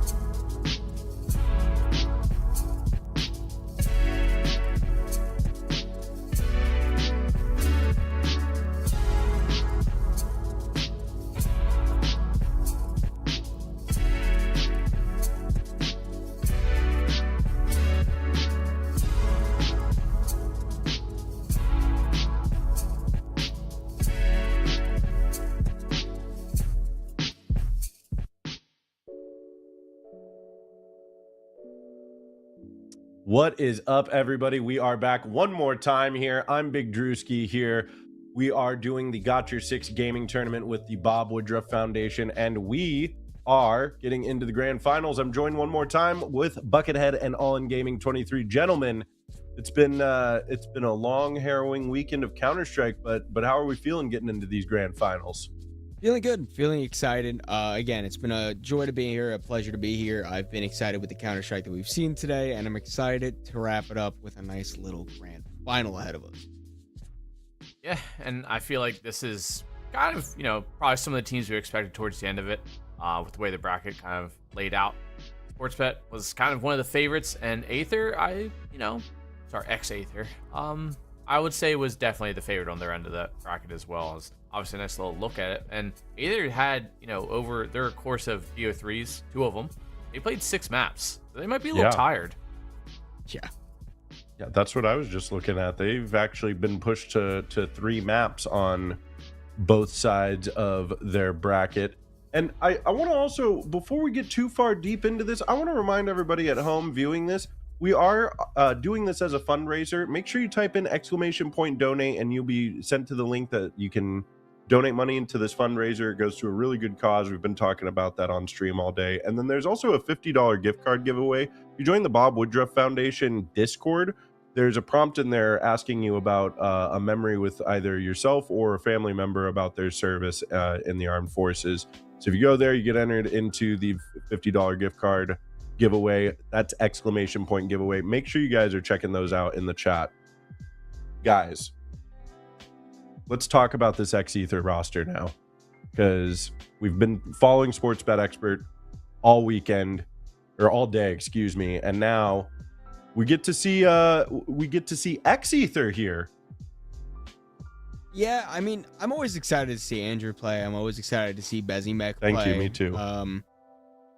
I'm not super familiar with Kadori or Nico, but I think it's going to be a definite uphill battle, to put it nicely. I by no means do I think Andrew, Bezimek, Serum, those are just the 3 that I'm familiar with, are bad players. But, with the level that we've seen Sportsbet at today, it's going to be rough. Yeah, I feel like the best shot and the best test that SBE were probably going to have to go up against was Marsborn, and they closed out 2-0, 13-2 or 13-3 on the last map, I think. I barely remember. It felt like forever ago at this point. And like Donnie kind of alluded to, I feel like this is definitely the uphill battle for X-Aether, and this is a solid squad. It's just going to be a tough lineup to have to contest with. Well, let's take a look at that other lineup one more time before we get into these grand finals. I mean, we talked to Modem earlier there today. You heard some really touching words from him about him kind of getting to come full circle with his IGLing career and getting this opportunity. I think that's really cool. And guys, Peeping is kind of stepping up today. Any surprise there? Surprise, no. Peeping is a great player. I do remember he was a little slow on the 1 map, but it wasn't necessary for him to do anything because they won 13-2. But the combination of Peeping, Infinite, and Consti on this roster is just such an unbelievable level of firepower that it's going to stump and completely, dumbfound people that try to go against it, because they all just shoot so hard. Yeah, I think Infinite ended map 2 at 20 plus and 2 or 3 deaths. Infinite's just on a tear. He's really feeling himself. Bottom, newly slotted into the IGL role. Like you said, it's kind of like his passion role. I think he's doing a damn good job off the rip already. Obviously, he had a little bit of a time away to kind of, be with his girlfriend while the rest of his team kind of practiced, and it didn't look like they skipped a beat, honestly. Yeah, they looked really good out there. I'm really excited to see how this grand finals goes, and we have our maps for the grand finals as well: Ancient, Anubis, and Overpass. And just to shed a little more light on that for you, that Ancient pick is X-Ether's map pick. I don't know if I would have done that. Seems bold. I mean, listen, you got to do what you got to do. You got to in this type of situation, you have to play to your comfort. You know, you're not in the True. position to try to play against your opponent. You're in the position to play for what you feel most comfortable in. And Ancient for this X-Aether squad, I think, is kind of the pick. I don't really see another place they could have taken it that would have made more sense. I'm really excited that we've seen Anubis for every series today. It's good to see that Anubis is really getting active in the NACS map pool, because And I feel Overpass. like we just haven't seen it yet. Yeah, we haven't seen it yet. We haven't had any map 3s, but we have seen Overpass at least get elected. But, you know, it feels good. It feels like there's a good variety that we're not used to. I'm just waiting for the day the variety extends a little bit more over to Cobble, and we can Hey. really truly become happy. Listen, man, wait for quarter 4 of 2026. Yeah, let's unpack this, because I think we've all seen the same news post about this. I don't think we need to unpack this right now. Just wait till quarter 4. Just wait till quarter. Just wait 4, 6 more months and we can 2026. talk about it. Valve, if you're watching, you know what to do. Please. You know what to do. Well, okay, we're gonna get into this here momentarily, gentlemen. But I want to hear it from you guys. How's this one going? I mean, I don't want to lead your answer here, so just tell me some predictions here on this one. Anthony, can you go first? 13-4, 13-4, 2-0. X-Aether. It's gonna be SBE. You know, you guys would expect me to go SBE here, but when you think about it, when you think about the potential that's here, when you think about Donnie's misleading us. the real heart and soul of these players that are going to give it all on the server, and they're going to try their best, and you know what? They're going to get crushed. SBE 2-0. But what's the Is that scores, right Donnie? now? Am I right to call 13-4s? I feel like that's a generous amount of rounds to give I'm gonna be X-Ether honest, after what we've with how seen SBE today. If you would have asked me this before watching the other 2 games today, Yeah. I would have told you like 13-6, 13-7. Not even in a joke, like actually. After watching SBE throughout this entire day, dude, like 13-1, 13-2. No. I really, this SBE roster. So is pistol nuts. round? Maybe not even pistol round. Maybe some random eco round. We're in NA. Yep, there you go. You never know. Might be a 6-7. Let me ask you this, because we have watched Sports Bet Expert really handle business today. Yeah. Let's say they finish these grand finals in the same fashion that they have these other 2 best of 3s that we've witnessed. Do you think that this is a honeymoon phase, or do you think that this is an indicator of a pretty powerful new force in the NA scene? I don't think honeymoon phase is the right way to word it. I think a lot of this is going to come down to personality. It's definitely not going to be in-server issues that would do anything to stop this roster. And I have no doubt that these players, they are all tenured and experienced within the scene. I think that they're going to be able to get along in this roster. However, if there is something that's going to hold these guys back, it is that personality side. I don't think this is a honeymoon period. I think this is genuinely what we should be expecting out of this roster. And in all honesty, looking forward to Frag that is next weekend. I expect SBE to make a very deep run. Okay, I like that. I have to agree with Donnie. Honestly, I don't think this is a honeymoon phase either. I think it's par for the course of what you would expect out of a roster like this with a lot of firepower to it.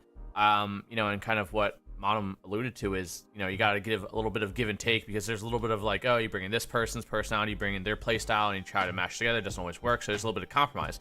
So whether or not how much this roster can compromise is, will kind of expand on the longevity of the roster. But right now, this is them just playing good CS. Not even their best CS, probably, just like really good CS. Okay, I like it, folks. Well, guys, before we get started, we'd like to take a moment to honor the brave men and women who gave their lives in service to our country. Their sacrifice is the reason we're able to gather here today, whether it's to compete, to connect, or simply to enjoy moments like this together. We ask everyone watching, wherever you are, to join us in a moment of silence to remember and reflect on those who never made it home.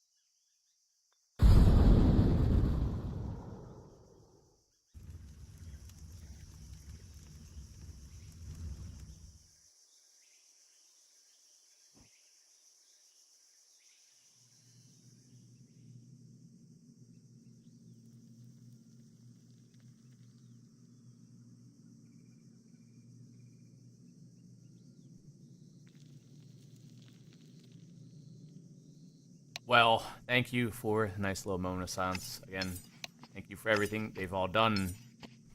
And hopefully now we can get this game started, as it has taken a little bit to get to this point, but finally it seems like we are ready for the grand finals. I do believe we are, and so you guys know, so I'm gonna say goodbye for him. But Anthony, yes, my dear friend, it is time to finally get underway with the grand finals. Thank you again to the Bob Woodruff Foundation for allowing us to be a part of this, and it is just about time to crown your Got Your 6 Gaming champions. SPE versus X Aether begins now. And we'll start off SPE to the CT side here. 4 sets of armor and a pair of dualies, as is tradition at this point, and X Aether going 3 sets with heavy utility. Modem lying waiting at the top of the ramp. Moment of time before it does begin to come in. Constantly spots out one. Blocks start to tap away. Oh, the fallback shot. Beautifully done to take down Katori. Now it trades back and forth. It's going to be Darren in the backside. Dual Berettas absolutely clean up. It's going to be a strong start for SBE and Anthony, as I think we alluded to in the pregame. I think this is what we're going to be expecting to come from this final. A quick, decisive pistol round with 1 kill for Bezimac, but other than that, very light, not deadly round. SB right back in at 4 rifles and a MP9 for Modem. Tech 9s, Deagles, a little bit of a half buy here for X Aether.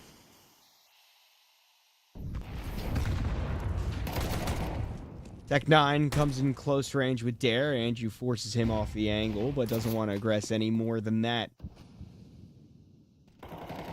Well, Dory's seeing if the Deagle can ring out at all. Bezimac goes down to the hands of Peeping. The M4 just a bit better than the Tech 9 for the long-range fight. And the Deagle not going to be on a sight line to get anything done, so X Aether pretty much...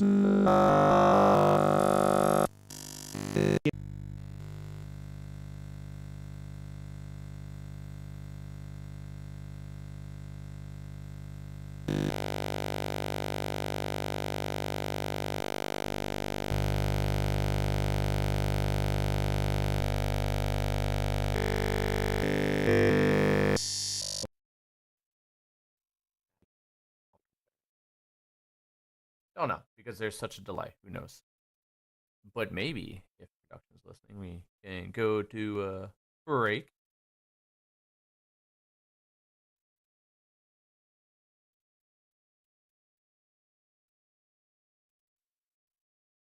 I'm hungry. I'm pretty hungry. I haven't actually eaten any physical food all day, other than some delicious peanut butter crackers and Powerade.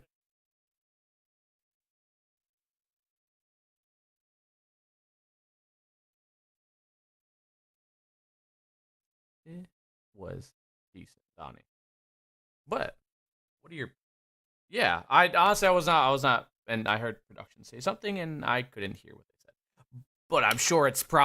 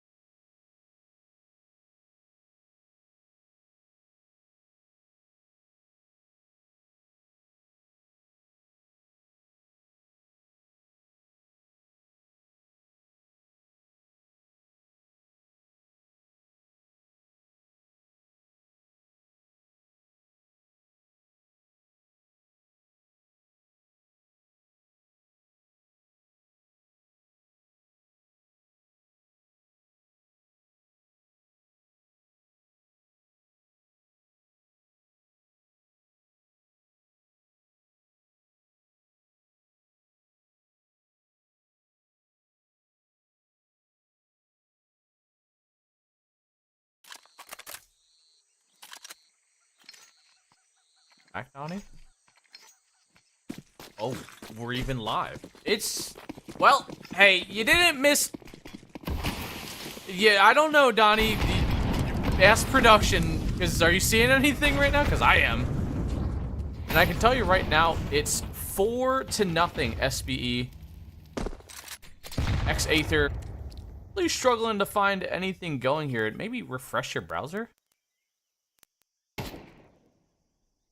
Well, all Donnie figures that one out. Oh, hey, what's up, guys? Hey. We're so back. Told you. So how about this this sports bet? Wow, Bezzy Mac. All right. Guess you didn't like that question. I feel like you didn't even complete the question. I didn't. That's why I feel like that's the whole answer that I needed. We're back into the action. We apologize for that short delay, but either way, it is time to crown a champion nonetheless. Bezzy Mech continues the push up on ramp, finds another headshot for his troubles. Dare is able to trade back, but it's still the player disadvantage for the CTs. It is now a 2-player disadvantage. Dare and Infinite on the wrong bomb site. Probably just look to try to stay alive. I doubt there's a reason to really go for this retake, and Bezzy Mech might get another kill for his troubles as well. Bezzy Mech. Good performance this round. Already up to 3, maybe looking for a 4th. Infinite last alive, 1-on-4. Is Honest watching the crosshair. Gonna make his way over, and the timing's good for him. Maybe worse for Infinite, and he tries to save the rifle. He will. Almost gets the kill, surprisingly enough.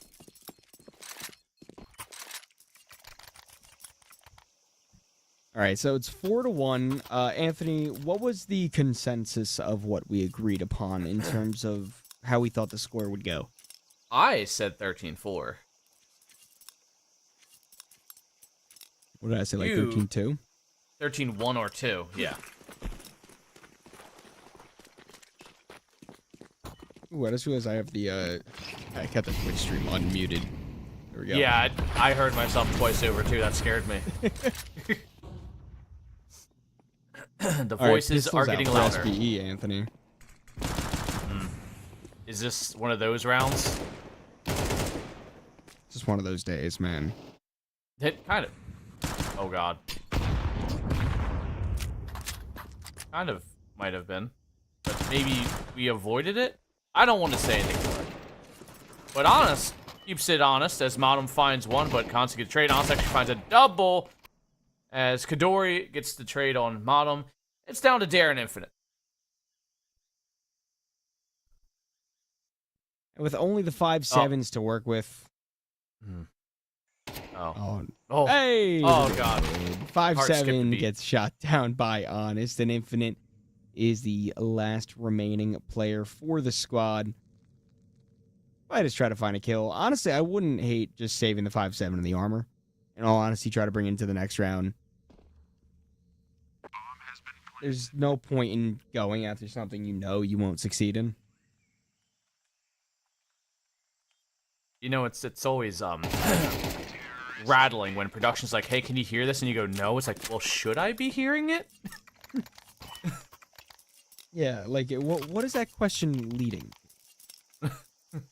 Well, X8, they're already matching your predictions, so I think you might be pleasantly disappointed, Donnie. I would love to be pleasantly disappointed. I want to see the most competitive game possible, and that would require 3 maps, full regulation in all of them. And at the end of the day, a fighting spirit, because that's what's most important. Yeah, spirit, fighting, gotcha. I'm for it.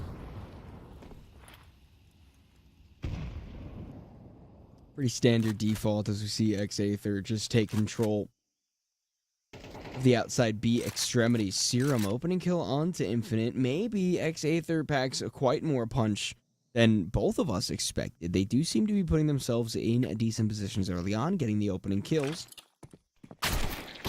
And Bezzy Mag seems to be very clinical with the shots right now.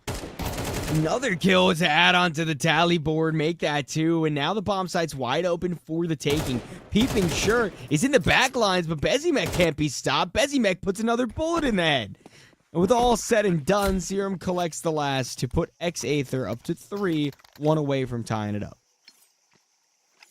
I'm liking what I'm seeing out of Bezimek right now. The man is looking really crisp, really clean. The movement's solid. The aim's better. Everything's looking pretty damn good, except for replays. That it was good up until that. And Andrew was what I was really going to say. Andrew actually 0-4 right now, but once we see Andrew kind of start pitching in with some kills, X-Aether could pull away with this lead. Bezimek still good to get the kills early on. Pistols are pushing. Let's see if he can get more than 1. The second headshot can be found, and 3 is just as easy as before. Oh. Infinite is able to get a spam through the smoke, which does put the CTs in a bit of a better spot, with the bomb getting denied once more through an Infinite P250 spam. I mean, it's not like the round's in danger, but it's crazy that it happened more than once. Or maybe... I was going to say the round could be in danger. Serum doesn't close it out, though. 4 apiece, and X-Aether already up to the maximum output that we predicted. You're way back, Donnie. You're at 2 rounds. We. No, you can't take my prediction and say we. Are we not partners? We are.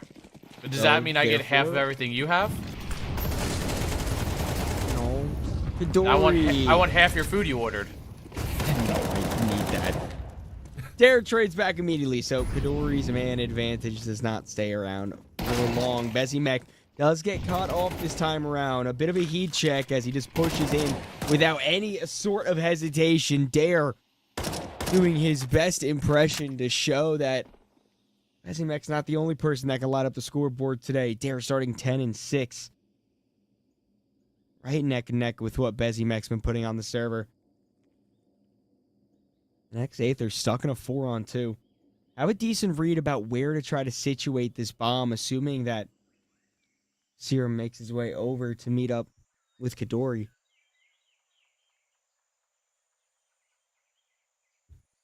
But Modem could still stop this. I mean, I'm the delay here. I mean, SB are playing this as well as they can. I mean, obviously with the 2-man advantage, they don't want to necessarily give up a body if they don't have to. It doesn't trade for a 1-for-1. So Modem going to play a little bit of a retake, passive angles come through, and just let the pure numbers do the job.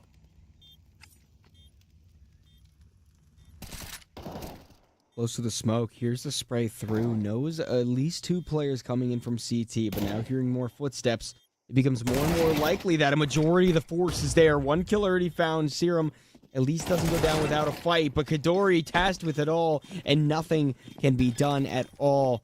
It is SBE answering back, finding themselves back on the board with 5. A little bit of a hard-fought round there, but did get across the line. Dare finding 3 Infinite with a pair of kills himself, and back in the lead is SBE, but not too far behind is X-Aether, still nipping at the heels, and with a buy, Andrew, he's got the up, and he's still looking to get that first kill. The op might be able to help facilitate that. A slow start doesn't mean it's going to be a bad finish. Just means you need to get ready in the server. Peeping wants to get aggressive in mid, and he does do so. Smokes out. Molotov that lands on the boxes towards Catwalk. And Andrew's scope is going to be flashed off. Can't spot Modem jumping across in the back lines of the B-bomb site.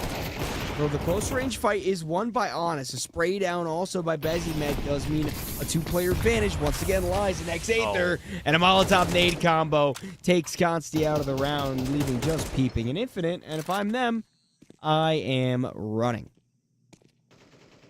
One thing I will say is that there's nothing more dangerous than Infinite being on the other side of a smoke with a gun that can shoot bullets, apparently. He's gotten 3, maybe 4 smoke kills at this point, and we're coming into the 10th round. But it's going to be a 10th round where we're tied up, Donnie, and that kind of supersedes our expectations of map 1, at the very least. And like I said, if Andrew can get some kills and get some action, then SBE are in very big trouble. If Bezimac's already 12-6, he's not really being matched by anybody. Dare's close to it, but not too far off. Yeah, I mean, Bezimac, I'm not too sure how his performance was in the previous series, because obviously those were being handled on Bonemit's channel, and we were watching the other semifinal go on. But if this is how Bezimac's been playing all tournament, I gotta say, this is a crazy performance so far out of the guy. And you're right, if Andrew is able to turn online, what's really stopping X-Aether from running away with this? I can't think of any reasons. Well, a lot of utility dumped early on, putting a lot of it in front of him, and Infinite and Peeping come up with spades. Kador, the only one to find a kill, and it's instantly, in the blink of an eye, a 4-on-1. The man of the hour is the only man left alive. Andrew, 0-6, not avoiding the 007 mark. Op also secured for SBE. Not that they were hurting for money too much, but might spare him a piece of utility or two. It's the last round of the first half. This is the first map. Once again, Anubis is next up. And then if needed, if we need to make it happen, Overpass could be the decider. But we refocus in on Ancient. Honest wants to get focused in on mid. Peeping a spray through the smoke. A bit of a lucky shot. Doesn't matter if it works. Opens up the round. Utility blocks out the T's push onto the B ramp. But it does seem that that's where they still want to end. They want to aggress into it. 4 T's all lined up. Modem for the first kill. The IGL making his team proud. And just like that, the round's over. SBE finished the half out strong after having a bit of a downhill slope. They do come up 7-5. I feel like this first half just kind of went by so quick. The aggression from both ends of it. What we thought was going to be pretty much the brick wall defense of SBE cracked early, and X-Aether pulling out 5 respectable rounds in the first half. Yeah, that's an unfortunate spray to get caught by. But no, I do feel like this was a good half for both these teams. Definitely kind of X-Aether just getting into the game a lot hotter than SBE. But hey, take what you could get, honest. Take that through the smoke as well. Dare out of the round already. That's a big hitter to be eliminated. Kind of the lead push here for SBE to get the kills. And honest, with a prolonged fight on both ends, seems like no one could quite hit the shot. We eventually get there. Modem playing from Donut. Him and Peeping both find some kills, and then suddenly, again, it's up to Andrew. And I didn't even get to finish my sentence to hype this man up. Hey, trust me, it happens. We've all been there, man.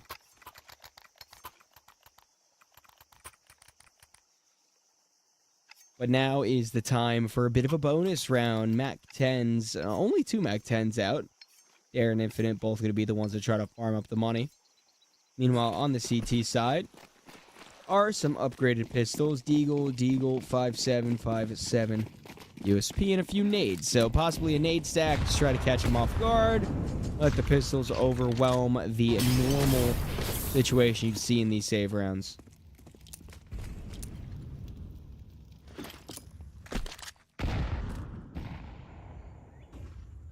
Well, with the SMGs looking to farm up some money, it's Peeping to find the first kill. As X-Aether get tagged up from the Mac 10 from Infinite, but still limping away into live as Kadori wrapping in from Donut. Looks to line up a few deeks here, fires away, but Modem quick to put him down.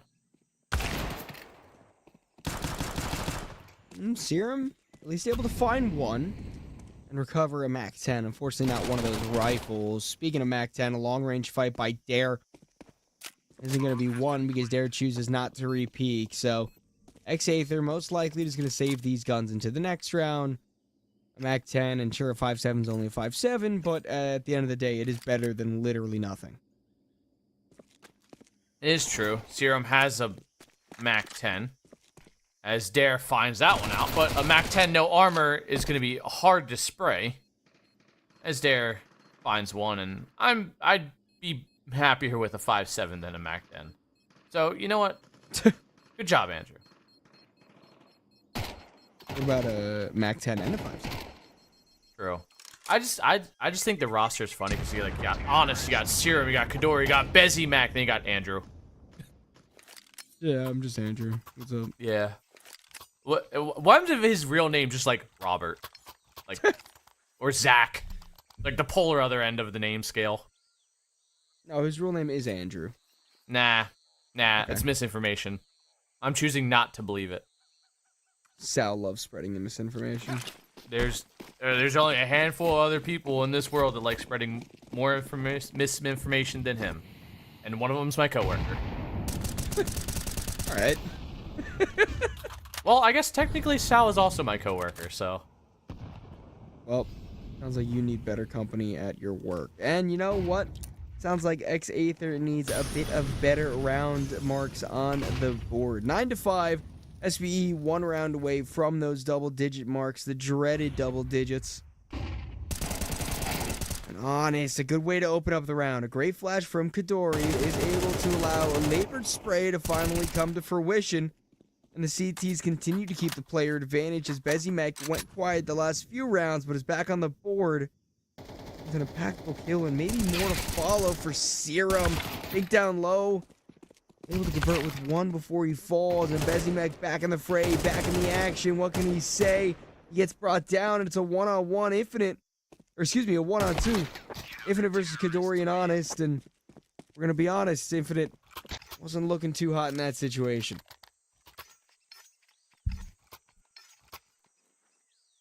A hard round for that one, but 3-round difference. X-Aether trying to scale up here and find a little more success off the back of this single round. Good shots, good trades, honestly, overall, and Infinite was in a pretty tough position. But it is down to the last bit of money for SBE, and, well, I couldn't see anything on my screen either, so I doubt Kadori could. Ooh, Serum able to make the MP9 work eventually, but it is all down to Bezimek. This is the player that you want in a situation if you had to choose. 17 and 11. We need to make it 19 and 11 if he wants to pull this round off. Eventually has the right read of the situation. Make his way in through Red Room. SBE now taking control of this A bomb site. Are being somewhat noisy about it. The Molotov is definitely going to make Bezimek aware of the situation. Modem behind Big Box. Consti behind Default. Oh, Modem, a beautifully timed peek. And a single bullet to the head takes Bezimek out of the round. That puts SBE on double digits. As we do get a pause for SBE, of all people to call the pause. Dare sticking with that Mac 10, realizing that X-Aether are probably on a little bit of a broken buy, and Bezimek with the very respectable, noble even, Nova buy? Is that the words you want to use for that? Yeah. Yeah? Yeah. Yeah. No armor Nova? It's the meta. You wouldn't get it, Donnie. My fault. You're one of those financial people who decide to full buy instead of being respectful. Or just, I could say you but not buy the Nova. You can just shut up. That's an option. Hey, would you have Don't a big bucket of shut up, man? Yeah. Call you Buckethead, but it should be Bucket of shut up. Dude, I don't think you're allowed to say that. Who's gonna stop me? Sal? Think Sal's gonna stop me? Well, a Molotov doesn't stop Serum, but the bullets most likely will. Dare. That was exactly as I predicted. Mac 10 farms up a little bit more money, and Andrew still yet to be on the board, and it's going to stay that way as he drops down to 0 and 12. A rough start to the finals for him. Maybe a chance for Andrews, or not Andrews, Anthony's favorite gun, the Nova, to still get into play. Favorite? Now you're just spreading misinformation. It's my third favorite. My fault. XM sawed-off Nova. Sawed-off is never in that category, and you know it. Honest with a good deagle kill on towards Dare. It's still only a man advantage, though, for SBE. Bezimac, he's on the lurk, and this is where he proves Donnie wrong. Is it? I'm waiting. Yeah. Just give him a second, dude. He's it's the build-up. You wouldn't understand. He's waiting for his teammates. The push has to come in eventually. There is no kit in play. So the pistols and the shotgun are going to have to go big. And let me tell you, the shotgun did not. The Deagle had a chance to find more than one, but at the end of the day, it was only one. And it is 11-6. SBE find themselves on penultimate map point. And hold on. Andrew still hasn't gotten a kill. No, come on, Andrew. Come on, dude. You just not listen to me when I cast? Yeah, I do. I was taken aback, you know? Like, it registered you said it, but I didn't visually see it. And now, you know, dude, I feel for him. This is the round, though. He's got this. Well, we're going to have to see. I feel like we should just stick on Andrew cam. Ooh, Bezimac cam might be better, as Bezimac, even if Aether isn't doing the best right now, he's still performing at a lights-out level. Honest, also able to find one for himself. 3 players remain for SBE before any of Aether have fallen. This is the type of Aether we've needed to see. Serum tries to clean it up. He will eventually fall down, but it is only Dare, and it should be a round that Aether is able to collect nice and easily. Not out of the map quite yet.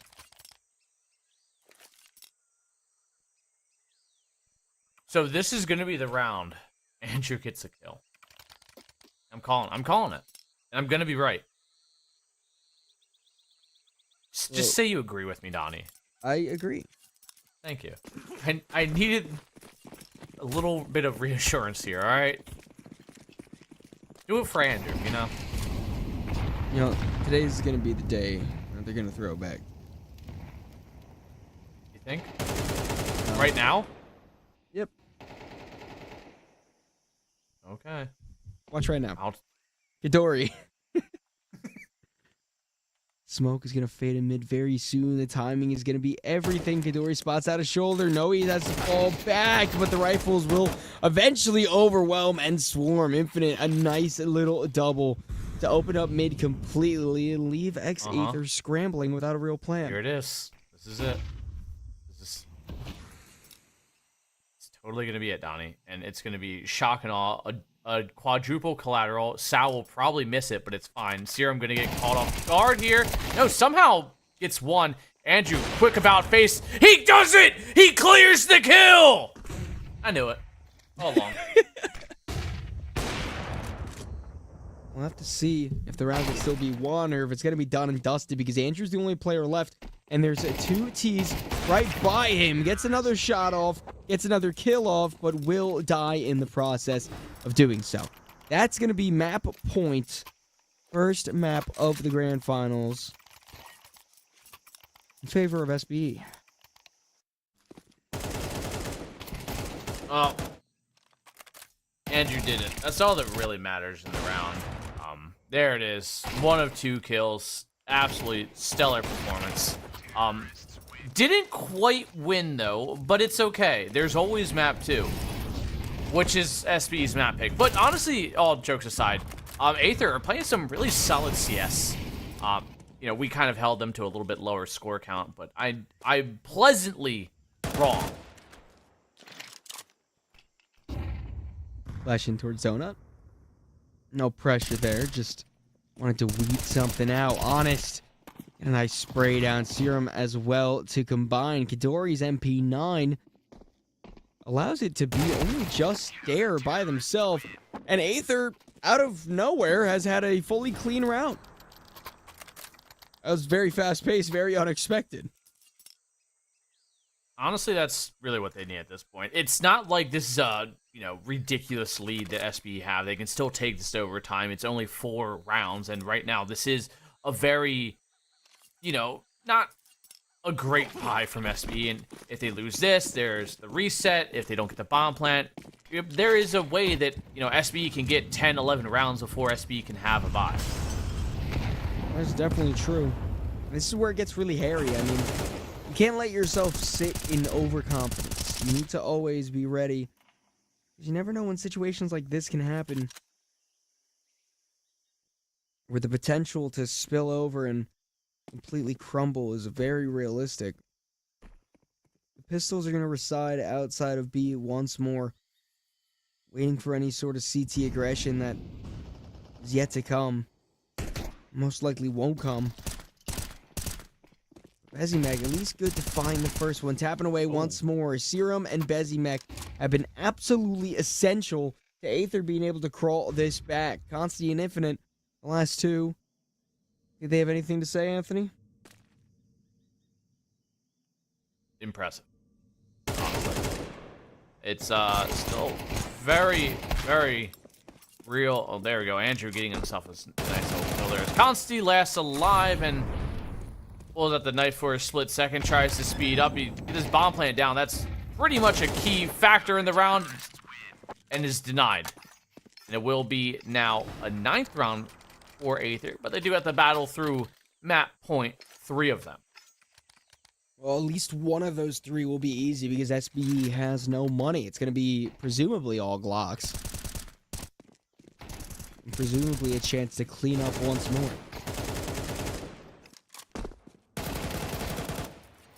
Especially without that bomb plant, it's going to hurt just a little bit more. I mean, take a look at that money. Peeping forced in at Deagle. He's down to 1,300. It's not like the loss bonus is amounting to much right now. The loss bonus almost completely reset. Bezimek wants to get aggressive once more. Loves these aggressive swings. Loves trying to take the fight to the tees, but no one's giving anything, so he thinks better and falls back.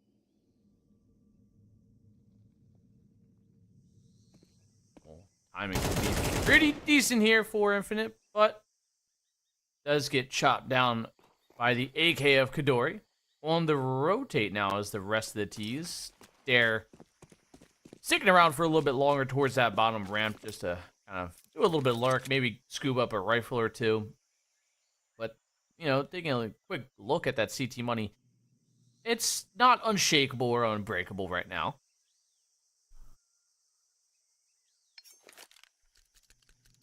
I mean, all that SBE really needs to do, not even win this round, just try to take, you know, 2 or 3 weapons off.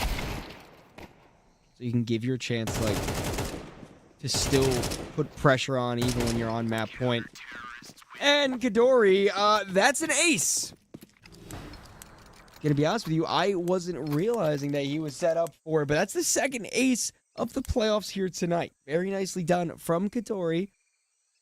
And it's 12-10. Double digits for both these teams. Modem did kind of allude to the fact that the team has its faults and its struggles, and he said they do tend to lose maps or lose rounds to teams that they shouldn't be a close matchup with. And this might fall into one of those categories because, you know, realistically, all jokes aside, SB are doing great, but they could have actually, you know, if Andrew might have found some early momentum, this could have been their map. Yeah, if Andrew was awake for the beginning of the game, this would have been a completely different story. And Serum, he is still awake, puts the other team to sleep. Leaves just Modem, the IGL, and we got to talk to before, has the entire task to do by himself. A flash over and a nade at his feet. 26 points of health. The rest gets eliminated. And we are 1 round away from overtime. That was kind of what I said. That, you know, when it was 12-8, that they just need to break the economy, get the momentum going, and get the funds flowing. And that's exactly what happened. And that's what we're seeing with the potential. I didn't think we were going to get here. This is, again, the pleasant surprises of CS. Yeah, it just feels like SBE is continuously getting caught off guard by what Aether is doing. In all honesty, it just feels like SBE is not ready for any form of aggression, or not even aggression, just like any peaks. Aether is just allowing, or Aether, excuse me, is being allowed to play their own game of Counter-Strike. They are, and that's obviously a very dangerous thing to have to contest with. And we're seeing the T's walk their way up mid. Bezimac gets the kill on towards Dare. Midori gets gunned down by Infinite and Mac 10. Andrew kind of posts up towards that big box position, dancing around. Infinite with an absolutely disgusting peek as Consti holds Aether at bay with the Mac 10. He sprays through, finds one, does some decent enough damage to Honest. The op of Bezimac finds another. It's a 3-on-2, a 3-on-1. Honest last alive here for their life in map 1. Down to 62 HP, he walks into an absolute minefield of players in front of him to eventually get put down by Modem. And a close map 1, Donnie. A very close map 1, and one that SBE might not have been ready for. I mean, this gives me similar energy to the map 1 that happened against Marsborn. I think that was a 13-10 in the semifinal. Either way, SBE is able to pull it over the finish line, but a shaky start and maybe some things to look over in a post-game demo. Yeah, I mean, I think there's going to be a lot to have to talk to, and a lot that they really need to go over. Maybe Ancient's not necessarily their map, but, you know, with the team going up against Aether, we kind of expected a little bit more out of them. But there is still map 2, and Aether are looking strong.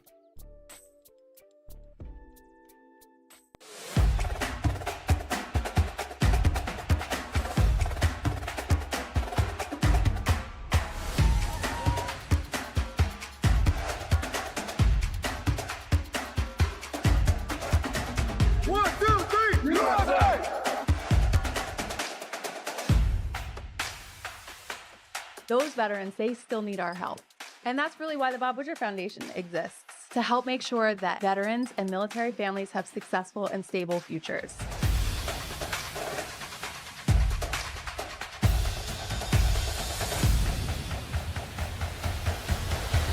At the end of the day, that's the reason we do all of this.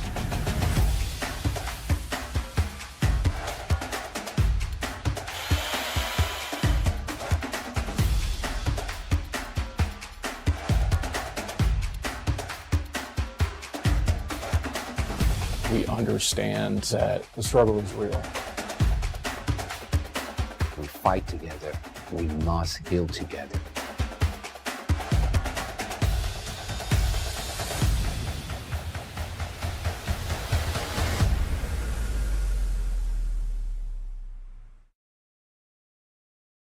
They say knowledge is power, but our knowledge, it's electric.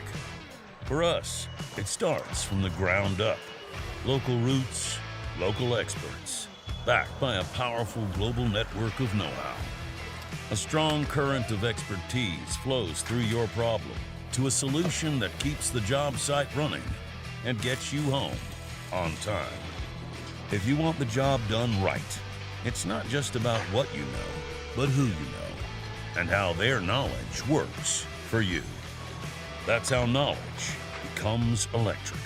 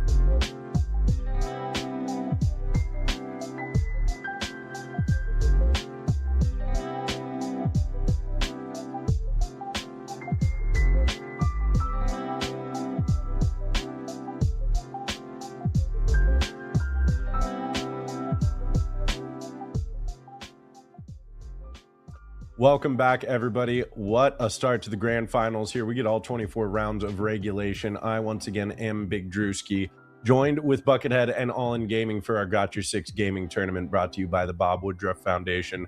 Guys, that one felt a little prolonged, did it not? Yeah, I mean, I think we definitely did not give X-Aether enough credit. I don't think we gave Bezimek enough credit. I know we were saying in the pregame that he is one of the heavy hitters on the team, but holy, can he shoot an absolute lightning performance, but SBE just in the end were able to squeak by and pull it off.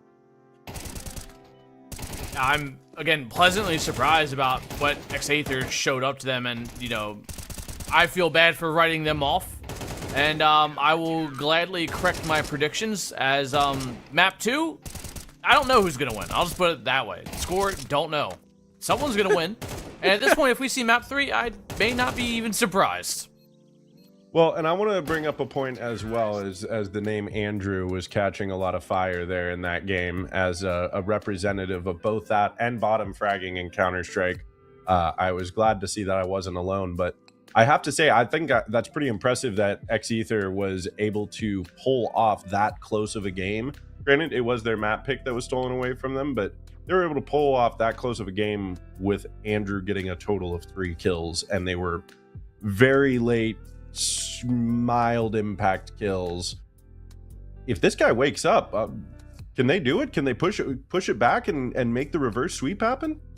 Yeah, 100%. I mean, to an extent, a lot of the reason that Andrew wasn't needed per se was Kadori and Bezimek's combined impact, because both of those players were literally everything for their teams. Nothing against the other 2 players, but I mean, we were talking about impact kills within the server in that map. Kadori and Bezimek completely carried. So Andrew was able to slack off and not have his best performance. But if he wakes up and plays a level of Counter-Strike, even a decent level of Counter-Strike, if he's able to pull out a 1 rating, that's a completely different game, and that's a game that SBE probably lose by a good 4 or 5 rounds. Yeah, I mean, it's good plays from, you know, X-Aether, but it's a huge misstep from SBE that, you know, we were seeing the high praises coming into this, and, you know, we were expecting a lot out of them, and it kind of started to taper off pretty damn fast, and, you know, all that confidence that we thought they were going to come in with dwindled away after like 7-8 rounds. Yeah, it almost looked like Sports Bet Expert were looking a little overconfident. I think Donnie even mentioned that at one point, that they can't sit in that overconfidence and get too bogged down. But either way, they were able to pull out that W, and they're 1 map away from pulling out this win here at the tournament. Guys, we're headed into Anubis. I think we saw Sports Bet Expert play this earlier today, and it was a pretty strong showing, wasn't it? Yeah, it was like a 13-2 or something. 13-3, 13-2. And that was against Marsborn, wasn't it? Yeah. Yeah. So I don't love X-Aether's odds, but give me your final predictions here before we get into map 2. I still think it's going to be 2-0. I'm going to say like a 13. It depends on what side they start on. I'm going to say 13-7. I'm just going to call it there pretty much in the middle. Yeah, I'm kind of on board with Donnie. I was going to say 13-8, but 13-7, 13-8, around that mark. Any more would be obviously fantastical. Anything lower than that, kind of back to our old expectations. Either way, doesn't matter at the end of this. I feel like X-Aether should go out of this no matter the outcome of Map 2. Their heads held high off Map 1 alone, honestly. All right, and I want to ask this too before we get in there. Who's the key player for? I keep wanting to call them X Sports Bet Expert. There's a lot of X's in these two teams' names. Who's the key player for Sports Bet Expert that really needs to step up and lead the way to make this a decisive 2-0 victory for them? I would like to see Consti step up. Not that Consti's like had a bad performance at all. I feel like throughout the day, Consti just hasn't necessarily had his number called as much as he has in previous rosters, like when he was on lag, when he was not carrying the team, but, you know, was the person that was putting up the biggest impact every single time. I would just like to see him get activated, more so I could just see Consti play. Because when he is on, he is an electric opper. He's fast, he's quick, he's other synonyms for the same thing, and I would really like to see a pop-off performance from him. Yeah, I kind of can echo that sentiment, but, you know, trying to divert from what Donnie's been saying. Peeping's, you know, he's had the, you know, the up-down kind of roller coaster. He's had the impact, but I feel like if we expect what we expect out of Peeping, we expect him to be towards the top consistently, and I feel like that's going to be the key factor is, you know, obviously Consti having the ability to op and maintain that op, especially on a map like Anubis, but Peeping just pretty much defending whatever site he's deemed to hold to and put up just a brick wall. Yeah, I think that's very well said. Well, I'm going to ask the same question, but for X-Aether. I think Bezimek's got to stay on top, and obviously Andrew needs to step up the performance. Like, it's okay to not have your best game within a series, but you need to make sure that the map after you step up. I'm not saying it needs to be the best performance of all time, but again, if Andrew had even like a 1 rating that game on the op, you're talking about an X-Aether win like by 5 or 6 rounds. So I would really like to see his performance now. Yeah, I can't kind of echo that as well because, you know, the obvious answer is Andrew, but I think as a whole, it's the whole team. Everybody has to continue to do good. Andrew obviously a little bit more, but if the whole team can obviously contribute what we've seen, then I think it could easily be a focal point for them. All right, well, let's go find out, guys. Take it away. We are headed to Anubis and potentially our final map here of the tournament. Well, you heard it from Mr. Big Drewski himself. Potentially the final map of the tournament. Sports Bet Expert find themselves with a map lead. X-Aether starting on the CT side. A side that they're definitely going to need a hot start on, considering Anubis, we still know that the T side is a bit favored. It's going to be play towards the outside of A, it appears. Bezimek lying in wait with those dual Berettas at any moment. It could come in quite handy. Peeping gonna lead this push here, making contact first. The aforementioned Bezimek. He's got dualies, he's got armor, and he's got a boatload of confidence right now. Flash might dissipate that confidence just a little bit. Nope, not at all. He finds one, does eventually get traded by Infinite. Honest with the long-range fight from the USB, but Modem comes out on top. Bomb being planted, the rotations coming in. Seems X-Aether is a bit worried to try to get this push off, but they will start to flood on in. Kadori, a nice headshot onto Infinite. Needs to clear out more than just that, though. No kit in play for the time being, or excuse me, there is a kit on Serum, and Consti all of a sudden is the only player left. Low HP on 2 of these players, and the bomb is planted for him. Needs to connect early on. The first kill is good, but that's all she wrote. And X-Aether started off with a nice pistol win for themselves. Midori lining up a nice triple in the round as they will take that opening volley. Rifles instantly for everyone. Well, Andrew quick to sell back and go for the MP9 to get that little bit of extra utility to obviously hold off potential and pretty obvious buy, I feel like, at this point. It's going to be an aggressive purchase. Tech 9s, Mac 10s, armor. It's all there, and it's a whole W kind of strat. Who doesn't love a little bit of a whole W type of strat? I think that's the purest form of Counter-Strike, man. Well, as the hit comes in, it's going to be Dare to open it up. MP7 once again good. Kadori trades with the M4, but it's going to be SPE on the up and up. Molotov onto Honest, not before he gets 2 kills, but it is just Bezimek in the 1-on-2. Peeping. Terrible timing. Not ready to turn that corner into the arms of Bezimek, but maybe the same could be said as Modem tries to creep forward and forward. He has picked up the bomb. Bezimek has such a good read on this. The M4 is going to be trained in the right spot. He turns away at the last second, and Modem's able to get the win with the Mac 10. What could have been so close yet so far away. Half second is all it would have taken for them to be a 2-0 start. Instead, it's 1-1, and it's going to be X-Aether in for a force. 5-7 Deagles and the mix, but it really was this initial flurry of kills, closing it out on Modem with some just CS timing.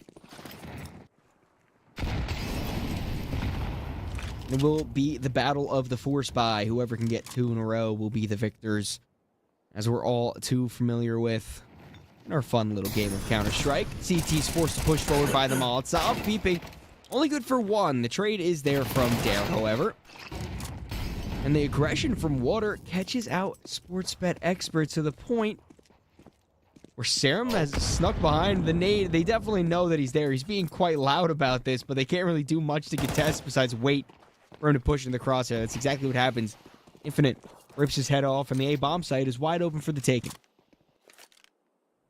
Still a dangerous buy down to contest with these 5-7 and MP9. They clear out Temple. Mid going to be the contested point. They smoke off Khan. Walk through. One more smoke to cross, but no kit. It might just be a rifle recovery round and take the round for what it is. And if you can recover a pair of rifles or even, keep that 5-7 MP9 to the next round, it gives you a little bit of firepower. It definitely gives you something that's better than nothing. Yeah. And that's all you can really ask for. Don't we all just want to be better than nothing? Oh, every day I wake up. That's what I strive for. All right. That's Sportsbet Expert on the board with 2. And again, that's going to be X-Aether on another save round because they cannot justify the buy surrounding the saved MP9. Maybe a bit of investment in terms of an upgraded pistol or another piece of utility, but besides that, I doubt we're going to see much of anything. That's the safe bet, and it is actually a decent amount of upgraded pistol. Serum, MP9 armor, recovered and honest with the Deagle armor. A still deadly buy that can do, at the very least, some financial damage, and, there's always a chance of winning a round with anything. Oh, yeah, it's definitely a possibility, but likelihood. I'm not sure if I could say it's likely. Honest. They try to catch a scout, but instead, Bezimek in the back line, able to make the Deagle sing. That's the bomb going down towards the angle of top mid. Maybe a dangerous game, depending on how hot these Deagles can stay. Infinite does take out the one who got the kill. Bezimek meets his end, and Honest forced to push with the Molotov, stuck in the middle of a rock and a hard place. Serum trying to dance around the pillar, but forced forward by some Molotovs. And a few bullets means that he loses his life as well. Kadori and Andrew, the only 2 left, both rocking a pistol each. Keeping just gets the timing there as Andrew backpedals. Kadori back cake. 5-7 hand. He might be able to find 1, maybe 2 if they line up well enough for him. Keeping takes the fight. Wins out nearly instantly, leaving Andrew last alive. P2K in hand. Oh. That's it. That's it. Peeping gets the kill. once again, guys, you know what? Just because we are winding down in the tournament, want to give one last reminder. If you type !donate, you can try to help out some veterans in need. Every single dollar goes to different things to help veterans that are in need of help. Between transportation to and from medical appointments, to food, to helping them get back on their feet with home kits. Every single dollar that you can put in does help tremendously. Well as just going over to Bob Woodruff Discord, they're doing a giveaway themselves. Some gift cards will be thrown your way. All you gotta do is submit a little thing that says, you know, how veterans have impacted your life. And you'll be entered in.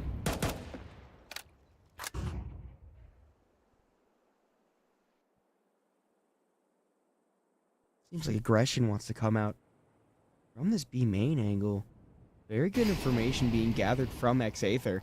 It's just a matter if they can capitalize on it on time. Shoulder spotted. Andrew, that's the start that we needed. Up shot does take Dare out of the round. There is a trade back elsewhere in the map. That's in mid. Monum good for 2. But Andrew can stay laser focused. Find himself a third. Can he make it more?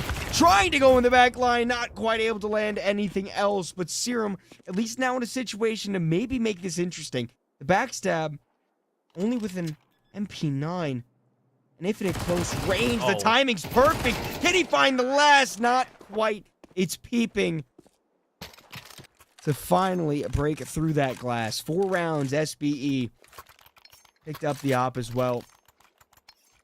It's good to see Andrew on the board early on, but unfortunately just wasn't enough to quite push it over the finish line. So close to that edge once more time. X-Aether are just always a step away, which is obviously good. It doesn't take much to send it over. A lucky headshot here or there can definitely change the trajectory of a round. And again, we've seen this kind of slow start from Aether, but they've ramped up quick. Scouted Bezimac, not going to need anything early on, but does get caught out by a MAC-10. Somehow able to avoid losing his life. A flashbang takes him off the angle for the time being. Speed don't have to commit to anything here, although if they get this kill onto Honest, it might look a little tantalizing, give the A site a bit more than just a peek.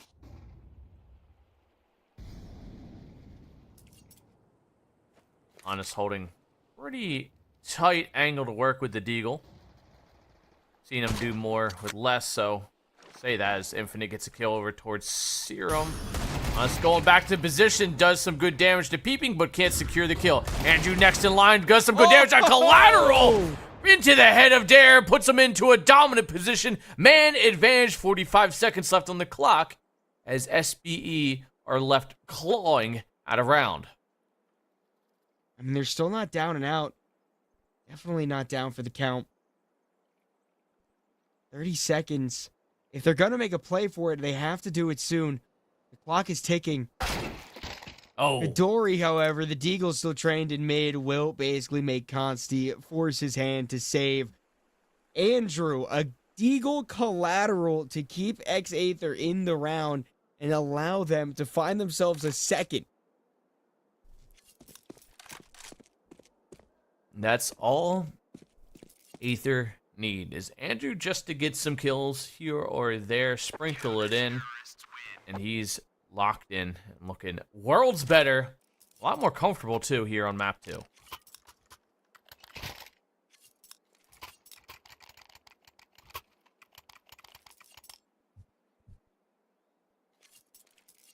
Ops out for both sides. Consti versus Andrew. An important battle. Consti the one having a slow start this time around. Infinite and Peeping still staying as hot as they were in the previous. It's going to be Sportsbet Esper to put all of their forces towards the outside of B. It seems like a fast contact play. It's going to be in the cards for this T side. Andrew flashed off. Not quite able to land the shot with the op. But still, kills favor them. Andrew, definitely a lot better than he was performing in the first map. Player advantage lies with the CTs. Good shots there from Honest, nearly collecting on towards Peeping, but Modem just runs up and guns him down. Full blind gets the kill, brings it back to a 2-on-2. Peeping, he's got the bomb, and he can't cross sight just yet on 4 HP. Bottom clears out towards Khan and somehow turns around Bezimek of all people to miss the shot in the spray. It's Andrew in the clutch, 1-on-2. A minute on the clock, he takes chunky nade damage there. He flashes through, Peeping secures the last, and there it is. How does Modem get that flick shot? That's absolutely insane. SB looking a bit closer to the selves we've seen previously through the day today. Andrew, that was a very nice shot as well. That's disgusting. The sheer firepower on this team, man, is just overwhelming. I feel like Modem's playing in very, very top form right now. Whether, you know, he himself is in the honeymoon phase or he's just vibing real good right now. Hey, vibes are high. That's all that matters. True. Infinite gonna be vibing high after he gets the opening kill on to Andrew. Honest, a bit more stress on him as the window position is compromised. Pushing forward, does get taken out by Peeping on the staircase. Oh. And a backstab in mid, Anthony. Serum in the flank. He finds one. Bezimek chimes in for one of his own. Dances around with Infinite, and somehow they dance around with the bomb drop directly in front of him. Serum in a good position, forces them back. Dare finds one. Kadori with this right gets it to a 1v1, but Infinite with the triple. And somehow we're in the same storyline as before, as it feels that SBE will always have the round fall in their favor. One step away. Every time, Donnie. It's the story of life, you know? Oop. They were kissing and spawn a little bit. Mwah. One day that'll be me and you, Donnie. Gottstein might be able to tap away at Kadori. Honest trying to push through the smoke. The Deagle. Oh, no, no! Okay, I thought Infinite was the one getting shot in the back and he got turned on again. No, that would have been upsetting. Bezimek has a Nova again. Oh, yeah. Let's see if it's put to any use. I mean, so far, it is a 3-on-3. Oh, and this is actually the position. Yeah. It's just a matter of if and when SBE do decide to go towards a main. It seems like they're thinking basically anywhere else but there.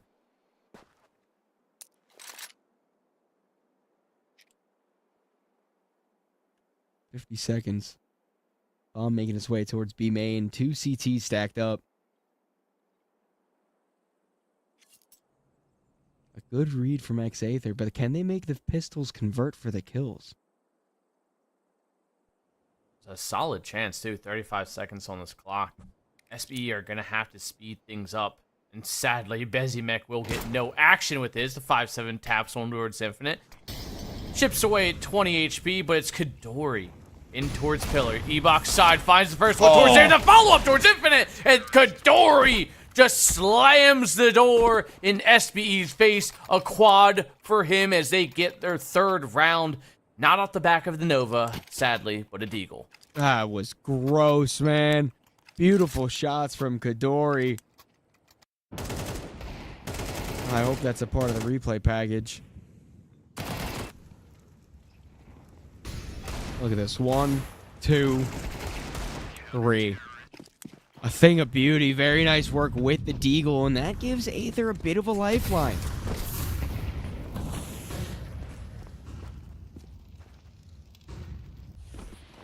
Lifeline if they can capitalize off it, and Dare looks to quickly thwart that effort. Monum's gonna push forward, and he's in a... Oh no, did he... He can still get that one. Finds one. He knows Honest should be around. Honest quickly turning around. And unbeknownst to him, Monum's just gonna slip away and fade away.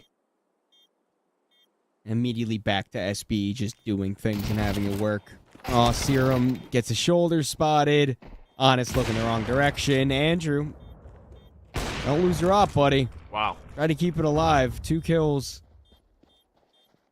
But a potential to get pincered. As he misses the shots, Tech9's about to drop on him. M4 in the back. It's impossible for him to stay alive. And that's SBE, once again. I mean, just having things work their way. I'm not even sure how Modem got the timing in mid there. But it was nice. It definitely was. All off the back of Dare's initial burst. Modem just walks his way up, gets a kill, and everyone else in tow just slowly starting to find their footing on this map. And the ever-expanding lead of SBE grows to 4 now. Oh, God. You know, this is a very, like, in-your-face game of Counter-Strike. Yeah. Both of these teams are just kind of getting away with things that they say, you know what, I want to do this round, and it works. That's too. Honest lines them up and somehow can only get one. Infinite gets put to 16 HP as he looks to get traded off to the op. And Infinite known to be an opera every once in a while. Bit of a Bogdan's Law. True. We'll see if Consti can make any headway onto this bomb site. Once again, it's not a great buy. There's a pistol of Andrew playing the close range fight. MP9 of Fiori swings with perfect timing. And it leaves just the low HP of Infinite to try to scoop the round up. Here's Kadori in the close right angle. First shot is good, but does he expect both of these players to be coming in from E-Box? Has to try to separate these fights. Has to try to get them in 2 individual splits. The nade doesn't land as good as it could. With 20 seconds left to smoke on the bomb, maybe just trying to distract for the time being. I don't think Infinite has any real interest in going for this round. It should be X8 to find themselves with 4 in the 11th hour. 1 round left in the half. Definitely keeping it competitive. Infinite saving this op gives SBE options to have a pretty solid buy in this, even if it does come down to some Tech9's armor. That op on Constantine is going to provide enough firepower. And, you know, we talked about, you know, what's a point for SBE to, you know, make this one a good map too, and it's Constantine having the opportunity and consistency enough. And right now he's 3-8. He's been gifted an op quite a few times, and we haven't seen much out of it.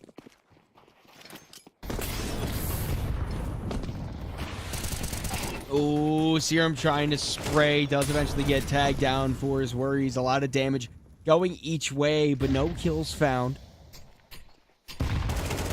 And Honest doing a good job to not get distracted by the blow of the nade.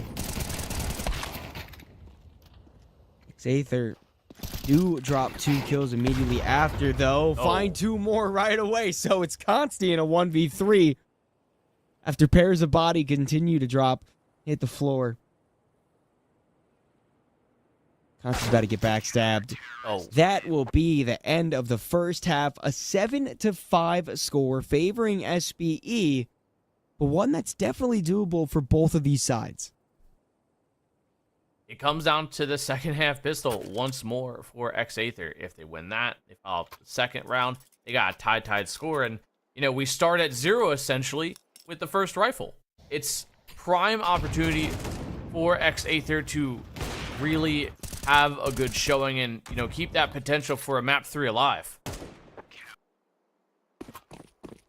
Well, we'll have to see what can happen. It is the second pistol round, potentially the last pistol of the tournament.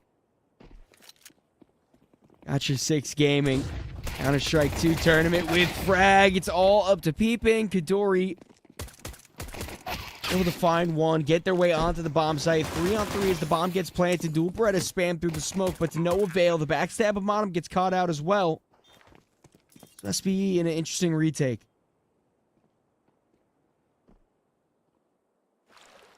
Three on three. No kit in hand as Infinite takes multiple enemies in towards Z-Box, but Dare with the support, Kadori eventually does get the kill. Dare tapping away with the dualies, can't quite get there. Modem next in line to be put down. Kadori with a great pistol. He's 17-8 as he tries to just drag his team back to a break-even score.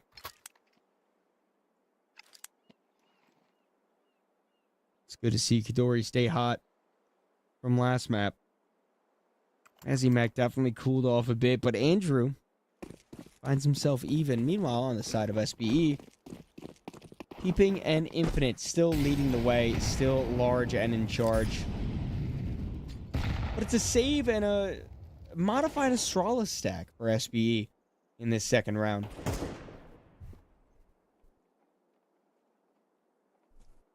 The rifles and MAC-10s have to definitely be careful here with these angles.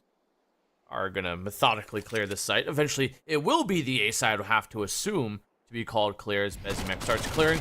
Walks in, spots 4 people, and I feel like somebody wasn't doing their job there. Someone should have been watching Khan a little closer.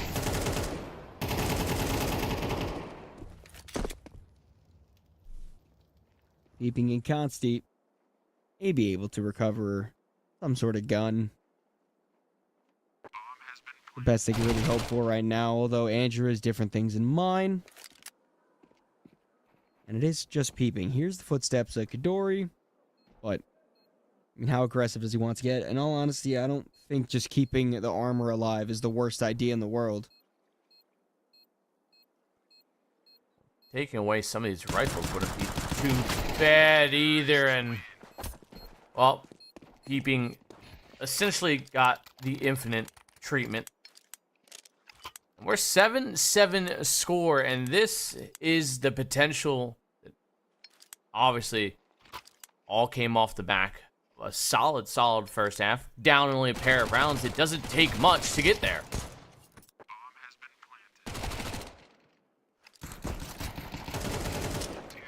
It's a nice readjustment from Kador to not die there. But either way, it is a bye on both sides. It is time for SBE to try to ride into the sunset. Victorious. A chance for X-Aether to make sure that it goes to 3. Make sure they don't go down without giving it the good old college try.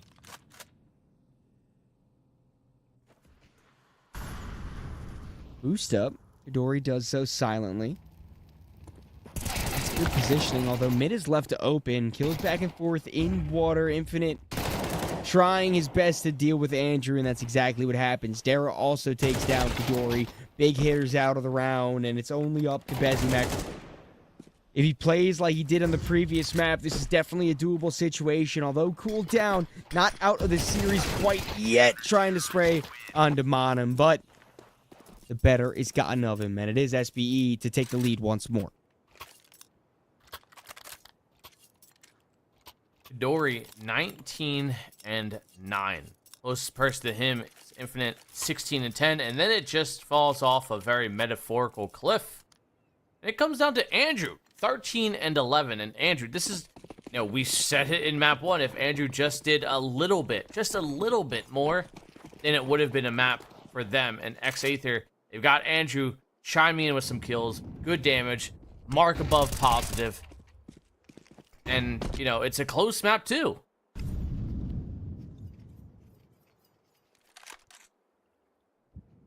There, oh, the timing couldn't be worse. To swing with the nade out. Consti, although flashed, able to find one for himself, and Monum combines for another. This is where it gets scary for X-Aether, but the kills continue to be able to go in their favor. It's Honest by himself, low HP. At least has the bomb. But is there anything else that can be done? He has the timing to go to the other bomb site if he does want to. It won't be a silent drop. I'm not sure if Peeping will be able to hear. He does. And he starts to inch his way towards E-Box. Tells his teammate Infinite to come on the rotate. The nade should be able to finish Honest off. Just like that, 9 rounds found for SBE. And back to 2 rounds. It's the lead here. Don't think there's an AK anywhere or op to be recovered, say. There will be constantly, maybe he's gonna have to go to rifle. The money's not really there just yet. We're only a couple rounds into this second half, but again, it's just a single step short once more for X-Aether, and these rounds are close. There's not, it's never down to a very dominant round. You know, it's never like 4 or 5 alive. It's usually 2, at most 3, I feel like. Opening kill once again in favor of SBE. Lower by for X-Aether as they look to more or less concede 10. Especially if Peeping has anything to say about it. Still as hot as ever. Leaves just Andrew with his Glock. At least the Glock's got money on it. Yeah. So he can feel better about it. Will it make him money though? Nope. No, it won't. But the thought was there, and it looked pretty cool. That's a pretty cool Glock you got there, buddy. That Franklin guy's on it. Yeah, that Ben? His name Ben? Ben? Oh. Ben. Oh. Sorry. Got possessed by Talking Ben for a second. Who is this Ben you speak of? You're old, sorry. Yeah, true. You don't know about the goated iPhone apps Ben 10? 2013. Anyway. Okay. Dare opening kill once more. It feels like that's the history that continues to repeat itself. Bezimek trades back early on, so we go back into the 4-on-4. A space is taken outside of A.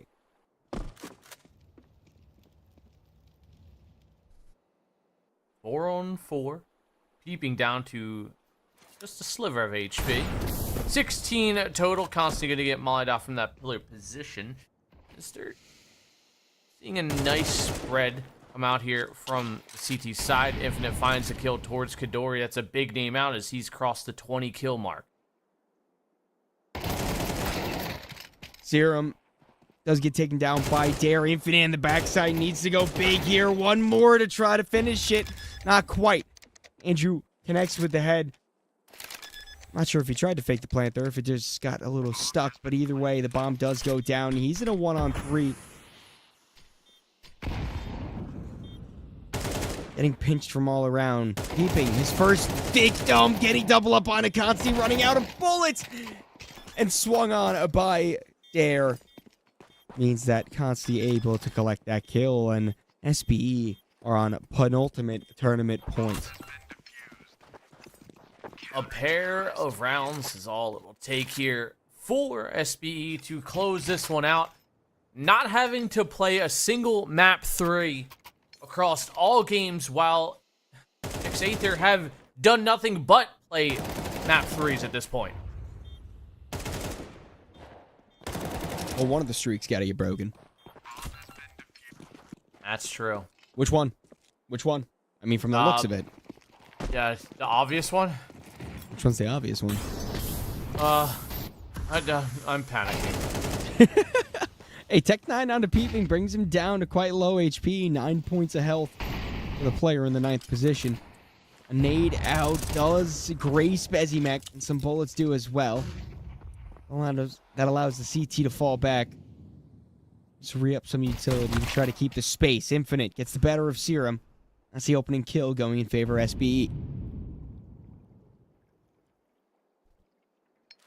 With full Canals control, X-Aether can kind of go where they please. Bezimek somehow finding a safe corner. The molly burning directly above him even. Not sure how that spread works, but it kind of works in his favor up until Model swings him. Honest finds the kill towards Infinite.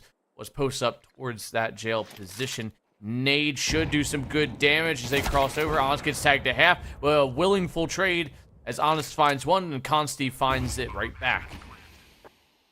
Bomb planted. 3v2 advantage for the CTs. Pushing in towards E-Box. Andrew has a sight line. Modem sprayed down. Not ready for another one. But Dare wasn't able to finish the job on the first try. He does on the second go-around. Now Kadori in the 1-on-2.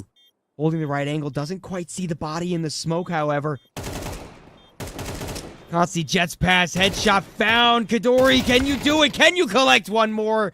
Not quite today. Dare puts him down, puts him out of his misery, and finds SBE tournament point. One more is all they need, and X-Aether giving a little bit of a lifeline with that bomb plant, or else this would have been a pretty minimal buy. Instead, they've been graced with rifles at the very least, good bits of utility.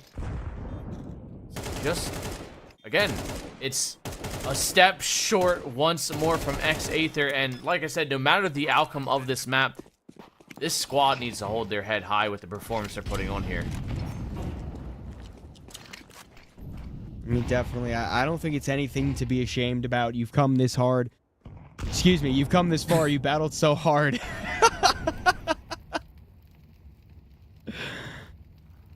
But it might all be for naught. It might just be SBE crossing that finish line. James does find himself in an interesting spot, though. Don't count these guys out quite yet. Nade goes down. Decent chunk done to two players. Consti's op connects with Serum and Infinite with Kadori. It seems to all be falling apart. The dominoes fall one after another. Honest tries to claw it back. But SBE, the new roster comes together. Criticize the team all you want. When performances like this are shown, there's nothing but facts and statistics that can prove that they are one of the best teams coming up in Tier 2 North American Counter-Strike. And as the seconds tick down, it's only one kill that stands in between them and a championship at Got Your 6 Gaming 2026. Honest wants to try to creep in through main, but there's no way he can get past the op site of Consti. Ladies and gentlemen, your winners, 13-7 on map 2. It is SBE to be crowned your Got Your 6 Gaming 2026 champions. Like you said, Donnie, one of the streaks had to be broken, and sadly enough for X-Aether, it was the streak of a third map was not in the cards. A clean sweep throughout the whole tournament from SBE. Pleasantly surprised. And for now, I think you guys might be pleasantly surprised. We're going to go to a quick little break, and then we should be back with probably a player interview.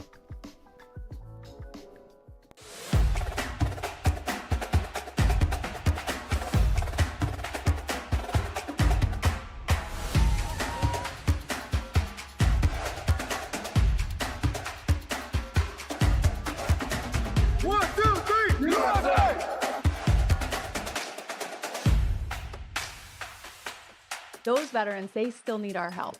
And that's really why the Bob Woodruff Foundation exists, to help make sure that veterans and military families have successful and stable futures.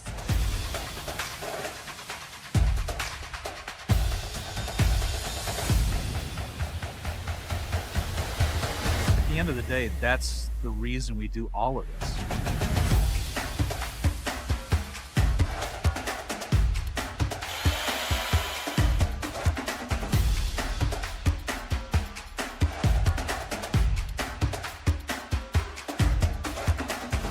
We understand that the struggle is real. We fight together.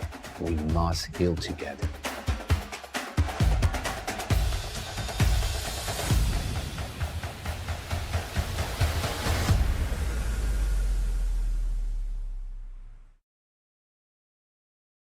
They say knowledge is power, but our knowledge, it's electric. For us, it starts from the ground up. Local roots, local experts, backed by a powerful global network of know-how. A strong current of expertise flows through your problem to a solution that keeps the job site running and gets you home on time.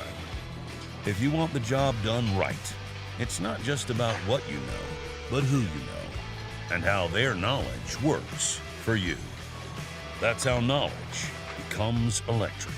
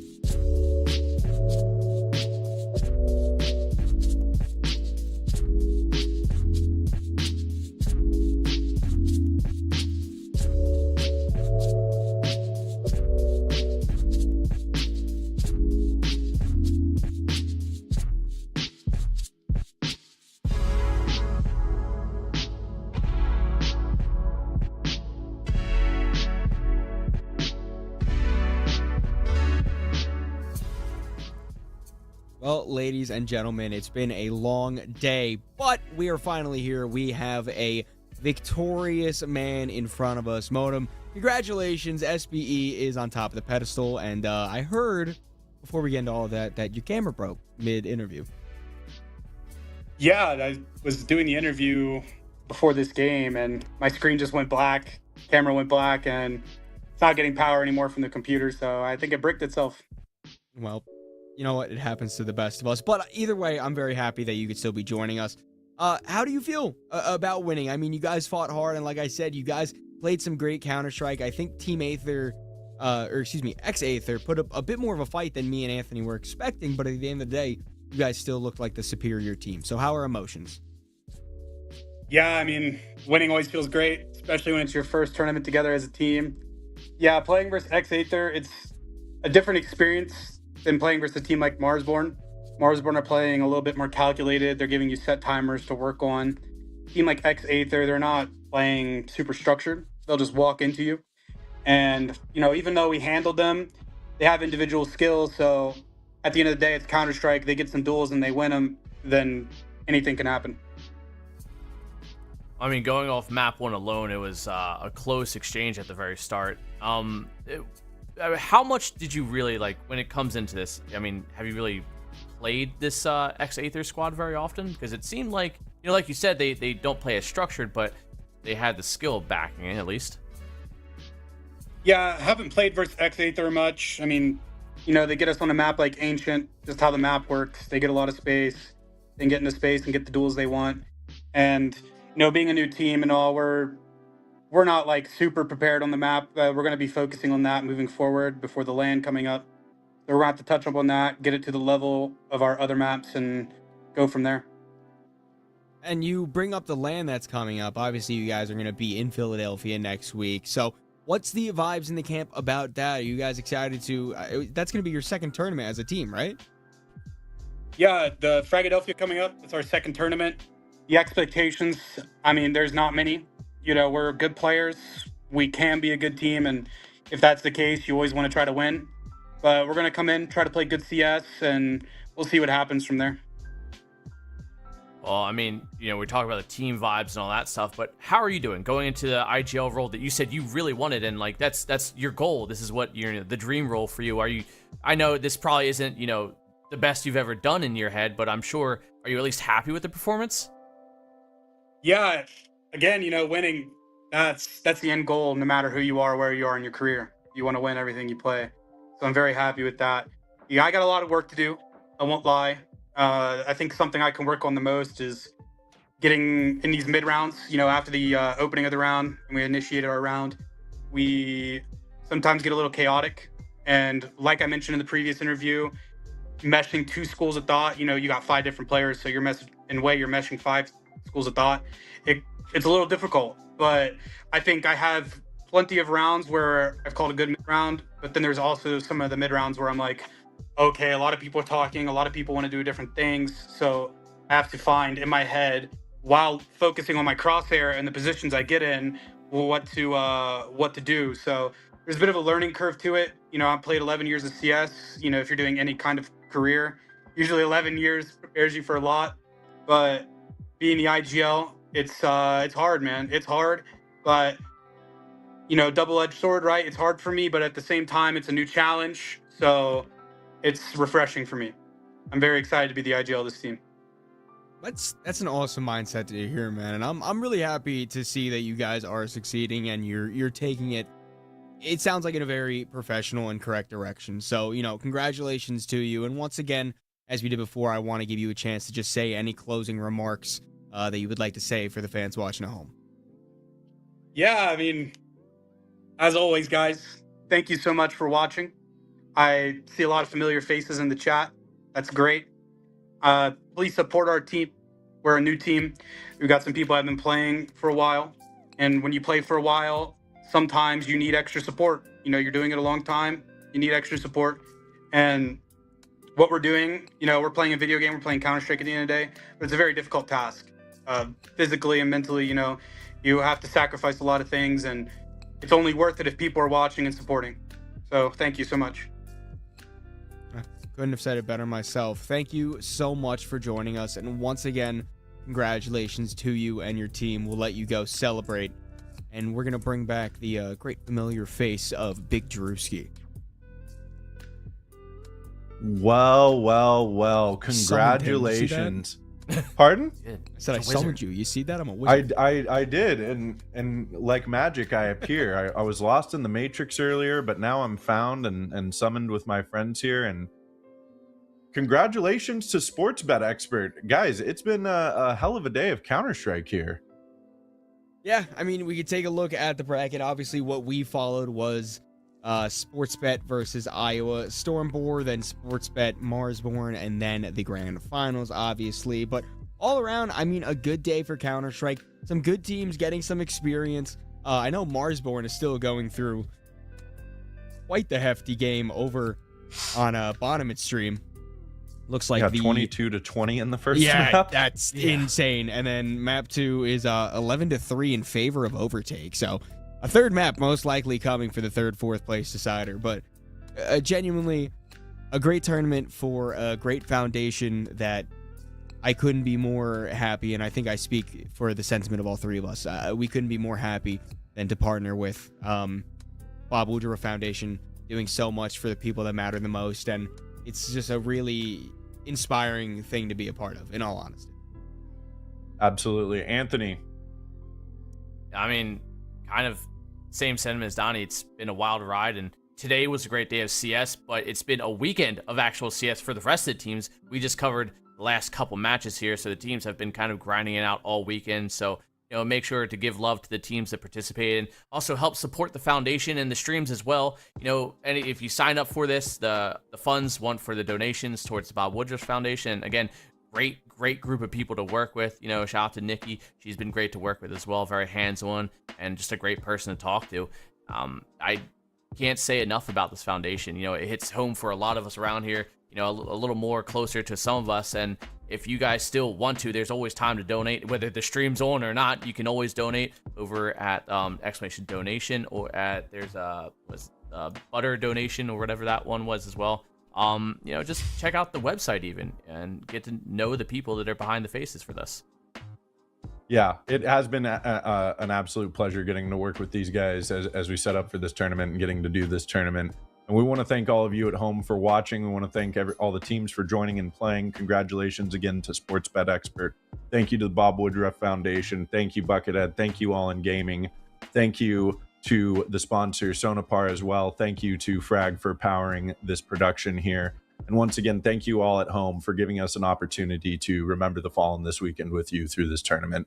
Until next time, have a wonderful evening.